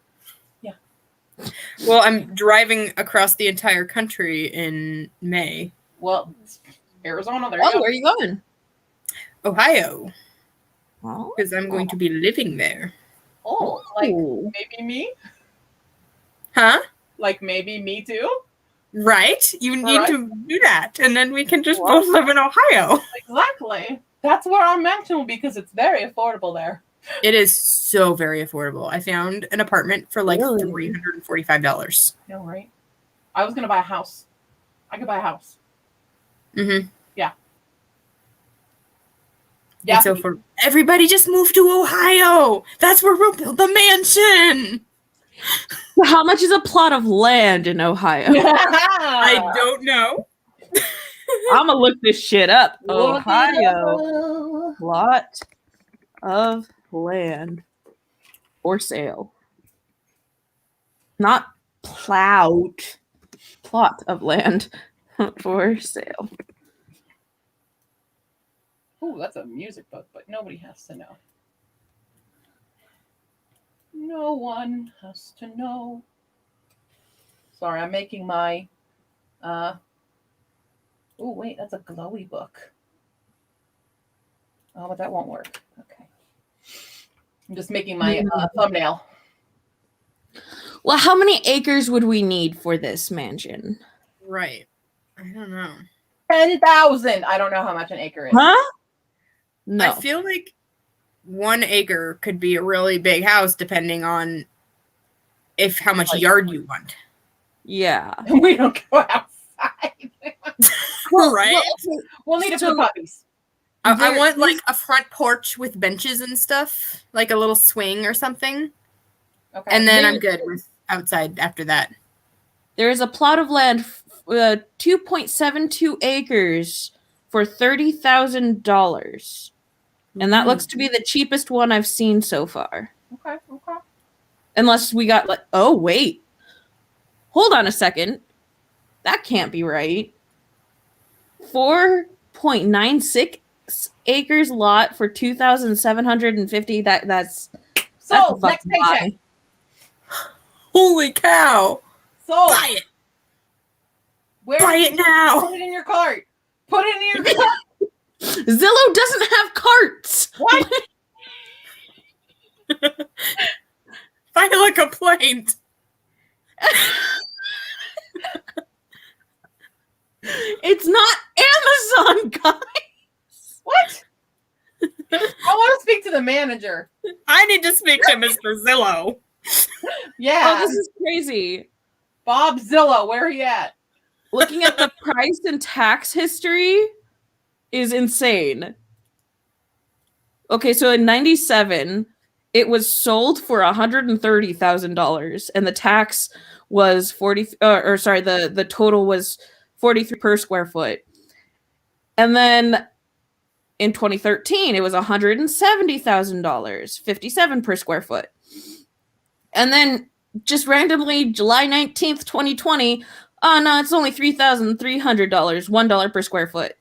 And then again, like, that looks like 4 days later, it dropped again to the 2,750.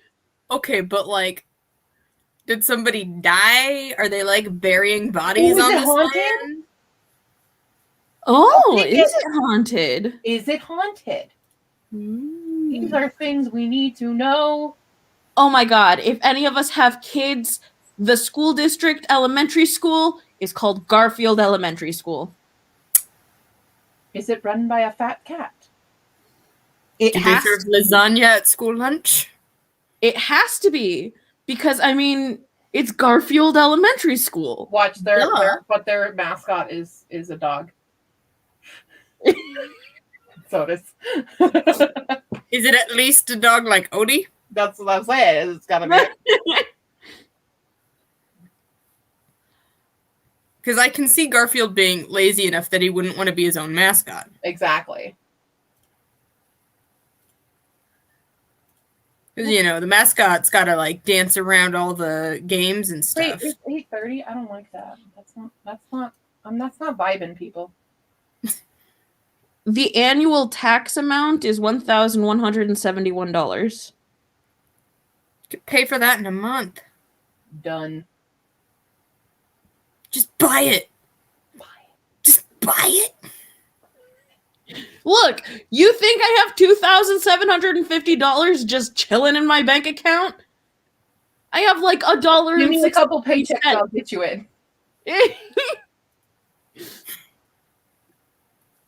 Save it and then buy it. I don't have income. Sell something and then buy it. This is when the pictures of the feet happen.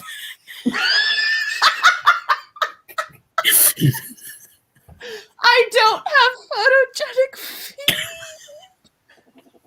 I don't know that that's for you to decide. How dare you suggest that? I'm offended. Oh.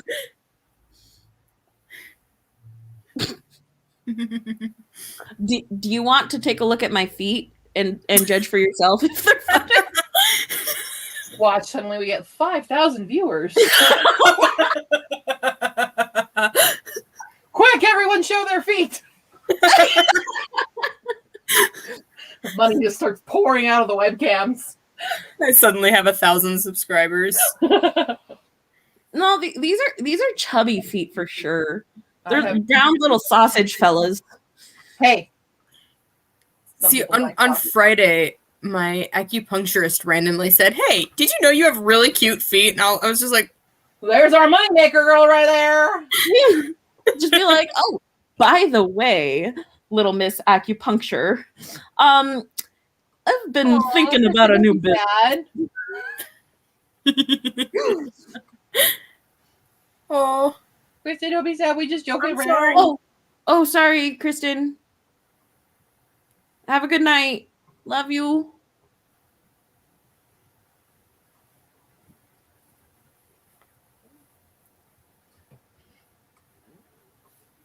Zebra feet in summer. That's good. We all just have a fucking moment of silence for upsetting someone, and then all of a sudden, zebra feet. Oh. Well, I am officially exporting my video, and then I can upload it. yay!" Huzzah! Phew. Still procrastinating on my video. I'm gonna have to work on it like throughout this week, probably. Oh, Fairy Law's live. I didn't realize. Q, when will you have time to look over this? Well, I have Tuesday, Wednesday off. So Tuesday, Wednesday? Yeah. Okay. I'll make sure that I get it ready for you to look over by the end of Monday, and then I'll send it to you Monday night. cool. And then we'll do some P&P or Boku Unme. Hell yeah. Al, I am not sending you feet pics on Facebook. How much you paying? It's like in Schitt's Creek when she's doing the convention. It's like Yeah.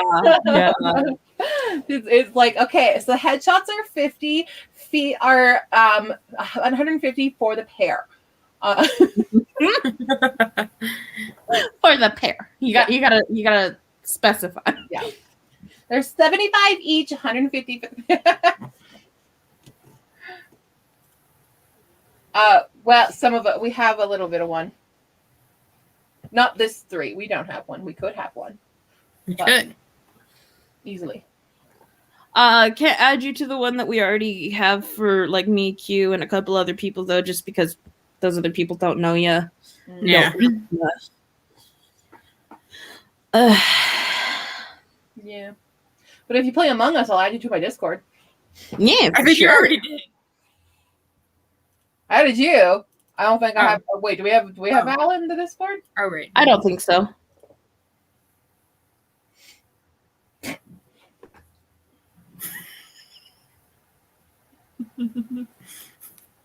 Did you read your message, Al? Like, just read it out loud to yourself real quick.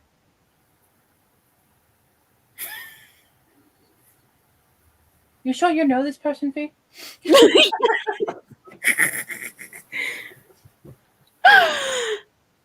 Oh, hey, Yaza! Hello. Yay! Welcome to the party where awkward things are said. I think he just realized what it sounded like. It's all good, Al. It's all good. Does anybody like to burn candles and then jam things into the wax? Yes. I mean, I am doing that right now with my straw. I remember in high school science class, we were using candles for something. I think it was like the little tea light candles. Uh-huh. And everybody was like blowing the candles out and then dipping their fingertips in the wax and then like tapping it on stuff. It's necessary. I like. And then sometimes you gotta like dip it and then wait for it to cool and then dip it again. You know, just like a couple of times to get that nice thick shell right. going. Yeah. Mm-hmm. See, I like to like gather a bunch of wax, usually like on the end of a pencil, and then hover it over the flame and watch it melt away. Oh, this one time I went to a friend's house and we were going camping in her backyard.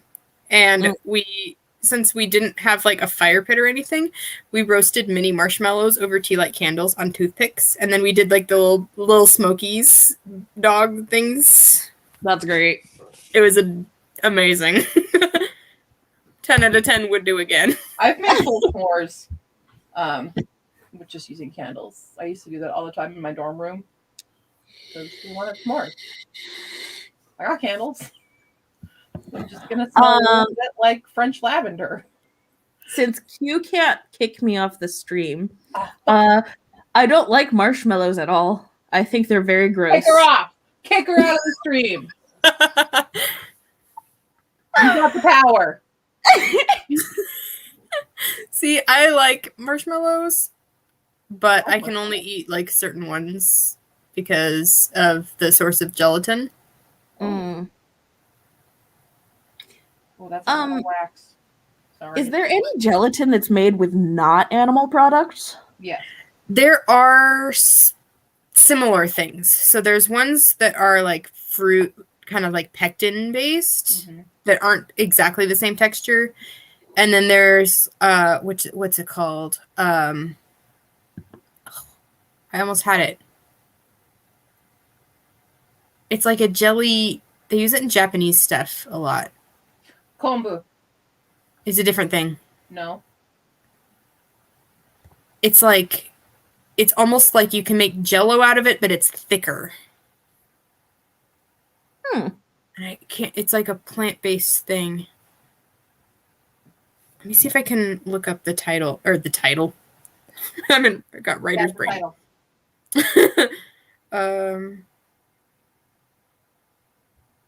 Ooh, I started melting the straw a little bit. Whoopsies. It's agar-agar. Oh, right. That's not Japanese.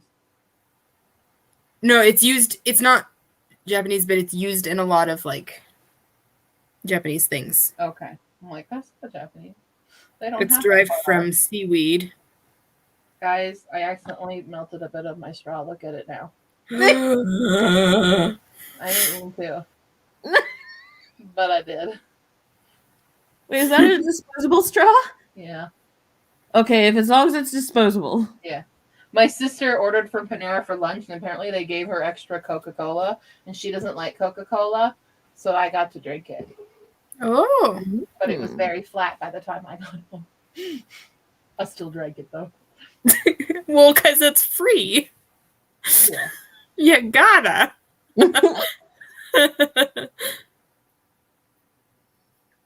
Yeah, all of these recipes I'm finding call for agar powder. Yeah. We sell that at Whole Foods. You want it? I'll get it for you. It's a slightly different texture from gelatin. Yeah. So it's like it's used in a lot of like alternative things, but I don't know, it's different. But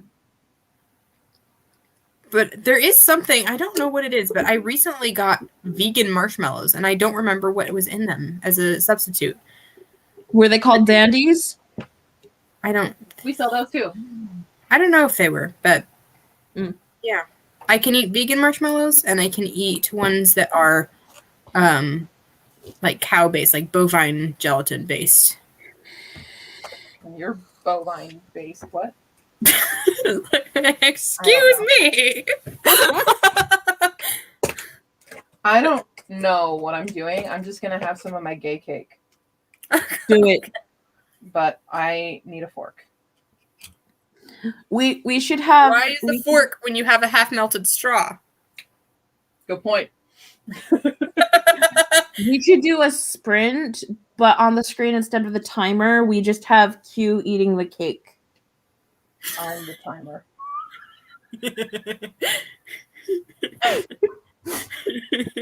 Eating it with my fingers. I don't know. I kind of got stuck in my story.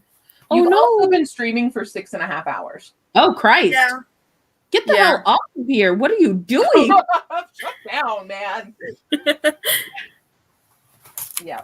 But yeah, I was like doing my outlining for my fantasy story, and I started the stream because I was thinking like, oh, maybe I'll get like, I'll be able to like bounce ideas off people, and then I had 2 people on, and ideas weren't really bouncing, and so it was kind of just me looking at a camera and talking, and then wondering when I should shut up because nobody was in the chat really. I And then did that Q all came the on time. and it just Very ruined awkward. everything. I understand. So yeah, I didn't get much brainstorming done. I got a little bit of outlining, but then I get to the point where I'm just like, well, now I get to the point where I need to know what the story's about because I haven't figured that out yet. Yeah. I have the beginning of the story and I have a lot of backstory. And then I need to figure out what happens. Yeah, the meat of the story is always what troubles me the most. Like, I have this strong, powerful beginning that could lead to so many things, and then this deep emotional, like big ending that's like, oh wow, and then everything, And then in the between plot is twist. just like, hmm, That's Yeah. I don't know, some shit happens. We can storm now if you guys care to hear about some things. I don't know. I was so confused by what that phrase meant. I was like, we can thunder, bolt, and lightning, very, very frightening. Rawr. Storm. I'm sorry, I'm just eating my gay cake. I'm not here anymore. Oh. Cordy has left the chat. Yeah. Courtney's eating gay cake and I'm eating the opposite end of my spoon that I was using for my pot pie. Wait a minute. Opposite end of the spoon. Are you using the handle for the cake? Yeah, I'm using the handle part Okay. instead of this part because this part still like pot pie residue. Oh, Yeah. can't mix your pot pie with your cake. That's just no. No. Okay, good. Speaking of pie and cake, let me show you this blasphemous post that I just found the other day, or earlier today, I guess. Weird ass shit into this. Oh boy. We don't do anything weird here. All right, so it's Like, clearly taken from Twitter, or maybe Tumblr. No, that's Tumblr. Sorry, my bad, Tumblr. I don't know my social media sites. that, anyways. that other one. The original poster says, "There's no reason you can't eat pie at every meal. They make fruit pies, vegetable pies, meat substitute pies. I mean, pies easily cover 100% of your necessary nutrient groups. They even make cake pies. The only reason not to switch over to pie entirely is pie sucks." Right? And then the second person says, "You were so close to making a revolutionary thesis, and then you betrayed me and every citizen of good standing." Oh my goodness. I'm becoming a pietarian now. I only eat things that are in pie. I love pie. Pie. Pie. I Meal particularly pie. love Thanksgiving pie because it's, you know, the excuse to eat pie at every meal.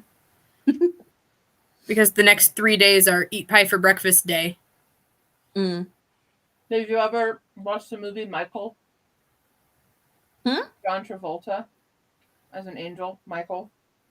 I have No, I not. haven't. It's from the 90s. But I'm very surprised that I haven't though, the because pie my mom song? was. That's what I was thinking just now.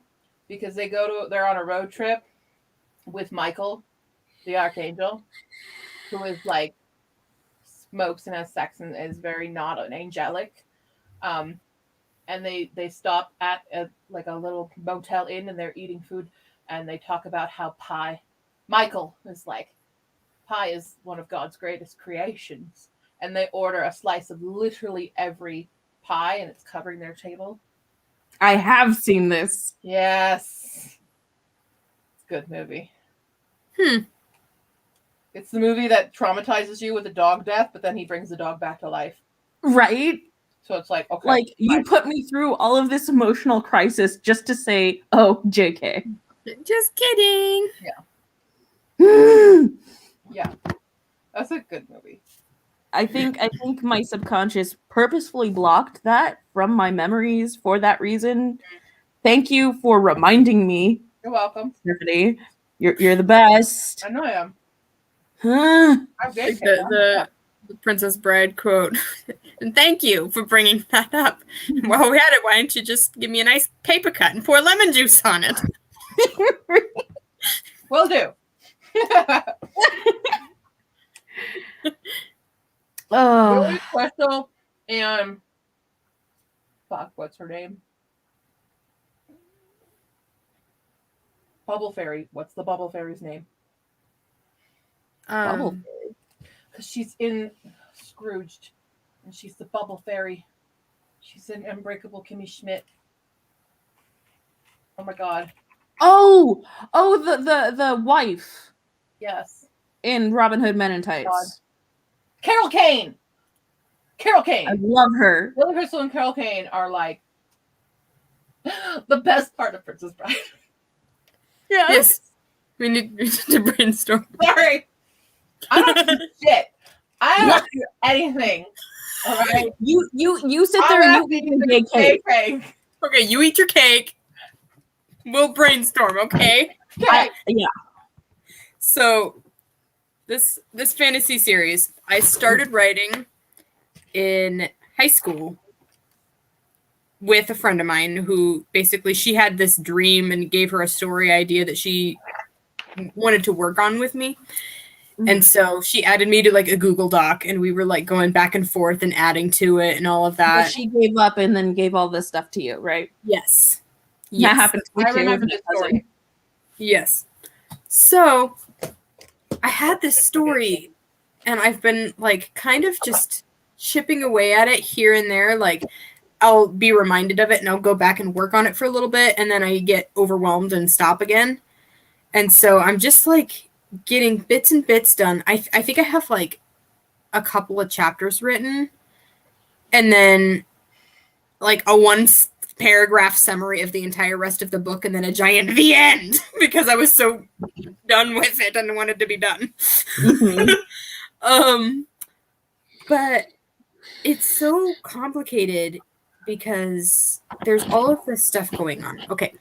So the basic premise is main girl is Delaney. She lives in our world, living out her life, ends up going to this alternative universe thing that's like a mirror of our world. That's like exactly laid out the same, everything except for it's just different people and different civilizations and like completely different. And so she ends up going over there and then you find out throughout the story about like all of the history of the backstory of like why this is a thing. So I have so many like maps and things written out of like trying to get my thoughts in order and like millions of fingers. You should see one of the ones I have. I think it's in this notebook. I have so many notebooks out because all of my notes are scattered. I've got like crazy arrows going everywhere and lists of things and trying to write so fast that my handwriting just gets bigger and bigger and messier, and I'm like, oh, more how does that arrows. happen? Like, smaller handwriting would go faster, but our brain says you gotta write fast, so let's write big. Like, Well, I think it's because the faster you go, the less fine motor skills you have. But so basically I have this thing. So originally there was like this one world. I just see that.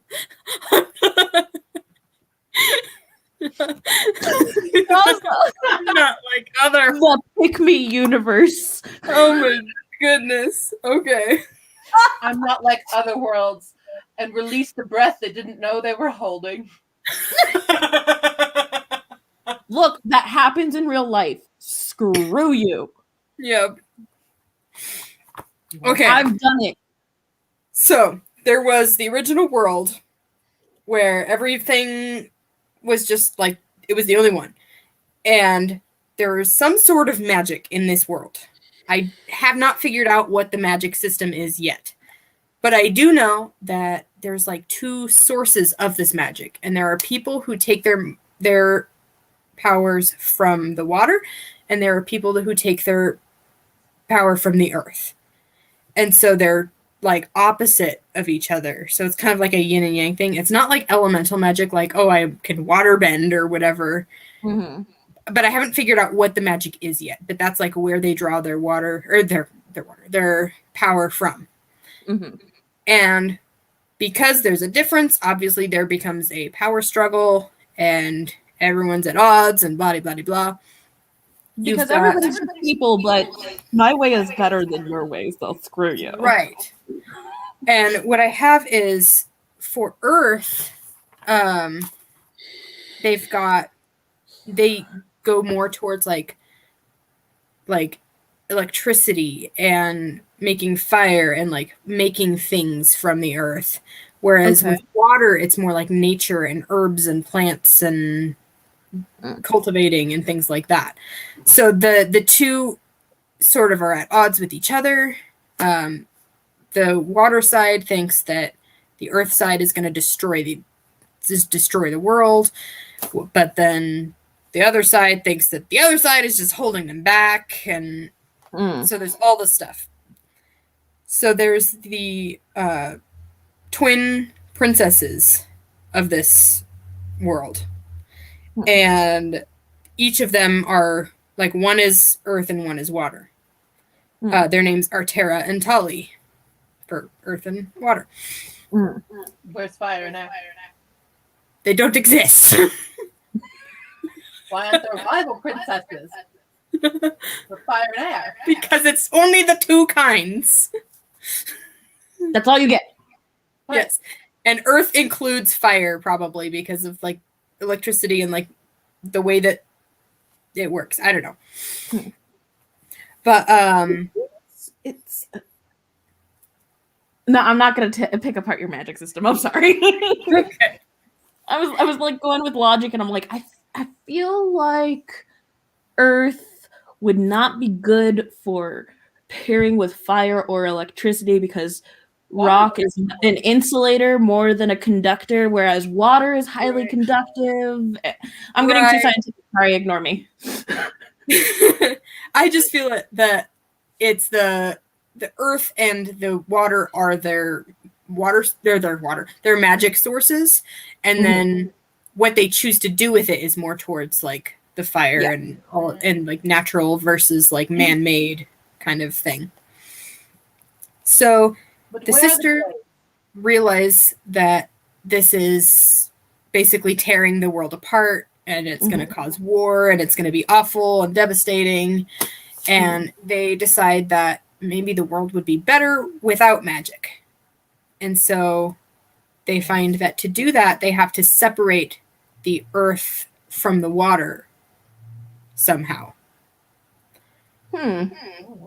So what they end up doing, not the actual physical earth from the physical water, but like the magic part of it. Sorry, y'all dehydrate yourselves. So the two of them, somehow, with their powers combined, are able to separate the world into two exact replicas of the world with only the people of each kind. Sorry. Trying to combine power. Wait. Come on, let's do it. Let's do it. What has happened? We're combining powers. Oh, Match my fists. There you go. I'm trying. Two powers combined. Okay, so That was painful. I can't figure out the whole mirrored thing half the time. I was starting here. I was like, oh shit, no, she's on this side. Yeah. But yeah, they separate the world. They separate all of the people in each world. And then all of their memories go with it. So they have no memory of this original world existing. They are just in this world as if it's always been that way. Okay. The sisters, though, make for themselves these like magical amulets that will allow them to travel back and forth and visit each other. And then, so this is this legend that's like been lost for generations. Mm-hmm. And then my story starts like years and years later. You've got Delaney, who is running away from home, and she thinks she's going to make a life for herself and make her way up to New York, where she thinks her mom's family used to be and whatever else. And ends up finding this random dude in the middle of the woods in her hiding place that she was trying to escape, you know. And he has absolutely no memory of who he is, where he's from, anything like that. And he's trying to get her to help him. Meanwhile, like, she doesn't want to help him, but also she doesn't want to leave him because he might tell people that she's leaving and they might like catch her. And so basically, as she's trying to figure out, oh, I guess I can take this guy with me or whatever, she's out on this lake that's in there. They live in this like fishing village. And the sun is setting as she's on this lake. And then all of a sudden she's transported to the other world. And she's in the exact same lake in the other world, only at sunrise. Okay. And so Is she in the water or the earth one? she's originally from the earth one. I have that we are Terra or the earth. Right. Okay. And then this other world is Tully, and they have advanced their civilization based on like nature and herbs, and like they have Nature and herbs there. like Sorry. no. I can't be trusted. I have to go to bed in 6 minutes. So Okay. Okay. No worries. don't trust me right now. Okay. I made a mistake and thought I had another hour before bed that I could wind down, and I just ate gay cake. And that was a mistake. Ooh. So don't trust anything out of my mouth right now. But also question, where are the gays? In your story. And my fingers are crossed that dude is not love interest. Is he love interest? Dude is loving. I'm okay if he's love interest, honestly. I'm fine with that. Is one of them gay? No. No gays? No. Okay. See, this is why I wanted you to have the fire and air. The other princesses, and they're rivals, but they all are enemies to lovers rivals. Yes. Yum. That's my favorite trope. No, it's all good. Tropes are popular for a reason. Do the two of them get along? Wait. When she goes to the other world, does he go with her? He does. Okay. Do they get along in the beginning? No. Fantastic. Continue. So That's all I ask. Hold on, So just at 1 second. I'm gonna first- turn off my camera real quick, but I'm still listening. Trust me. okay. So at first, this guy, like, he doesn't know who he is or where he's from or anything like that. Right. But she is extremely defensive because, like, why are you in my secret place? Nobody's supposed to know about this place. Get out of here. This is mine. And he's like, so I don't know, but they end up going to Tully, to this country of Araluan, and basically they find out that actually he's like the prince, like he's the heir of the entire country. Wait, so he's the heir's heir? I'm just kidding. It's water. I'm sorry.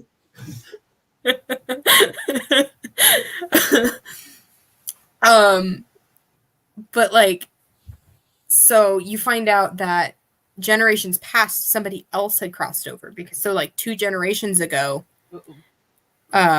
these 2 girls found the amulets that had been passed down and then like accidentally switched places. Whoopsies.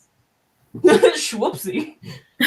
And so they end up like having kids and then like messing up the bloodline so that there's like people from both worlds. And so they're calling these people in Tully Earthborn because they're born of, you know, the other world. Also, like in our world, there aren't any legends or anything because like nobody ever knew.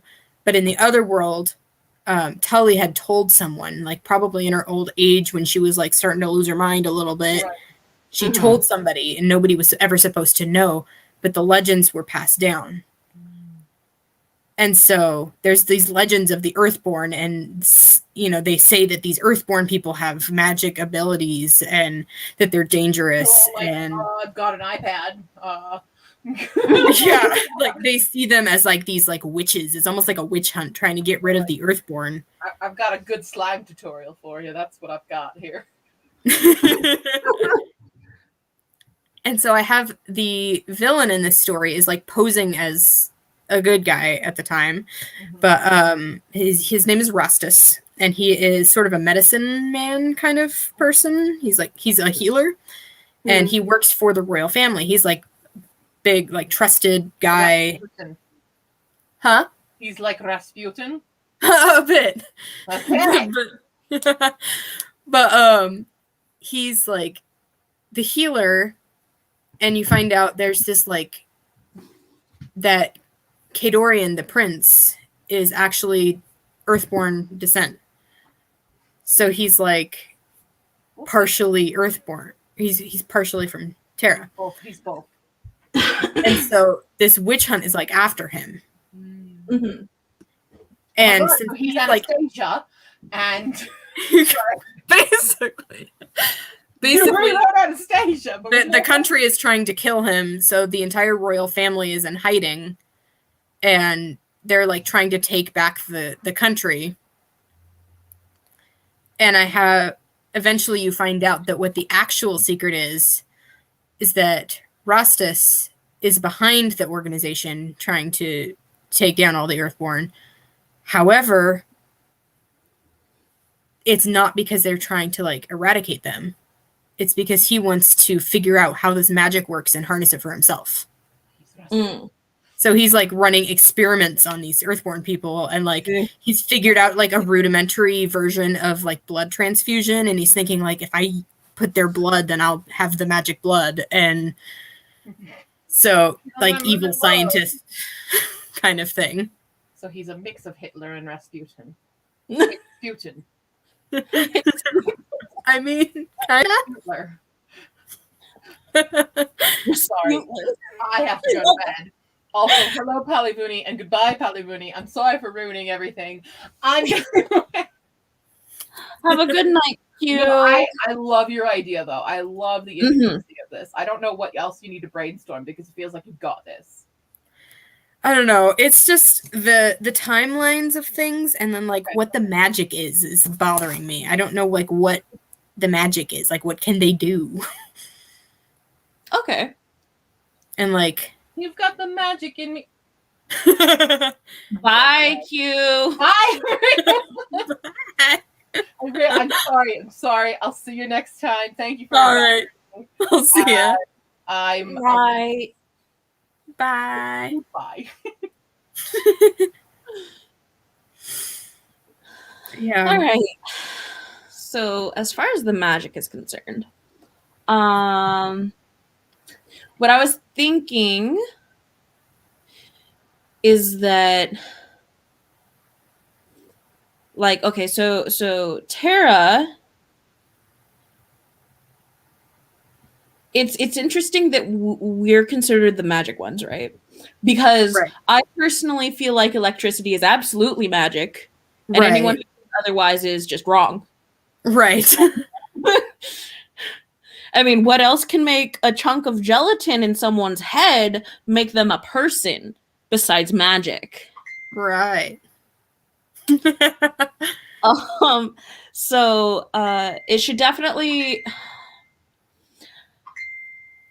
Christ. Anyway, sorry. Popular all of a sudden? Yeah. So it should definitely be like.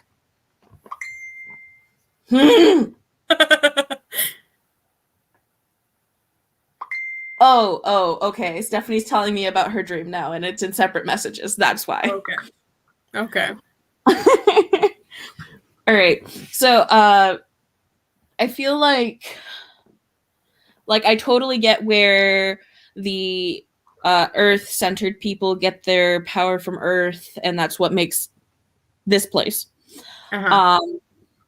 And it should definitely have a focus on like creation, like you have it. So I think that that's good and solid, and you're good.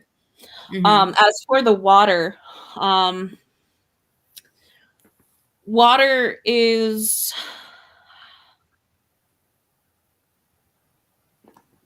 So do the people of this water-based society with their herbs and shit, do they view what they have as magic? They don't necessarily see what they have as magic because, like, people from both worlds have their memories of the magic erased, so they're kind of like, well, this is just the way things are. This isn't magic. This is just normal. Okay. But seeing what each other are capable of, they might think, oh, wow, that's magic. So like this other if we were to go over society there and see like the herbs and stuff that they have, like they have, I haven't come up with specifics yet, but like, for instance, like they could probably have gotten rid of world hunger just because they know how to make plants that are, super high calorie and nutrient right. based. Okay. And then they've got like, oh, I cured cancer because of this one herb that nobody knew about. And they've created new herbs by like. But they don't have electricity, right? Right. They don't have electricity. Okay. Beautiful opportunity to make this a steampunk fucking world. Okay. Because, I mean, how else are they going to power their machinery if they don't have electricity? Water-based magic, fucking steam, yo. But I don't know. That's just an idea. That is true. Steam is... I feel like... Either way, they need an energy source of some sort, right? Right. Because just society in general, that's what we strive for. Mm-hmm.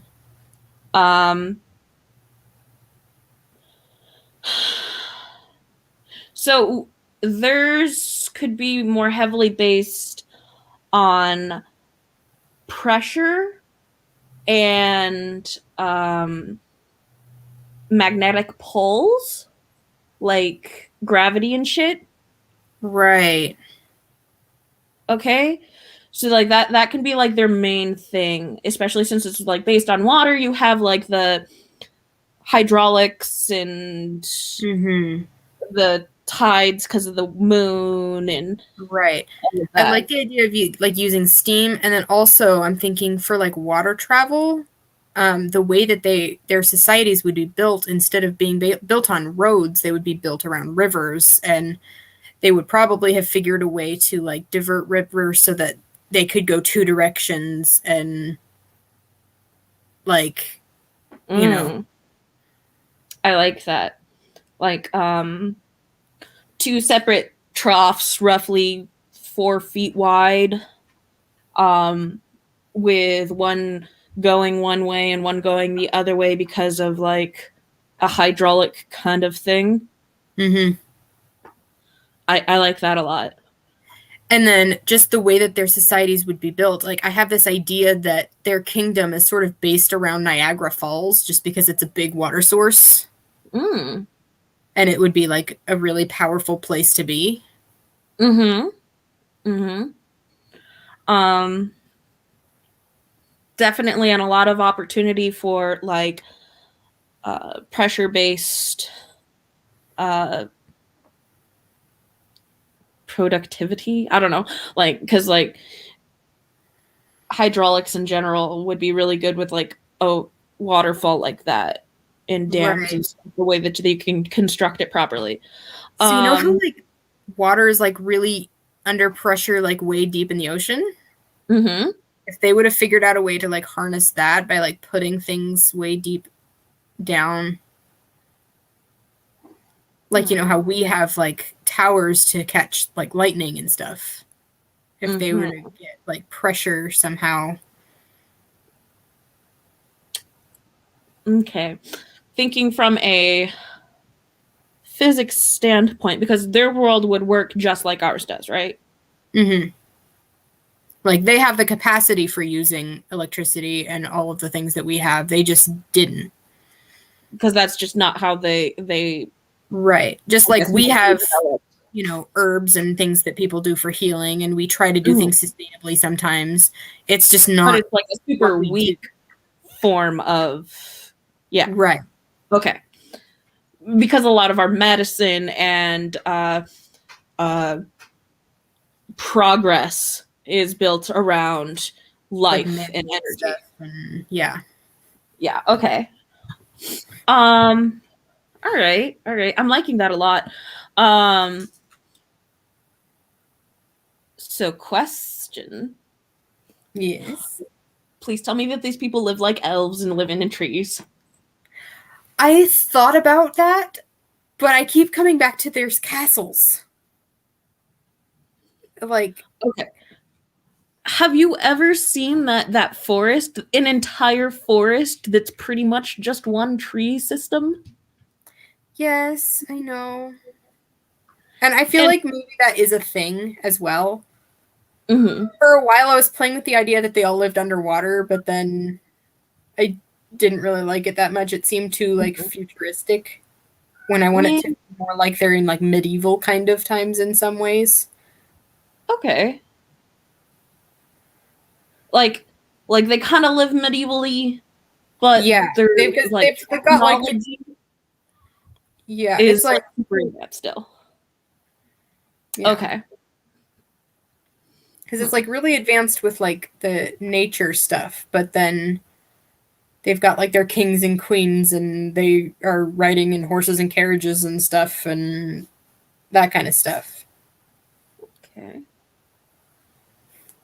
Tree castles, yeah. And I mean, it makes sense to have sort of tree. And also, I forgot to say, so Delaney's hiding place is, so they live in this like fishing village, and it's like on a lake, but it's this huge lake that's like fed from a waterfall that goes off into like the mountains or whatever. But this waterfall, there's like a cave behind it. And so she finds this cave, and then in this cave there's like a secret passageway into like this other room that she's basically taken over as her like secret base. Okay. I thought about possibly because Tully would have the exact same like ground layout as us if they were like hiding in that cave somehow, because the royal family's in hiding, and when she comes back out, she's like in their like base. And so I pictured like there being a castle, but not like a giant castle, like, but like one of like an outpost kind of a thing. Like it would look like a castle to somebody who has actually seen the castle, but it's just like this building. And then I thought about like, are they like hiding in the cave, or like how to use that cave? Because I feel like that's why Kadorian was there, because when she finds him, he's like inside the cave. And she's like, how do you know about this? Nobody's supposed to know about this. And it's because he knew about it in the other world, so he knew how to get there, but he didn't know that he knew. Okay, so I have an idea. Okay. Since we are trash and like to destroy pretty things like nature, Yeah. this outposty thing from the watery place is a massive tree, but it is an outlook location, right? Okay.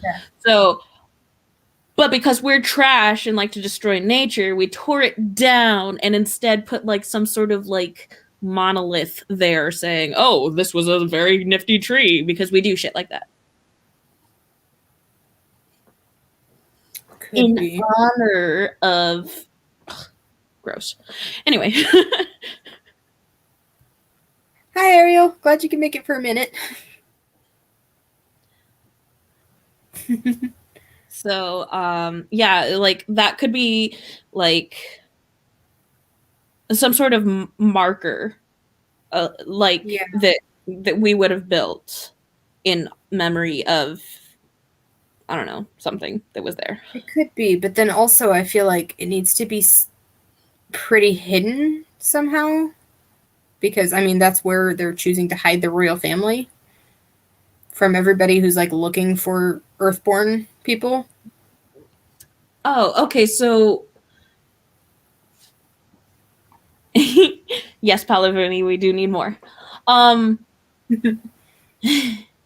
So would, in this, when the worlds were first split, Yes.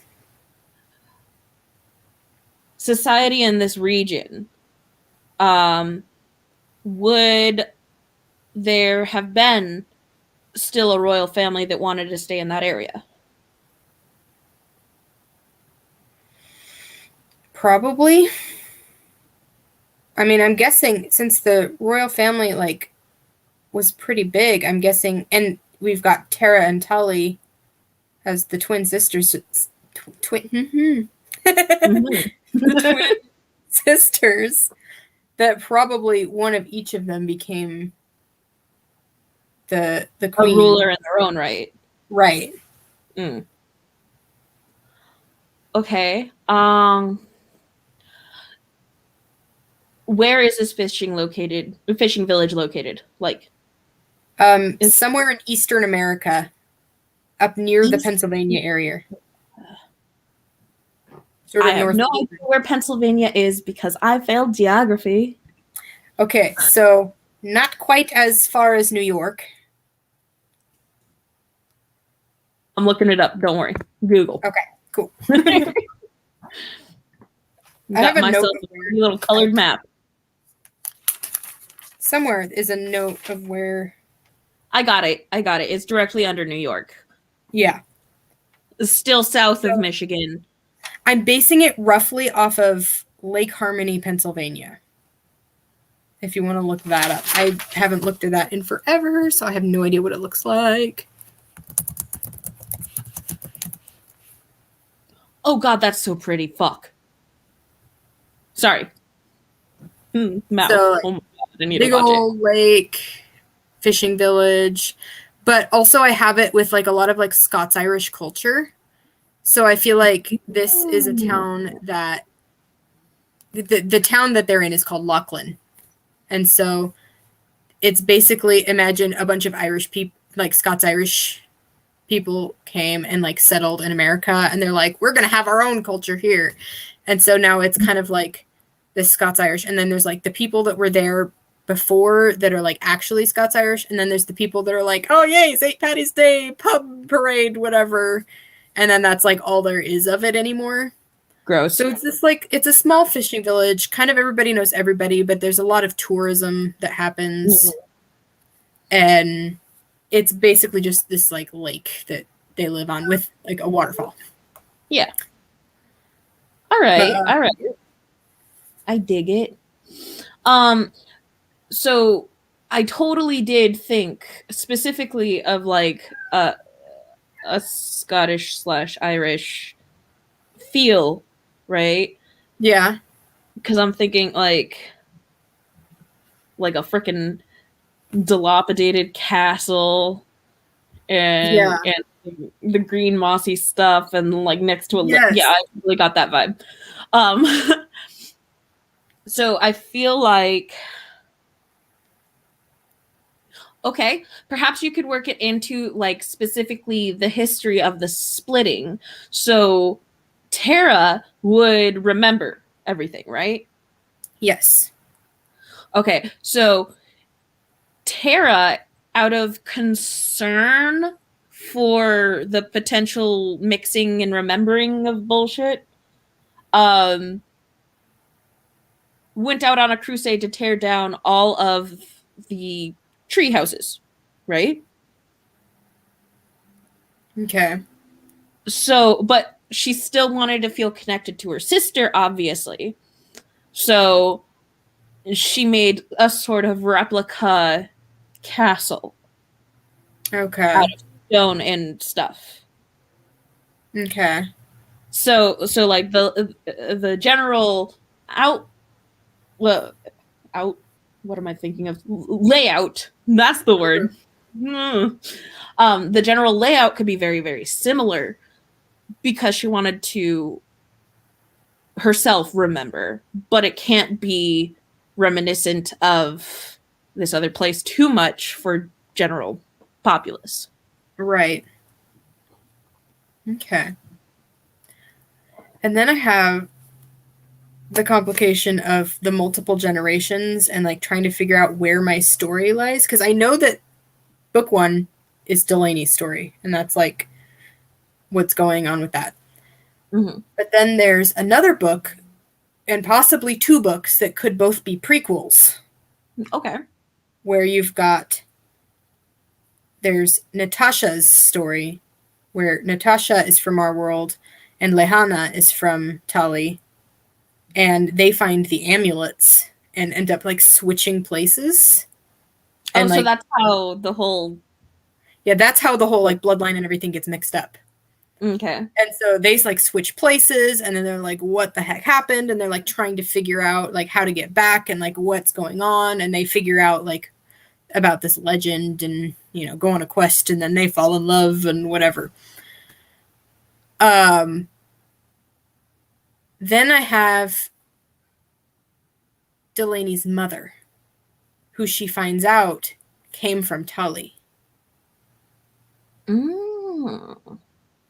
And what she finds out is that she was coming from Tully running from Rustus, who was trying to get the amulet. And her mother had gotten the amulet and was trying to run away with it. She comes... So she comes here trying to run away, and then ends up marrying some random guy because she realizes that she's pregnant. Ooh. Yeah. And it's Rustus's baby. Oh. That's some shit. The baby is Delaney. Oh. That is some shit. So she finds out that like the villain is actually, it's the Luke, I am your father scene. Mm. Well, time to pay your child support in blood, Daddy. Right. And then to like bring it together even more, you have this one particular spot on the lake that for whatever reason at sunset transports you to the other world at sunrise. And they're like, why is this one spot on the lake the portal? Like, why does it work there and nowhere else? Like, what is it about this one place? Mm-hmm. Find out that the mother had taken the amulets with her and then somehow got stuck between the worlds. And she is now the gate. She's not quite dead, not quite alive. Just she is now the placeholder for this gate, and that's how they're able to pass through. Because the mother has both the amulets. Okay, so why did the mother go back? So Because, like, I know she ran away from Rasputin and gave birth to Delaney, and then I'm assuming marries like this guy Declan, and they're married for years, and then Declan becomes abusive, and she's basically, I feel like what she's going to try to do is get back over and then like see how things are on the other side, like if they've died down, Mm-hmm. and then try to bring Delaney with her. Oh, But something goes wrong. That could be what spurs Delaney to look for her, because she says, "I will be back, baby. Just you wait for me," kind of thing. And then it never happens, and it never happens. When the story begins, her mom has been supposedly dead for years, but nobody ever found the body. They're all just like, oh yeah, she drowned in the lake, whatever. And so she's got this whole plan, like she's almost 18, she's going to run away from home. She's going to go up to New York because she knows that her mother was originally from New York. She wasn't, but she does have her grandfather was originally from New York, because that's where Natasha came from when she switched places with Lana, but it's all convoluted and complicated, and she doesn't actually know that.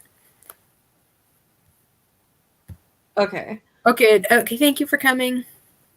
Bye, Al.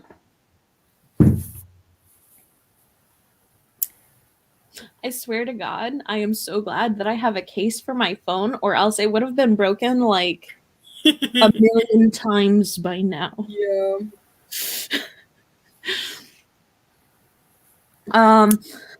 Okay. Did you see where? Hmm? I was just gonna say, you see where I'm struggling? Because I've got like 2 timelines of like 2 universes happening, plus like family trees going on that are swapping with each other, and then trying to figure out the magic system. And then meanwhile, we've got this whole thing where there's to be able to control the magic, you have to be exactly 50% of both.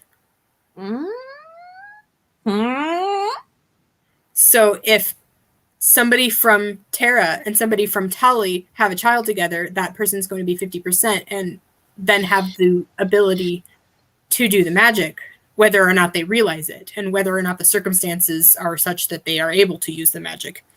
Okay. But then one of them marries somebody else, the bloodline is obscured in one direction, and it doesn't work anymore. So you've got Delaney, who you think is mostly Earthborn because of her father Declan, that you find out is actually mostly Tali because of her actual father Rastus. And then you've got Kadorian, who's actually mostly Earthborn because of he's descendant from Natasha and everything. So their kid is now 50-50. Will be exactly 50-50.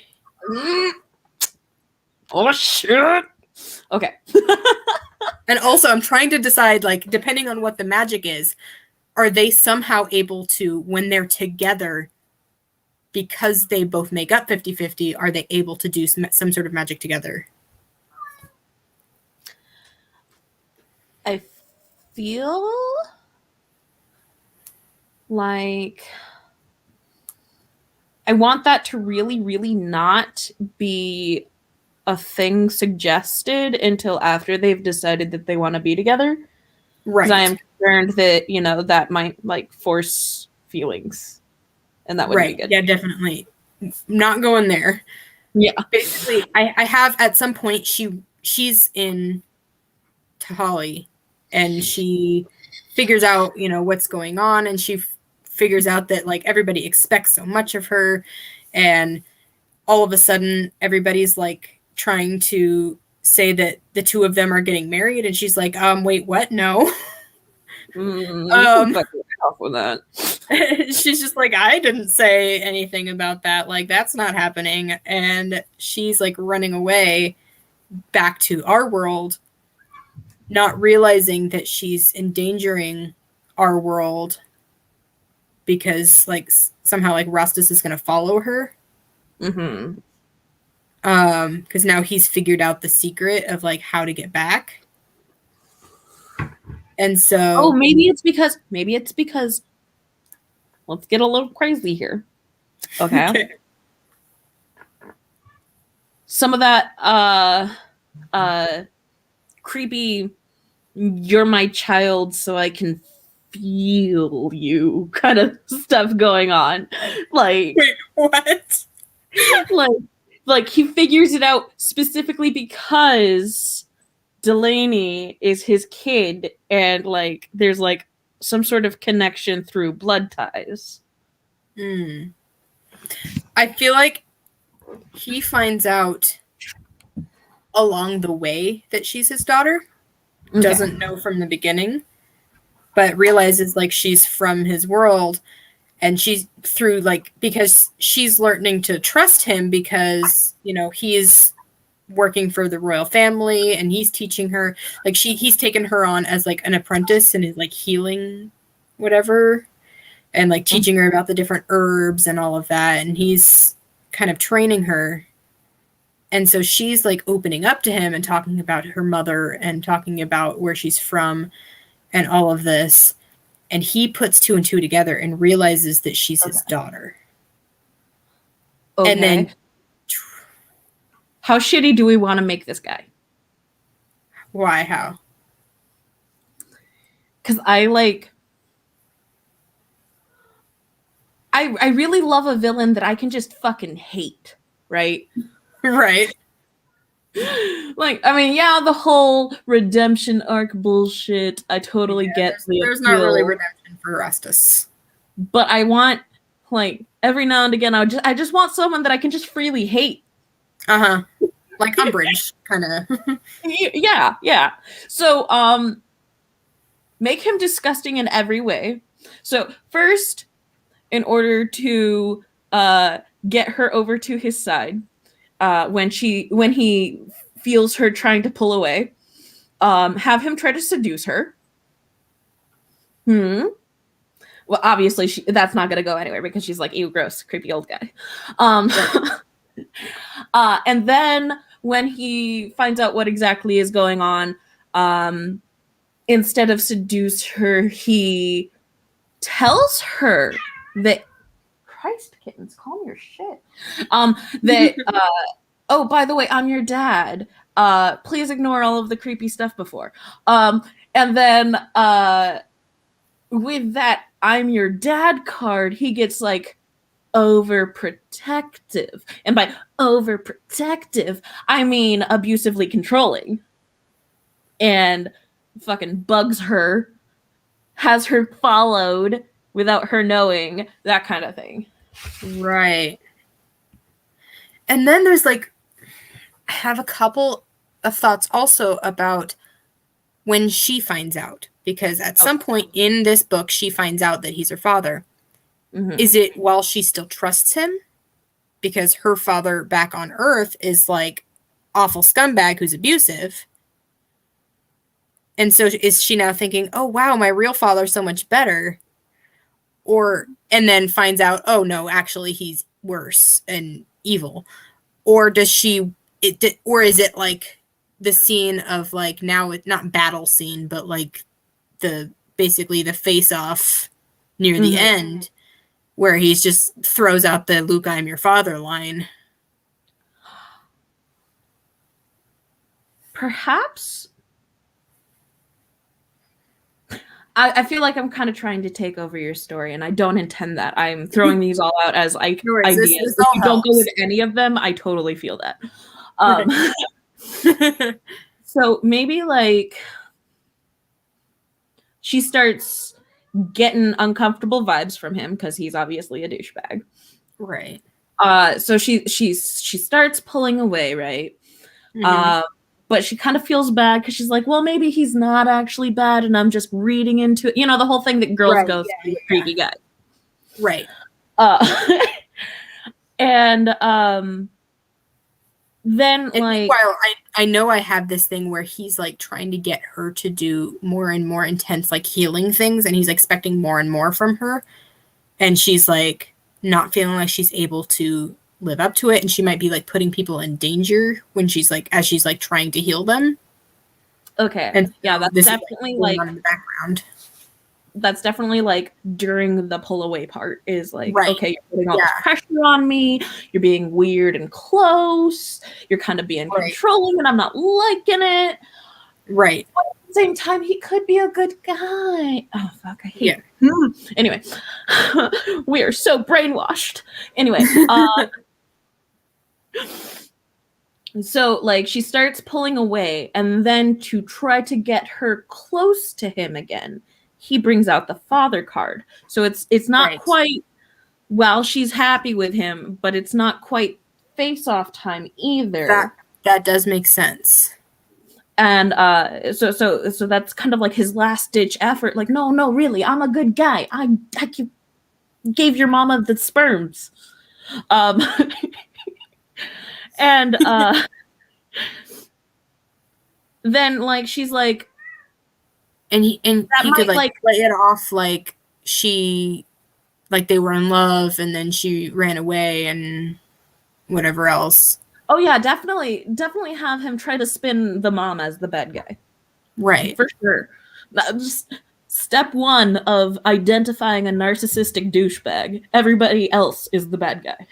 And then playing with the whole idea of she disappeared and everyone thought she died, but they never found the body. It's like, see, that's what she does. She runs. And yeah. And that plays into like, the I lady have been thing, here how waiting she tends to for run you. from things. Mm-hmm. And like how could you do this to me? How could you not only like watch me suffer from my loves leaving me, but have my daughter leave me too? Yes. Oh, gross. I love it. And then like makes all these promises of like the life they're gonna have. Mm-hmm. And definitely lay on the guilt part. Yeah. Because like this is all we could have, you know, and you could be happy too. Why don't you let yourself be happy? Right. Mm. And then the whole pressure thing of her trying to heal is just like, you just need to believe in yourself. And see, it's a lack in you. Right. Manipulation pisses me off and I love it. Write some of that down. Okay. What did we just say? Because I need to write it before it's gone. Well, I mean, this is going to be on YouTube. You can always rewatch it. That is very true. Okay. Pressure. You write that down. I'm going to use the restroom again real quick. All right.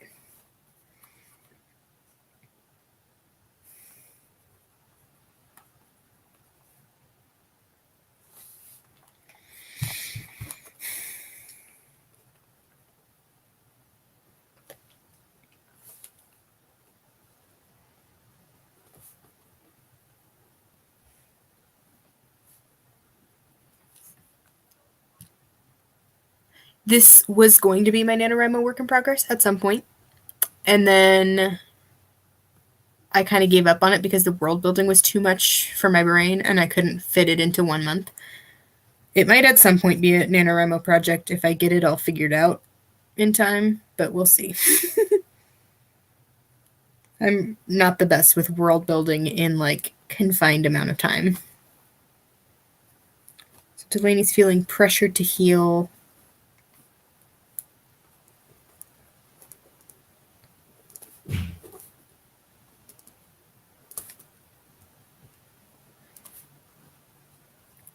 And to the point of putting people in danger.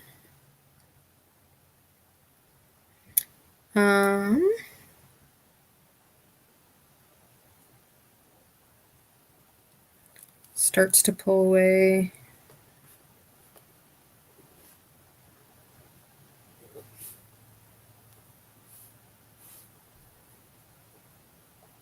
Rastus has discovered the secret.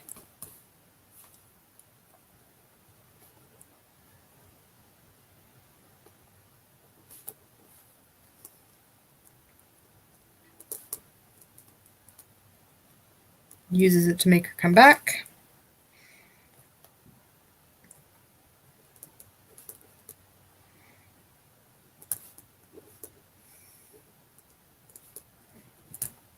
Empty promises of perfect life. I like that.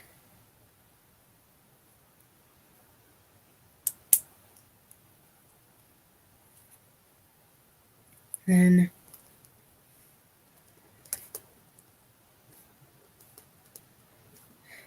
paints the mom as the bad guy. I would say that she initially defends her.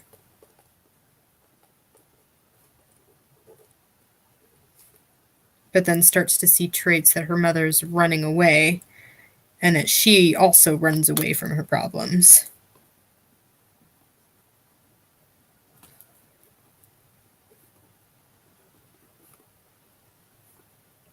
I am back. Welcome back. Oh, did you answer Polyvuni's question? Is this your NaNoWriMo? Yes, I did answer that. It was not technically. It was going to be at some point, but then the world building got to be too much, and I couldn't fit it into 1 month. I was just like, there's no way I'm going to figure this out and write it in a month. So I'm going to save it for maybe a future year. If we can work it all out, at least like the beginning part that we can like build up later, you could do it for April.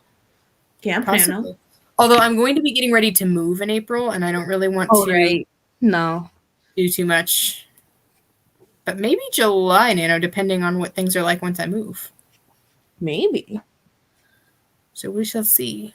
I'll give you a couple of months to settle. Yeah. It'd be cool to do like more often of brainstorming streams and figure this out. For sure. Because this is fun. I like doing brainstorming. I don't like brainstorming by myself. It's boring.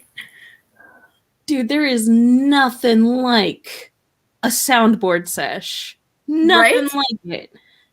And it's nothing like it to be able to like, you bounce your ideas off and then people start going with it and you're like, yes, it was a good idea. I knew it. Yeah. I find brainstorming like more enjoyable than writing. Really?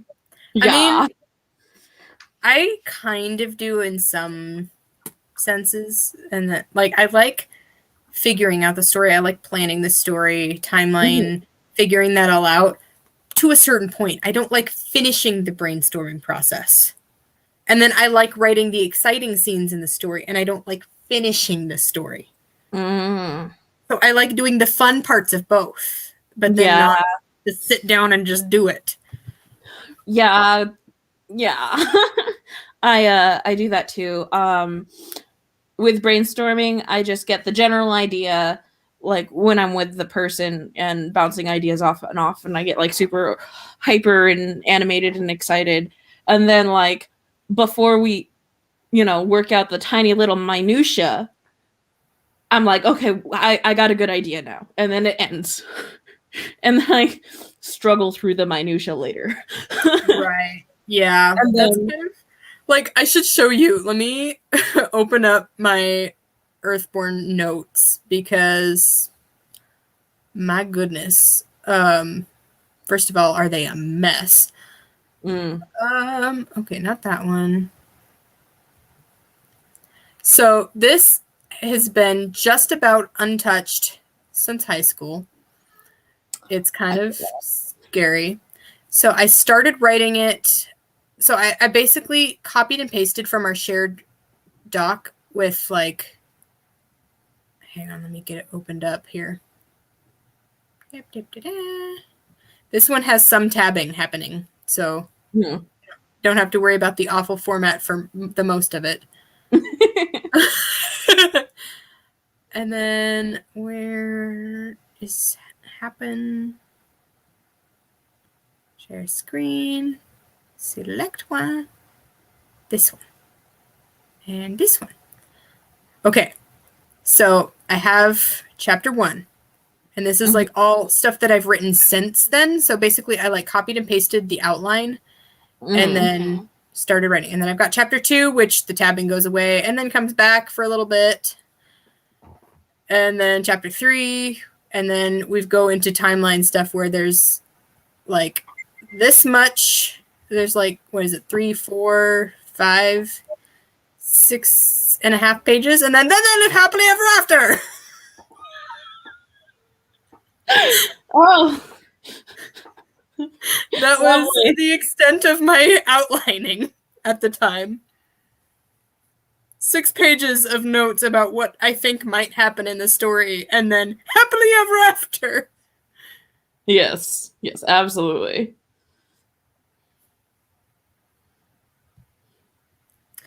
So, I thought about something else. Hmm. I have an extra character that I'm really excited to use, but I don't know anything about them anymore because it's been years since I came up with the idea, and I feel like I don't like the original idea anymore. I just like parts of it. Mm-hmm. So there's a little girl in Kelly that Delaney meets.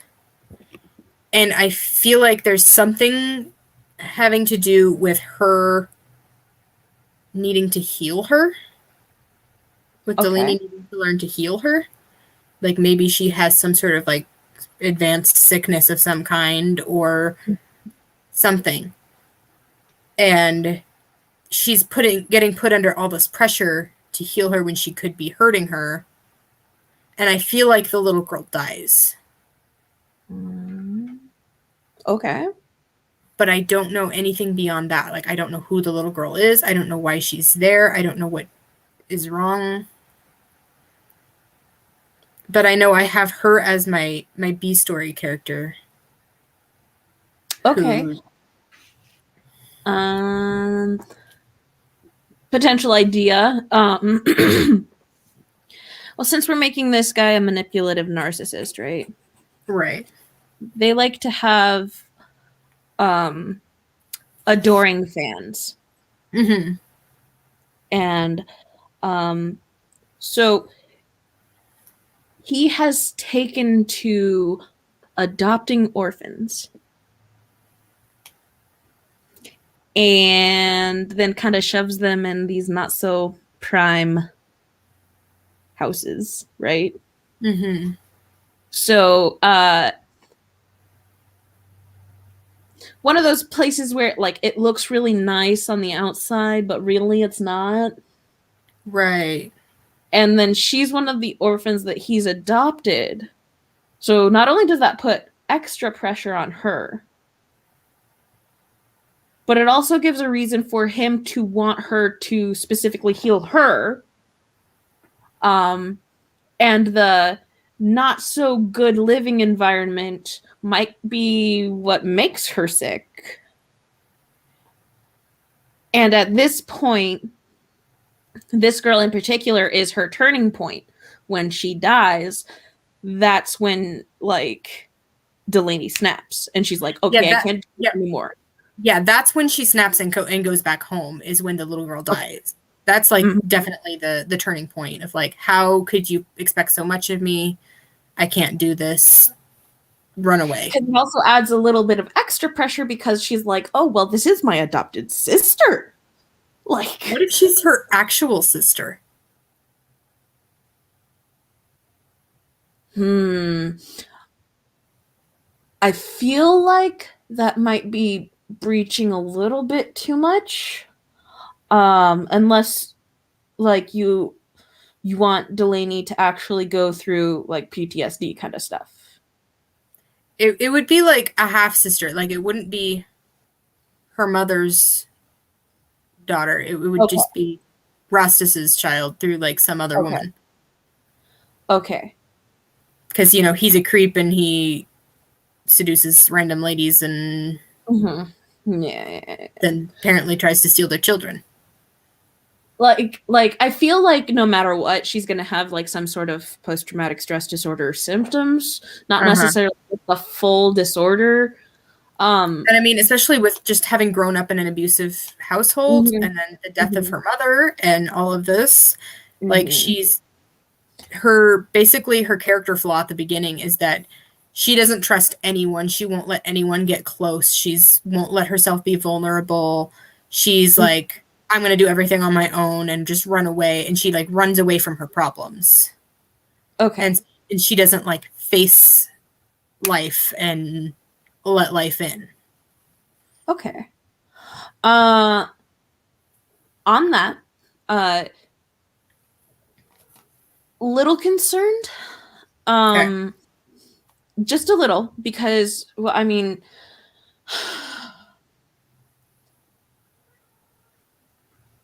I guess, well, I don't want to pose the question to you because that's a little bit of a personal information. So maybe I'll just word it this way. Unless you yourself have been in child abuse, I would suggest reading up on it and researching a lot, and absolutely make sure that you don't fall into the pitfalls of tropes. Right. Okay. And I have it, the way that the abuse is, it starts off rather mild. It's controlling word, things here and there, more verbal, to where it starts to get a little bit more, but her mother shields her from most of it. And then it's not until, like, in the story, just like a few years ago, when her mother dies, that he's full-on raging alcoholic, and she's like, I need to get out of this house now. It kind of is like he snaps. Okay. So it's not like severe abuse, like all her whole life that she's dealt with. It's more just something that she's watched him like progressing, sort of, and then snap. Okay. The only reason why I bring it up is because it is a very common trope for people to... It can be taken as victim blaming to say that the abused child only runs away from their problems. Right. So there's a little concern there. If you do it right, like if you do the research and you look up the actual symptoms and you write it correctly, obviously that can be the thing. Right. But I'm just... Yeah, I definitely don't want to make it look like victim blaming or anything like that. Yeah. I just want her to realize that it's not, going off on your own as your empowerment isn't the same as like overcoming, and then like it's like different sort of healing. Yeah, if you focus on see, I only bring this up. I don't want to be like that problematic person that like is always like, I don't want to be the starter of cancel culture. I only bring this up because like I don't mind mentioning it. I myself have been, abused as a child. And I do often see those tropes being used, and the author never intends to make it victim blamey, but it always kind of feels like, look at these wrong choices that you're making. But it's not so much the wrong choices that is at fault, it's the person who made me too afraid to make the right choices. Right. Okay. So as long as like you definitely position it properly. Like, her flaw isn't so much that she keeps running away as I guess a lack of understanding of healthy coping mechanisms. Right.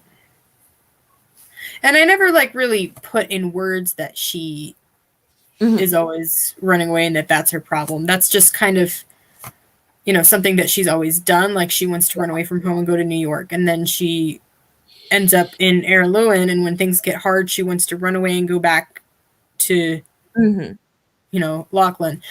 And then I feel like Rastus uses that against her when he's just like, see, you and your mom are just the same. All she did was like run away when things got hard. And so he's like playing with her mind in that way. Yes, it's absolutely. It's a common thing for narcissistic or controlling people to easily find those insecurities in people and exploit them. Yeah. Right. So absolutely he should bring that shit up because he's a dickwad. Right. Yes. Yeah, my main thing for her character development is like letting people in and trusting people again. You know, learning that there are people that can be trusted and there's like good in the world.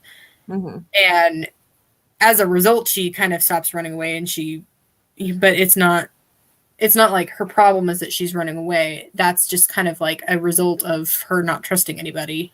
That is the unhealthy coping mechanism that she clings to hardest. I get it. Right. Yeah. Yeah. No. For sure. I get it. I just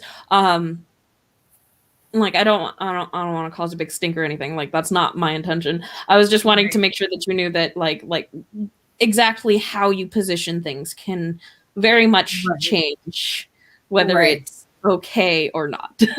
Yeah. Yeah. And then at the same time, I haven't figured out yet why her dad went off the deep end. Like, is it because he's mourning the loss of her mother? Is it because he thinks that she ran away and he's mad about it? Or did he find out that Delaney isn't his? Okay. So, I'm less knowledgeable in the root cause of abusers than I am in the root cause of like people who have been abused. Right. Like, I know my end. I don't really know their end. Right. So that's definitely another thing that you would want to research is suspected potential causes of narcissistic disorders. Yeah. So, because as shitty as it is to be narcissistic, it always comes from something else, you know? Yeah. Yeah. It's just And if you don't help it, you're kind of at the beginning, I feel like we want to see her dad as like this awful evil monster, but then by the end you see, wow, Rastus is this awful evil monster, and meanwhile this guy is just a sad, pathetic person that, you know, didn't deserve what he had. Okay. If you'd like, not in such a public forum, I can like go over like my own experiences with like my abuser, who I've actually forgiven and is now part of my life and a very important part of my life. Like I can kind of tell you, I guess, how it went for me personally. Sure. So that can maybe be like a jumping off point of how you can do this, I guess, redemption arc for the father. Right. I don't know that he's necessarily getting much redemption, but kind of just like you pity him. Yeah. Yeah. He's the Gollum character where you're like, you want him to die up until a certain point, and then you're like, oh, okay. Yeah. Right now, when I'm saying redemption arc, it's got to have the air quotes because it's not like you're like, oh, what a good guy he is. I totally am okay with that. No. Right. I mean, like, just, I guess, the seed of understanding. Yeah. Yeah. For sure. I feel like I have a better sense of like what the actual story is a bit. Okay. I feel like at some point in another brainstorming session, I'll have to figure out like what's going on in that other world. Like what sort of technology do they have? Like what plants have they come up with? What do they do that's so different? Okay, for sure. If you ever want to hit me up for another brainstorming session, I am very, very commonly free. All right. That's good to know. Especially however, you are streaming for 7 hours and 55 minutes? Yeah. I'm probably going to be getting ready to go here. Yeah. I got work tomorrow. I have to wake up at 5:30. All right. Oh, hun. To be fair, it's not quite 9 here, but still. Yeah. But yeah, it would be nice to be able to schedule another stream sometime when I know that, there's going to be somebody else on the stream and I'm not going to be sitting here talking to myself for 2 hours. Yeah, for sure. I did send you a friend request on Facebook. Oh, cool. So, even if you don't want to add me as a friend, because I totally understand if you don't, you can always send me a message and everything. Sure. It's all cool.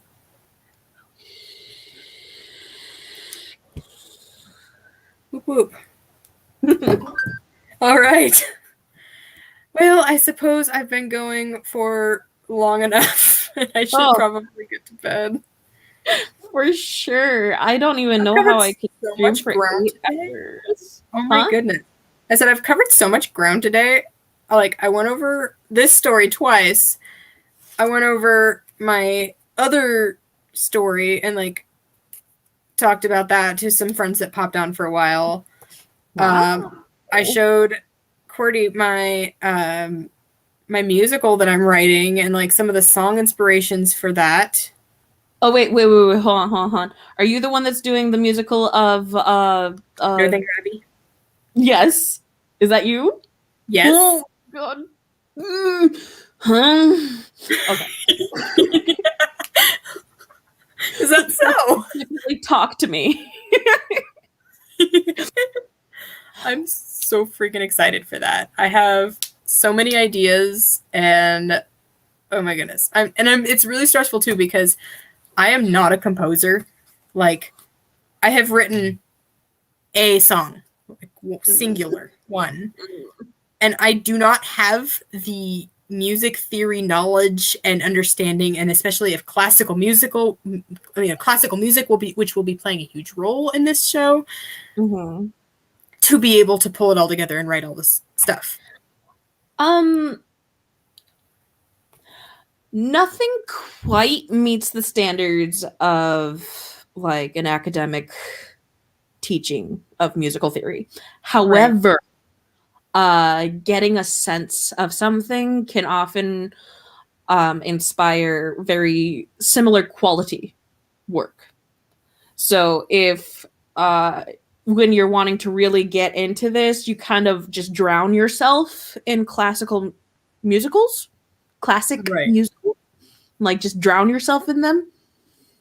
I think that it can potentially inspire something of really great quality. So I do have a lot of, like, inspiration from other shows. Like, I know how I want the music to sound and then, like, all of that. I feel like I really need to work with a composer to kind of, like, realize it, because there's so much that it's just like, okay, there's this song at the beginning and it's based off of it, it's about this part of the book, but it's kind of sounds like this song from this musical, but also with, like, weird twinges of this song from this musical. But then, like, there's this song that's, like, an undertone. And so I have, like, the design of, like, how I want the songs to feel, but not, like, the actual notes of, like, what it sounds like, what the words are, any of that. So it's, like, nothing that I could write down in any sense. It's very just abstract. Yeah. I personally don't have a mind for music. Like, I can't even play the recorder very well. Right? Yeah. My rendition of Hot Cross Buns is very sad, and I worked on that for months. So, yeah. Just like the one probably help also with, like, condensing a freaking Jane Austen novel into a 2-hour show. Yeah. Which scenes it's okay to combine, which scenes it's okay to leave out, because it hurts me to think about leaving out anything. Oh yeah. That's, like, the number one problem with, like, book nerds that want to get into movie writing. It's like, hun, like, you can't. Adaptation of like, books, it's like, it's must be done so delicately. But this scene is just so beautiful, but it's unnecessary for the full arc. But no! But I must have it! Yeah, I feel. Yeah. But yes, it is 9:00 here, All and I should probably end this. But thank you for joining me and helping me brainstorm. Thank you for letting me join. Yes, and we should do this more often. This was fun. For sure. All right, have a good night. Well, Bye. You too. bye.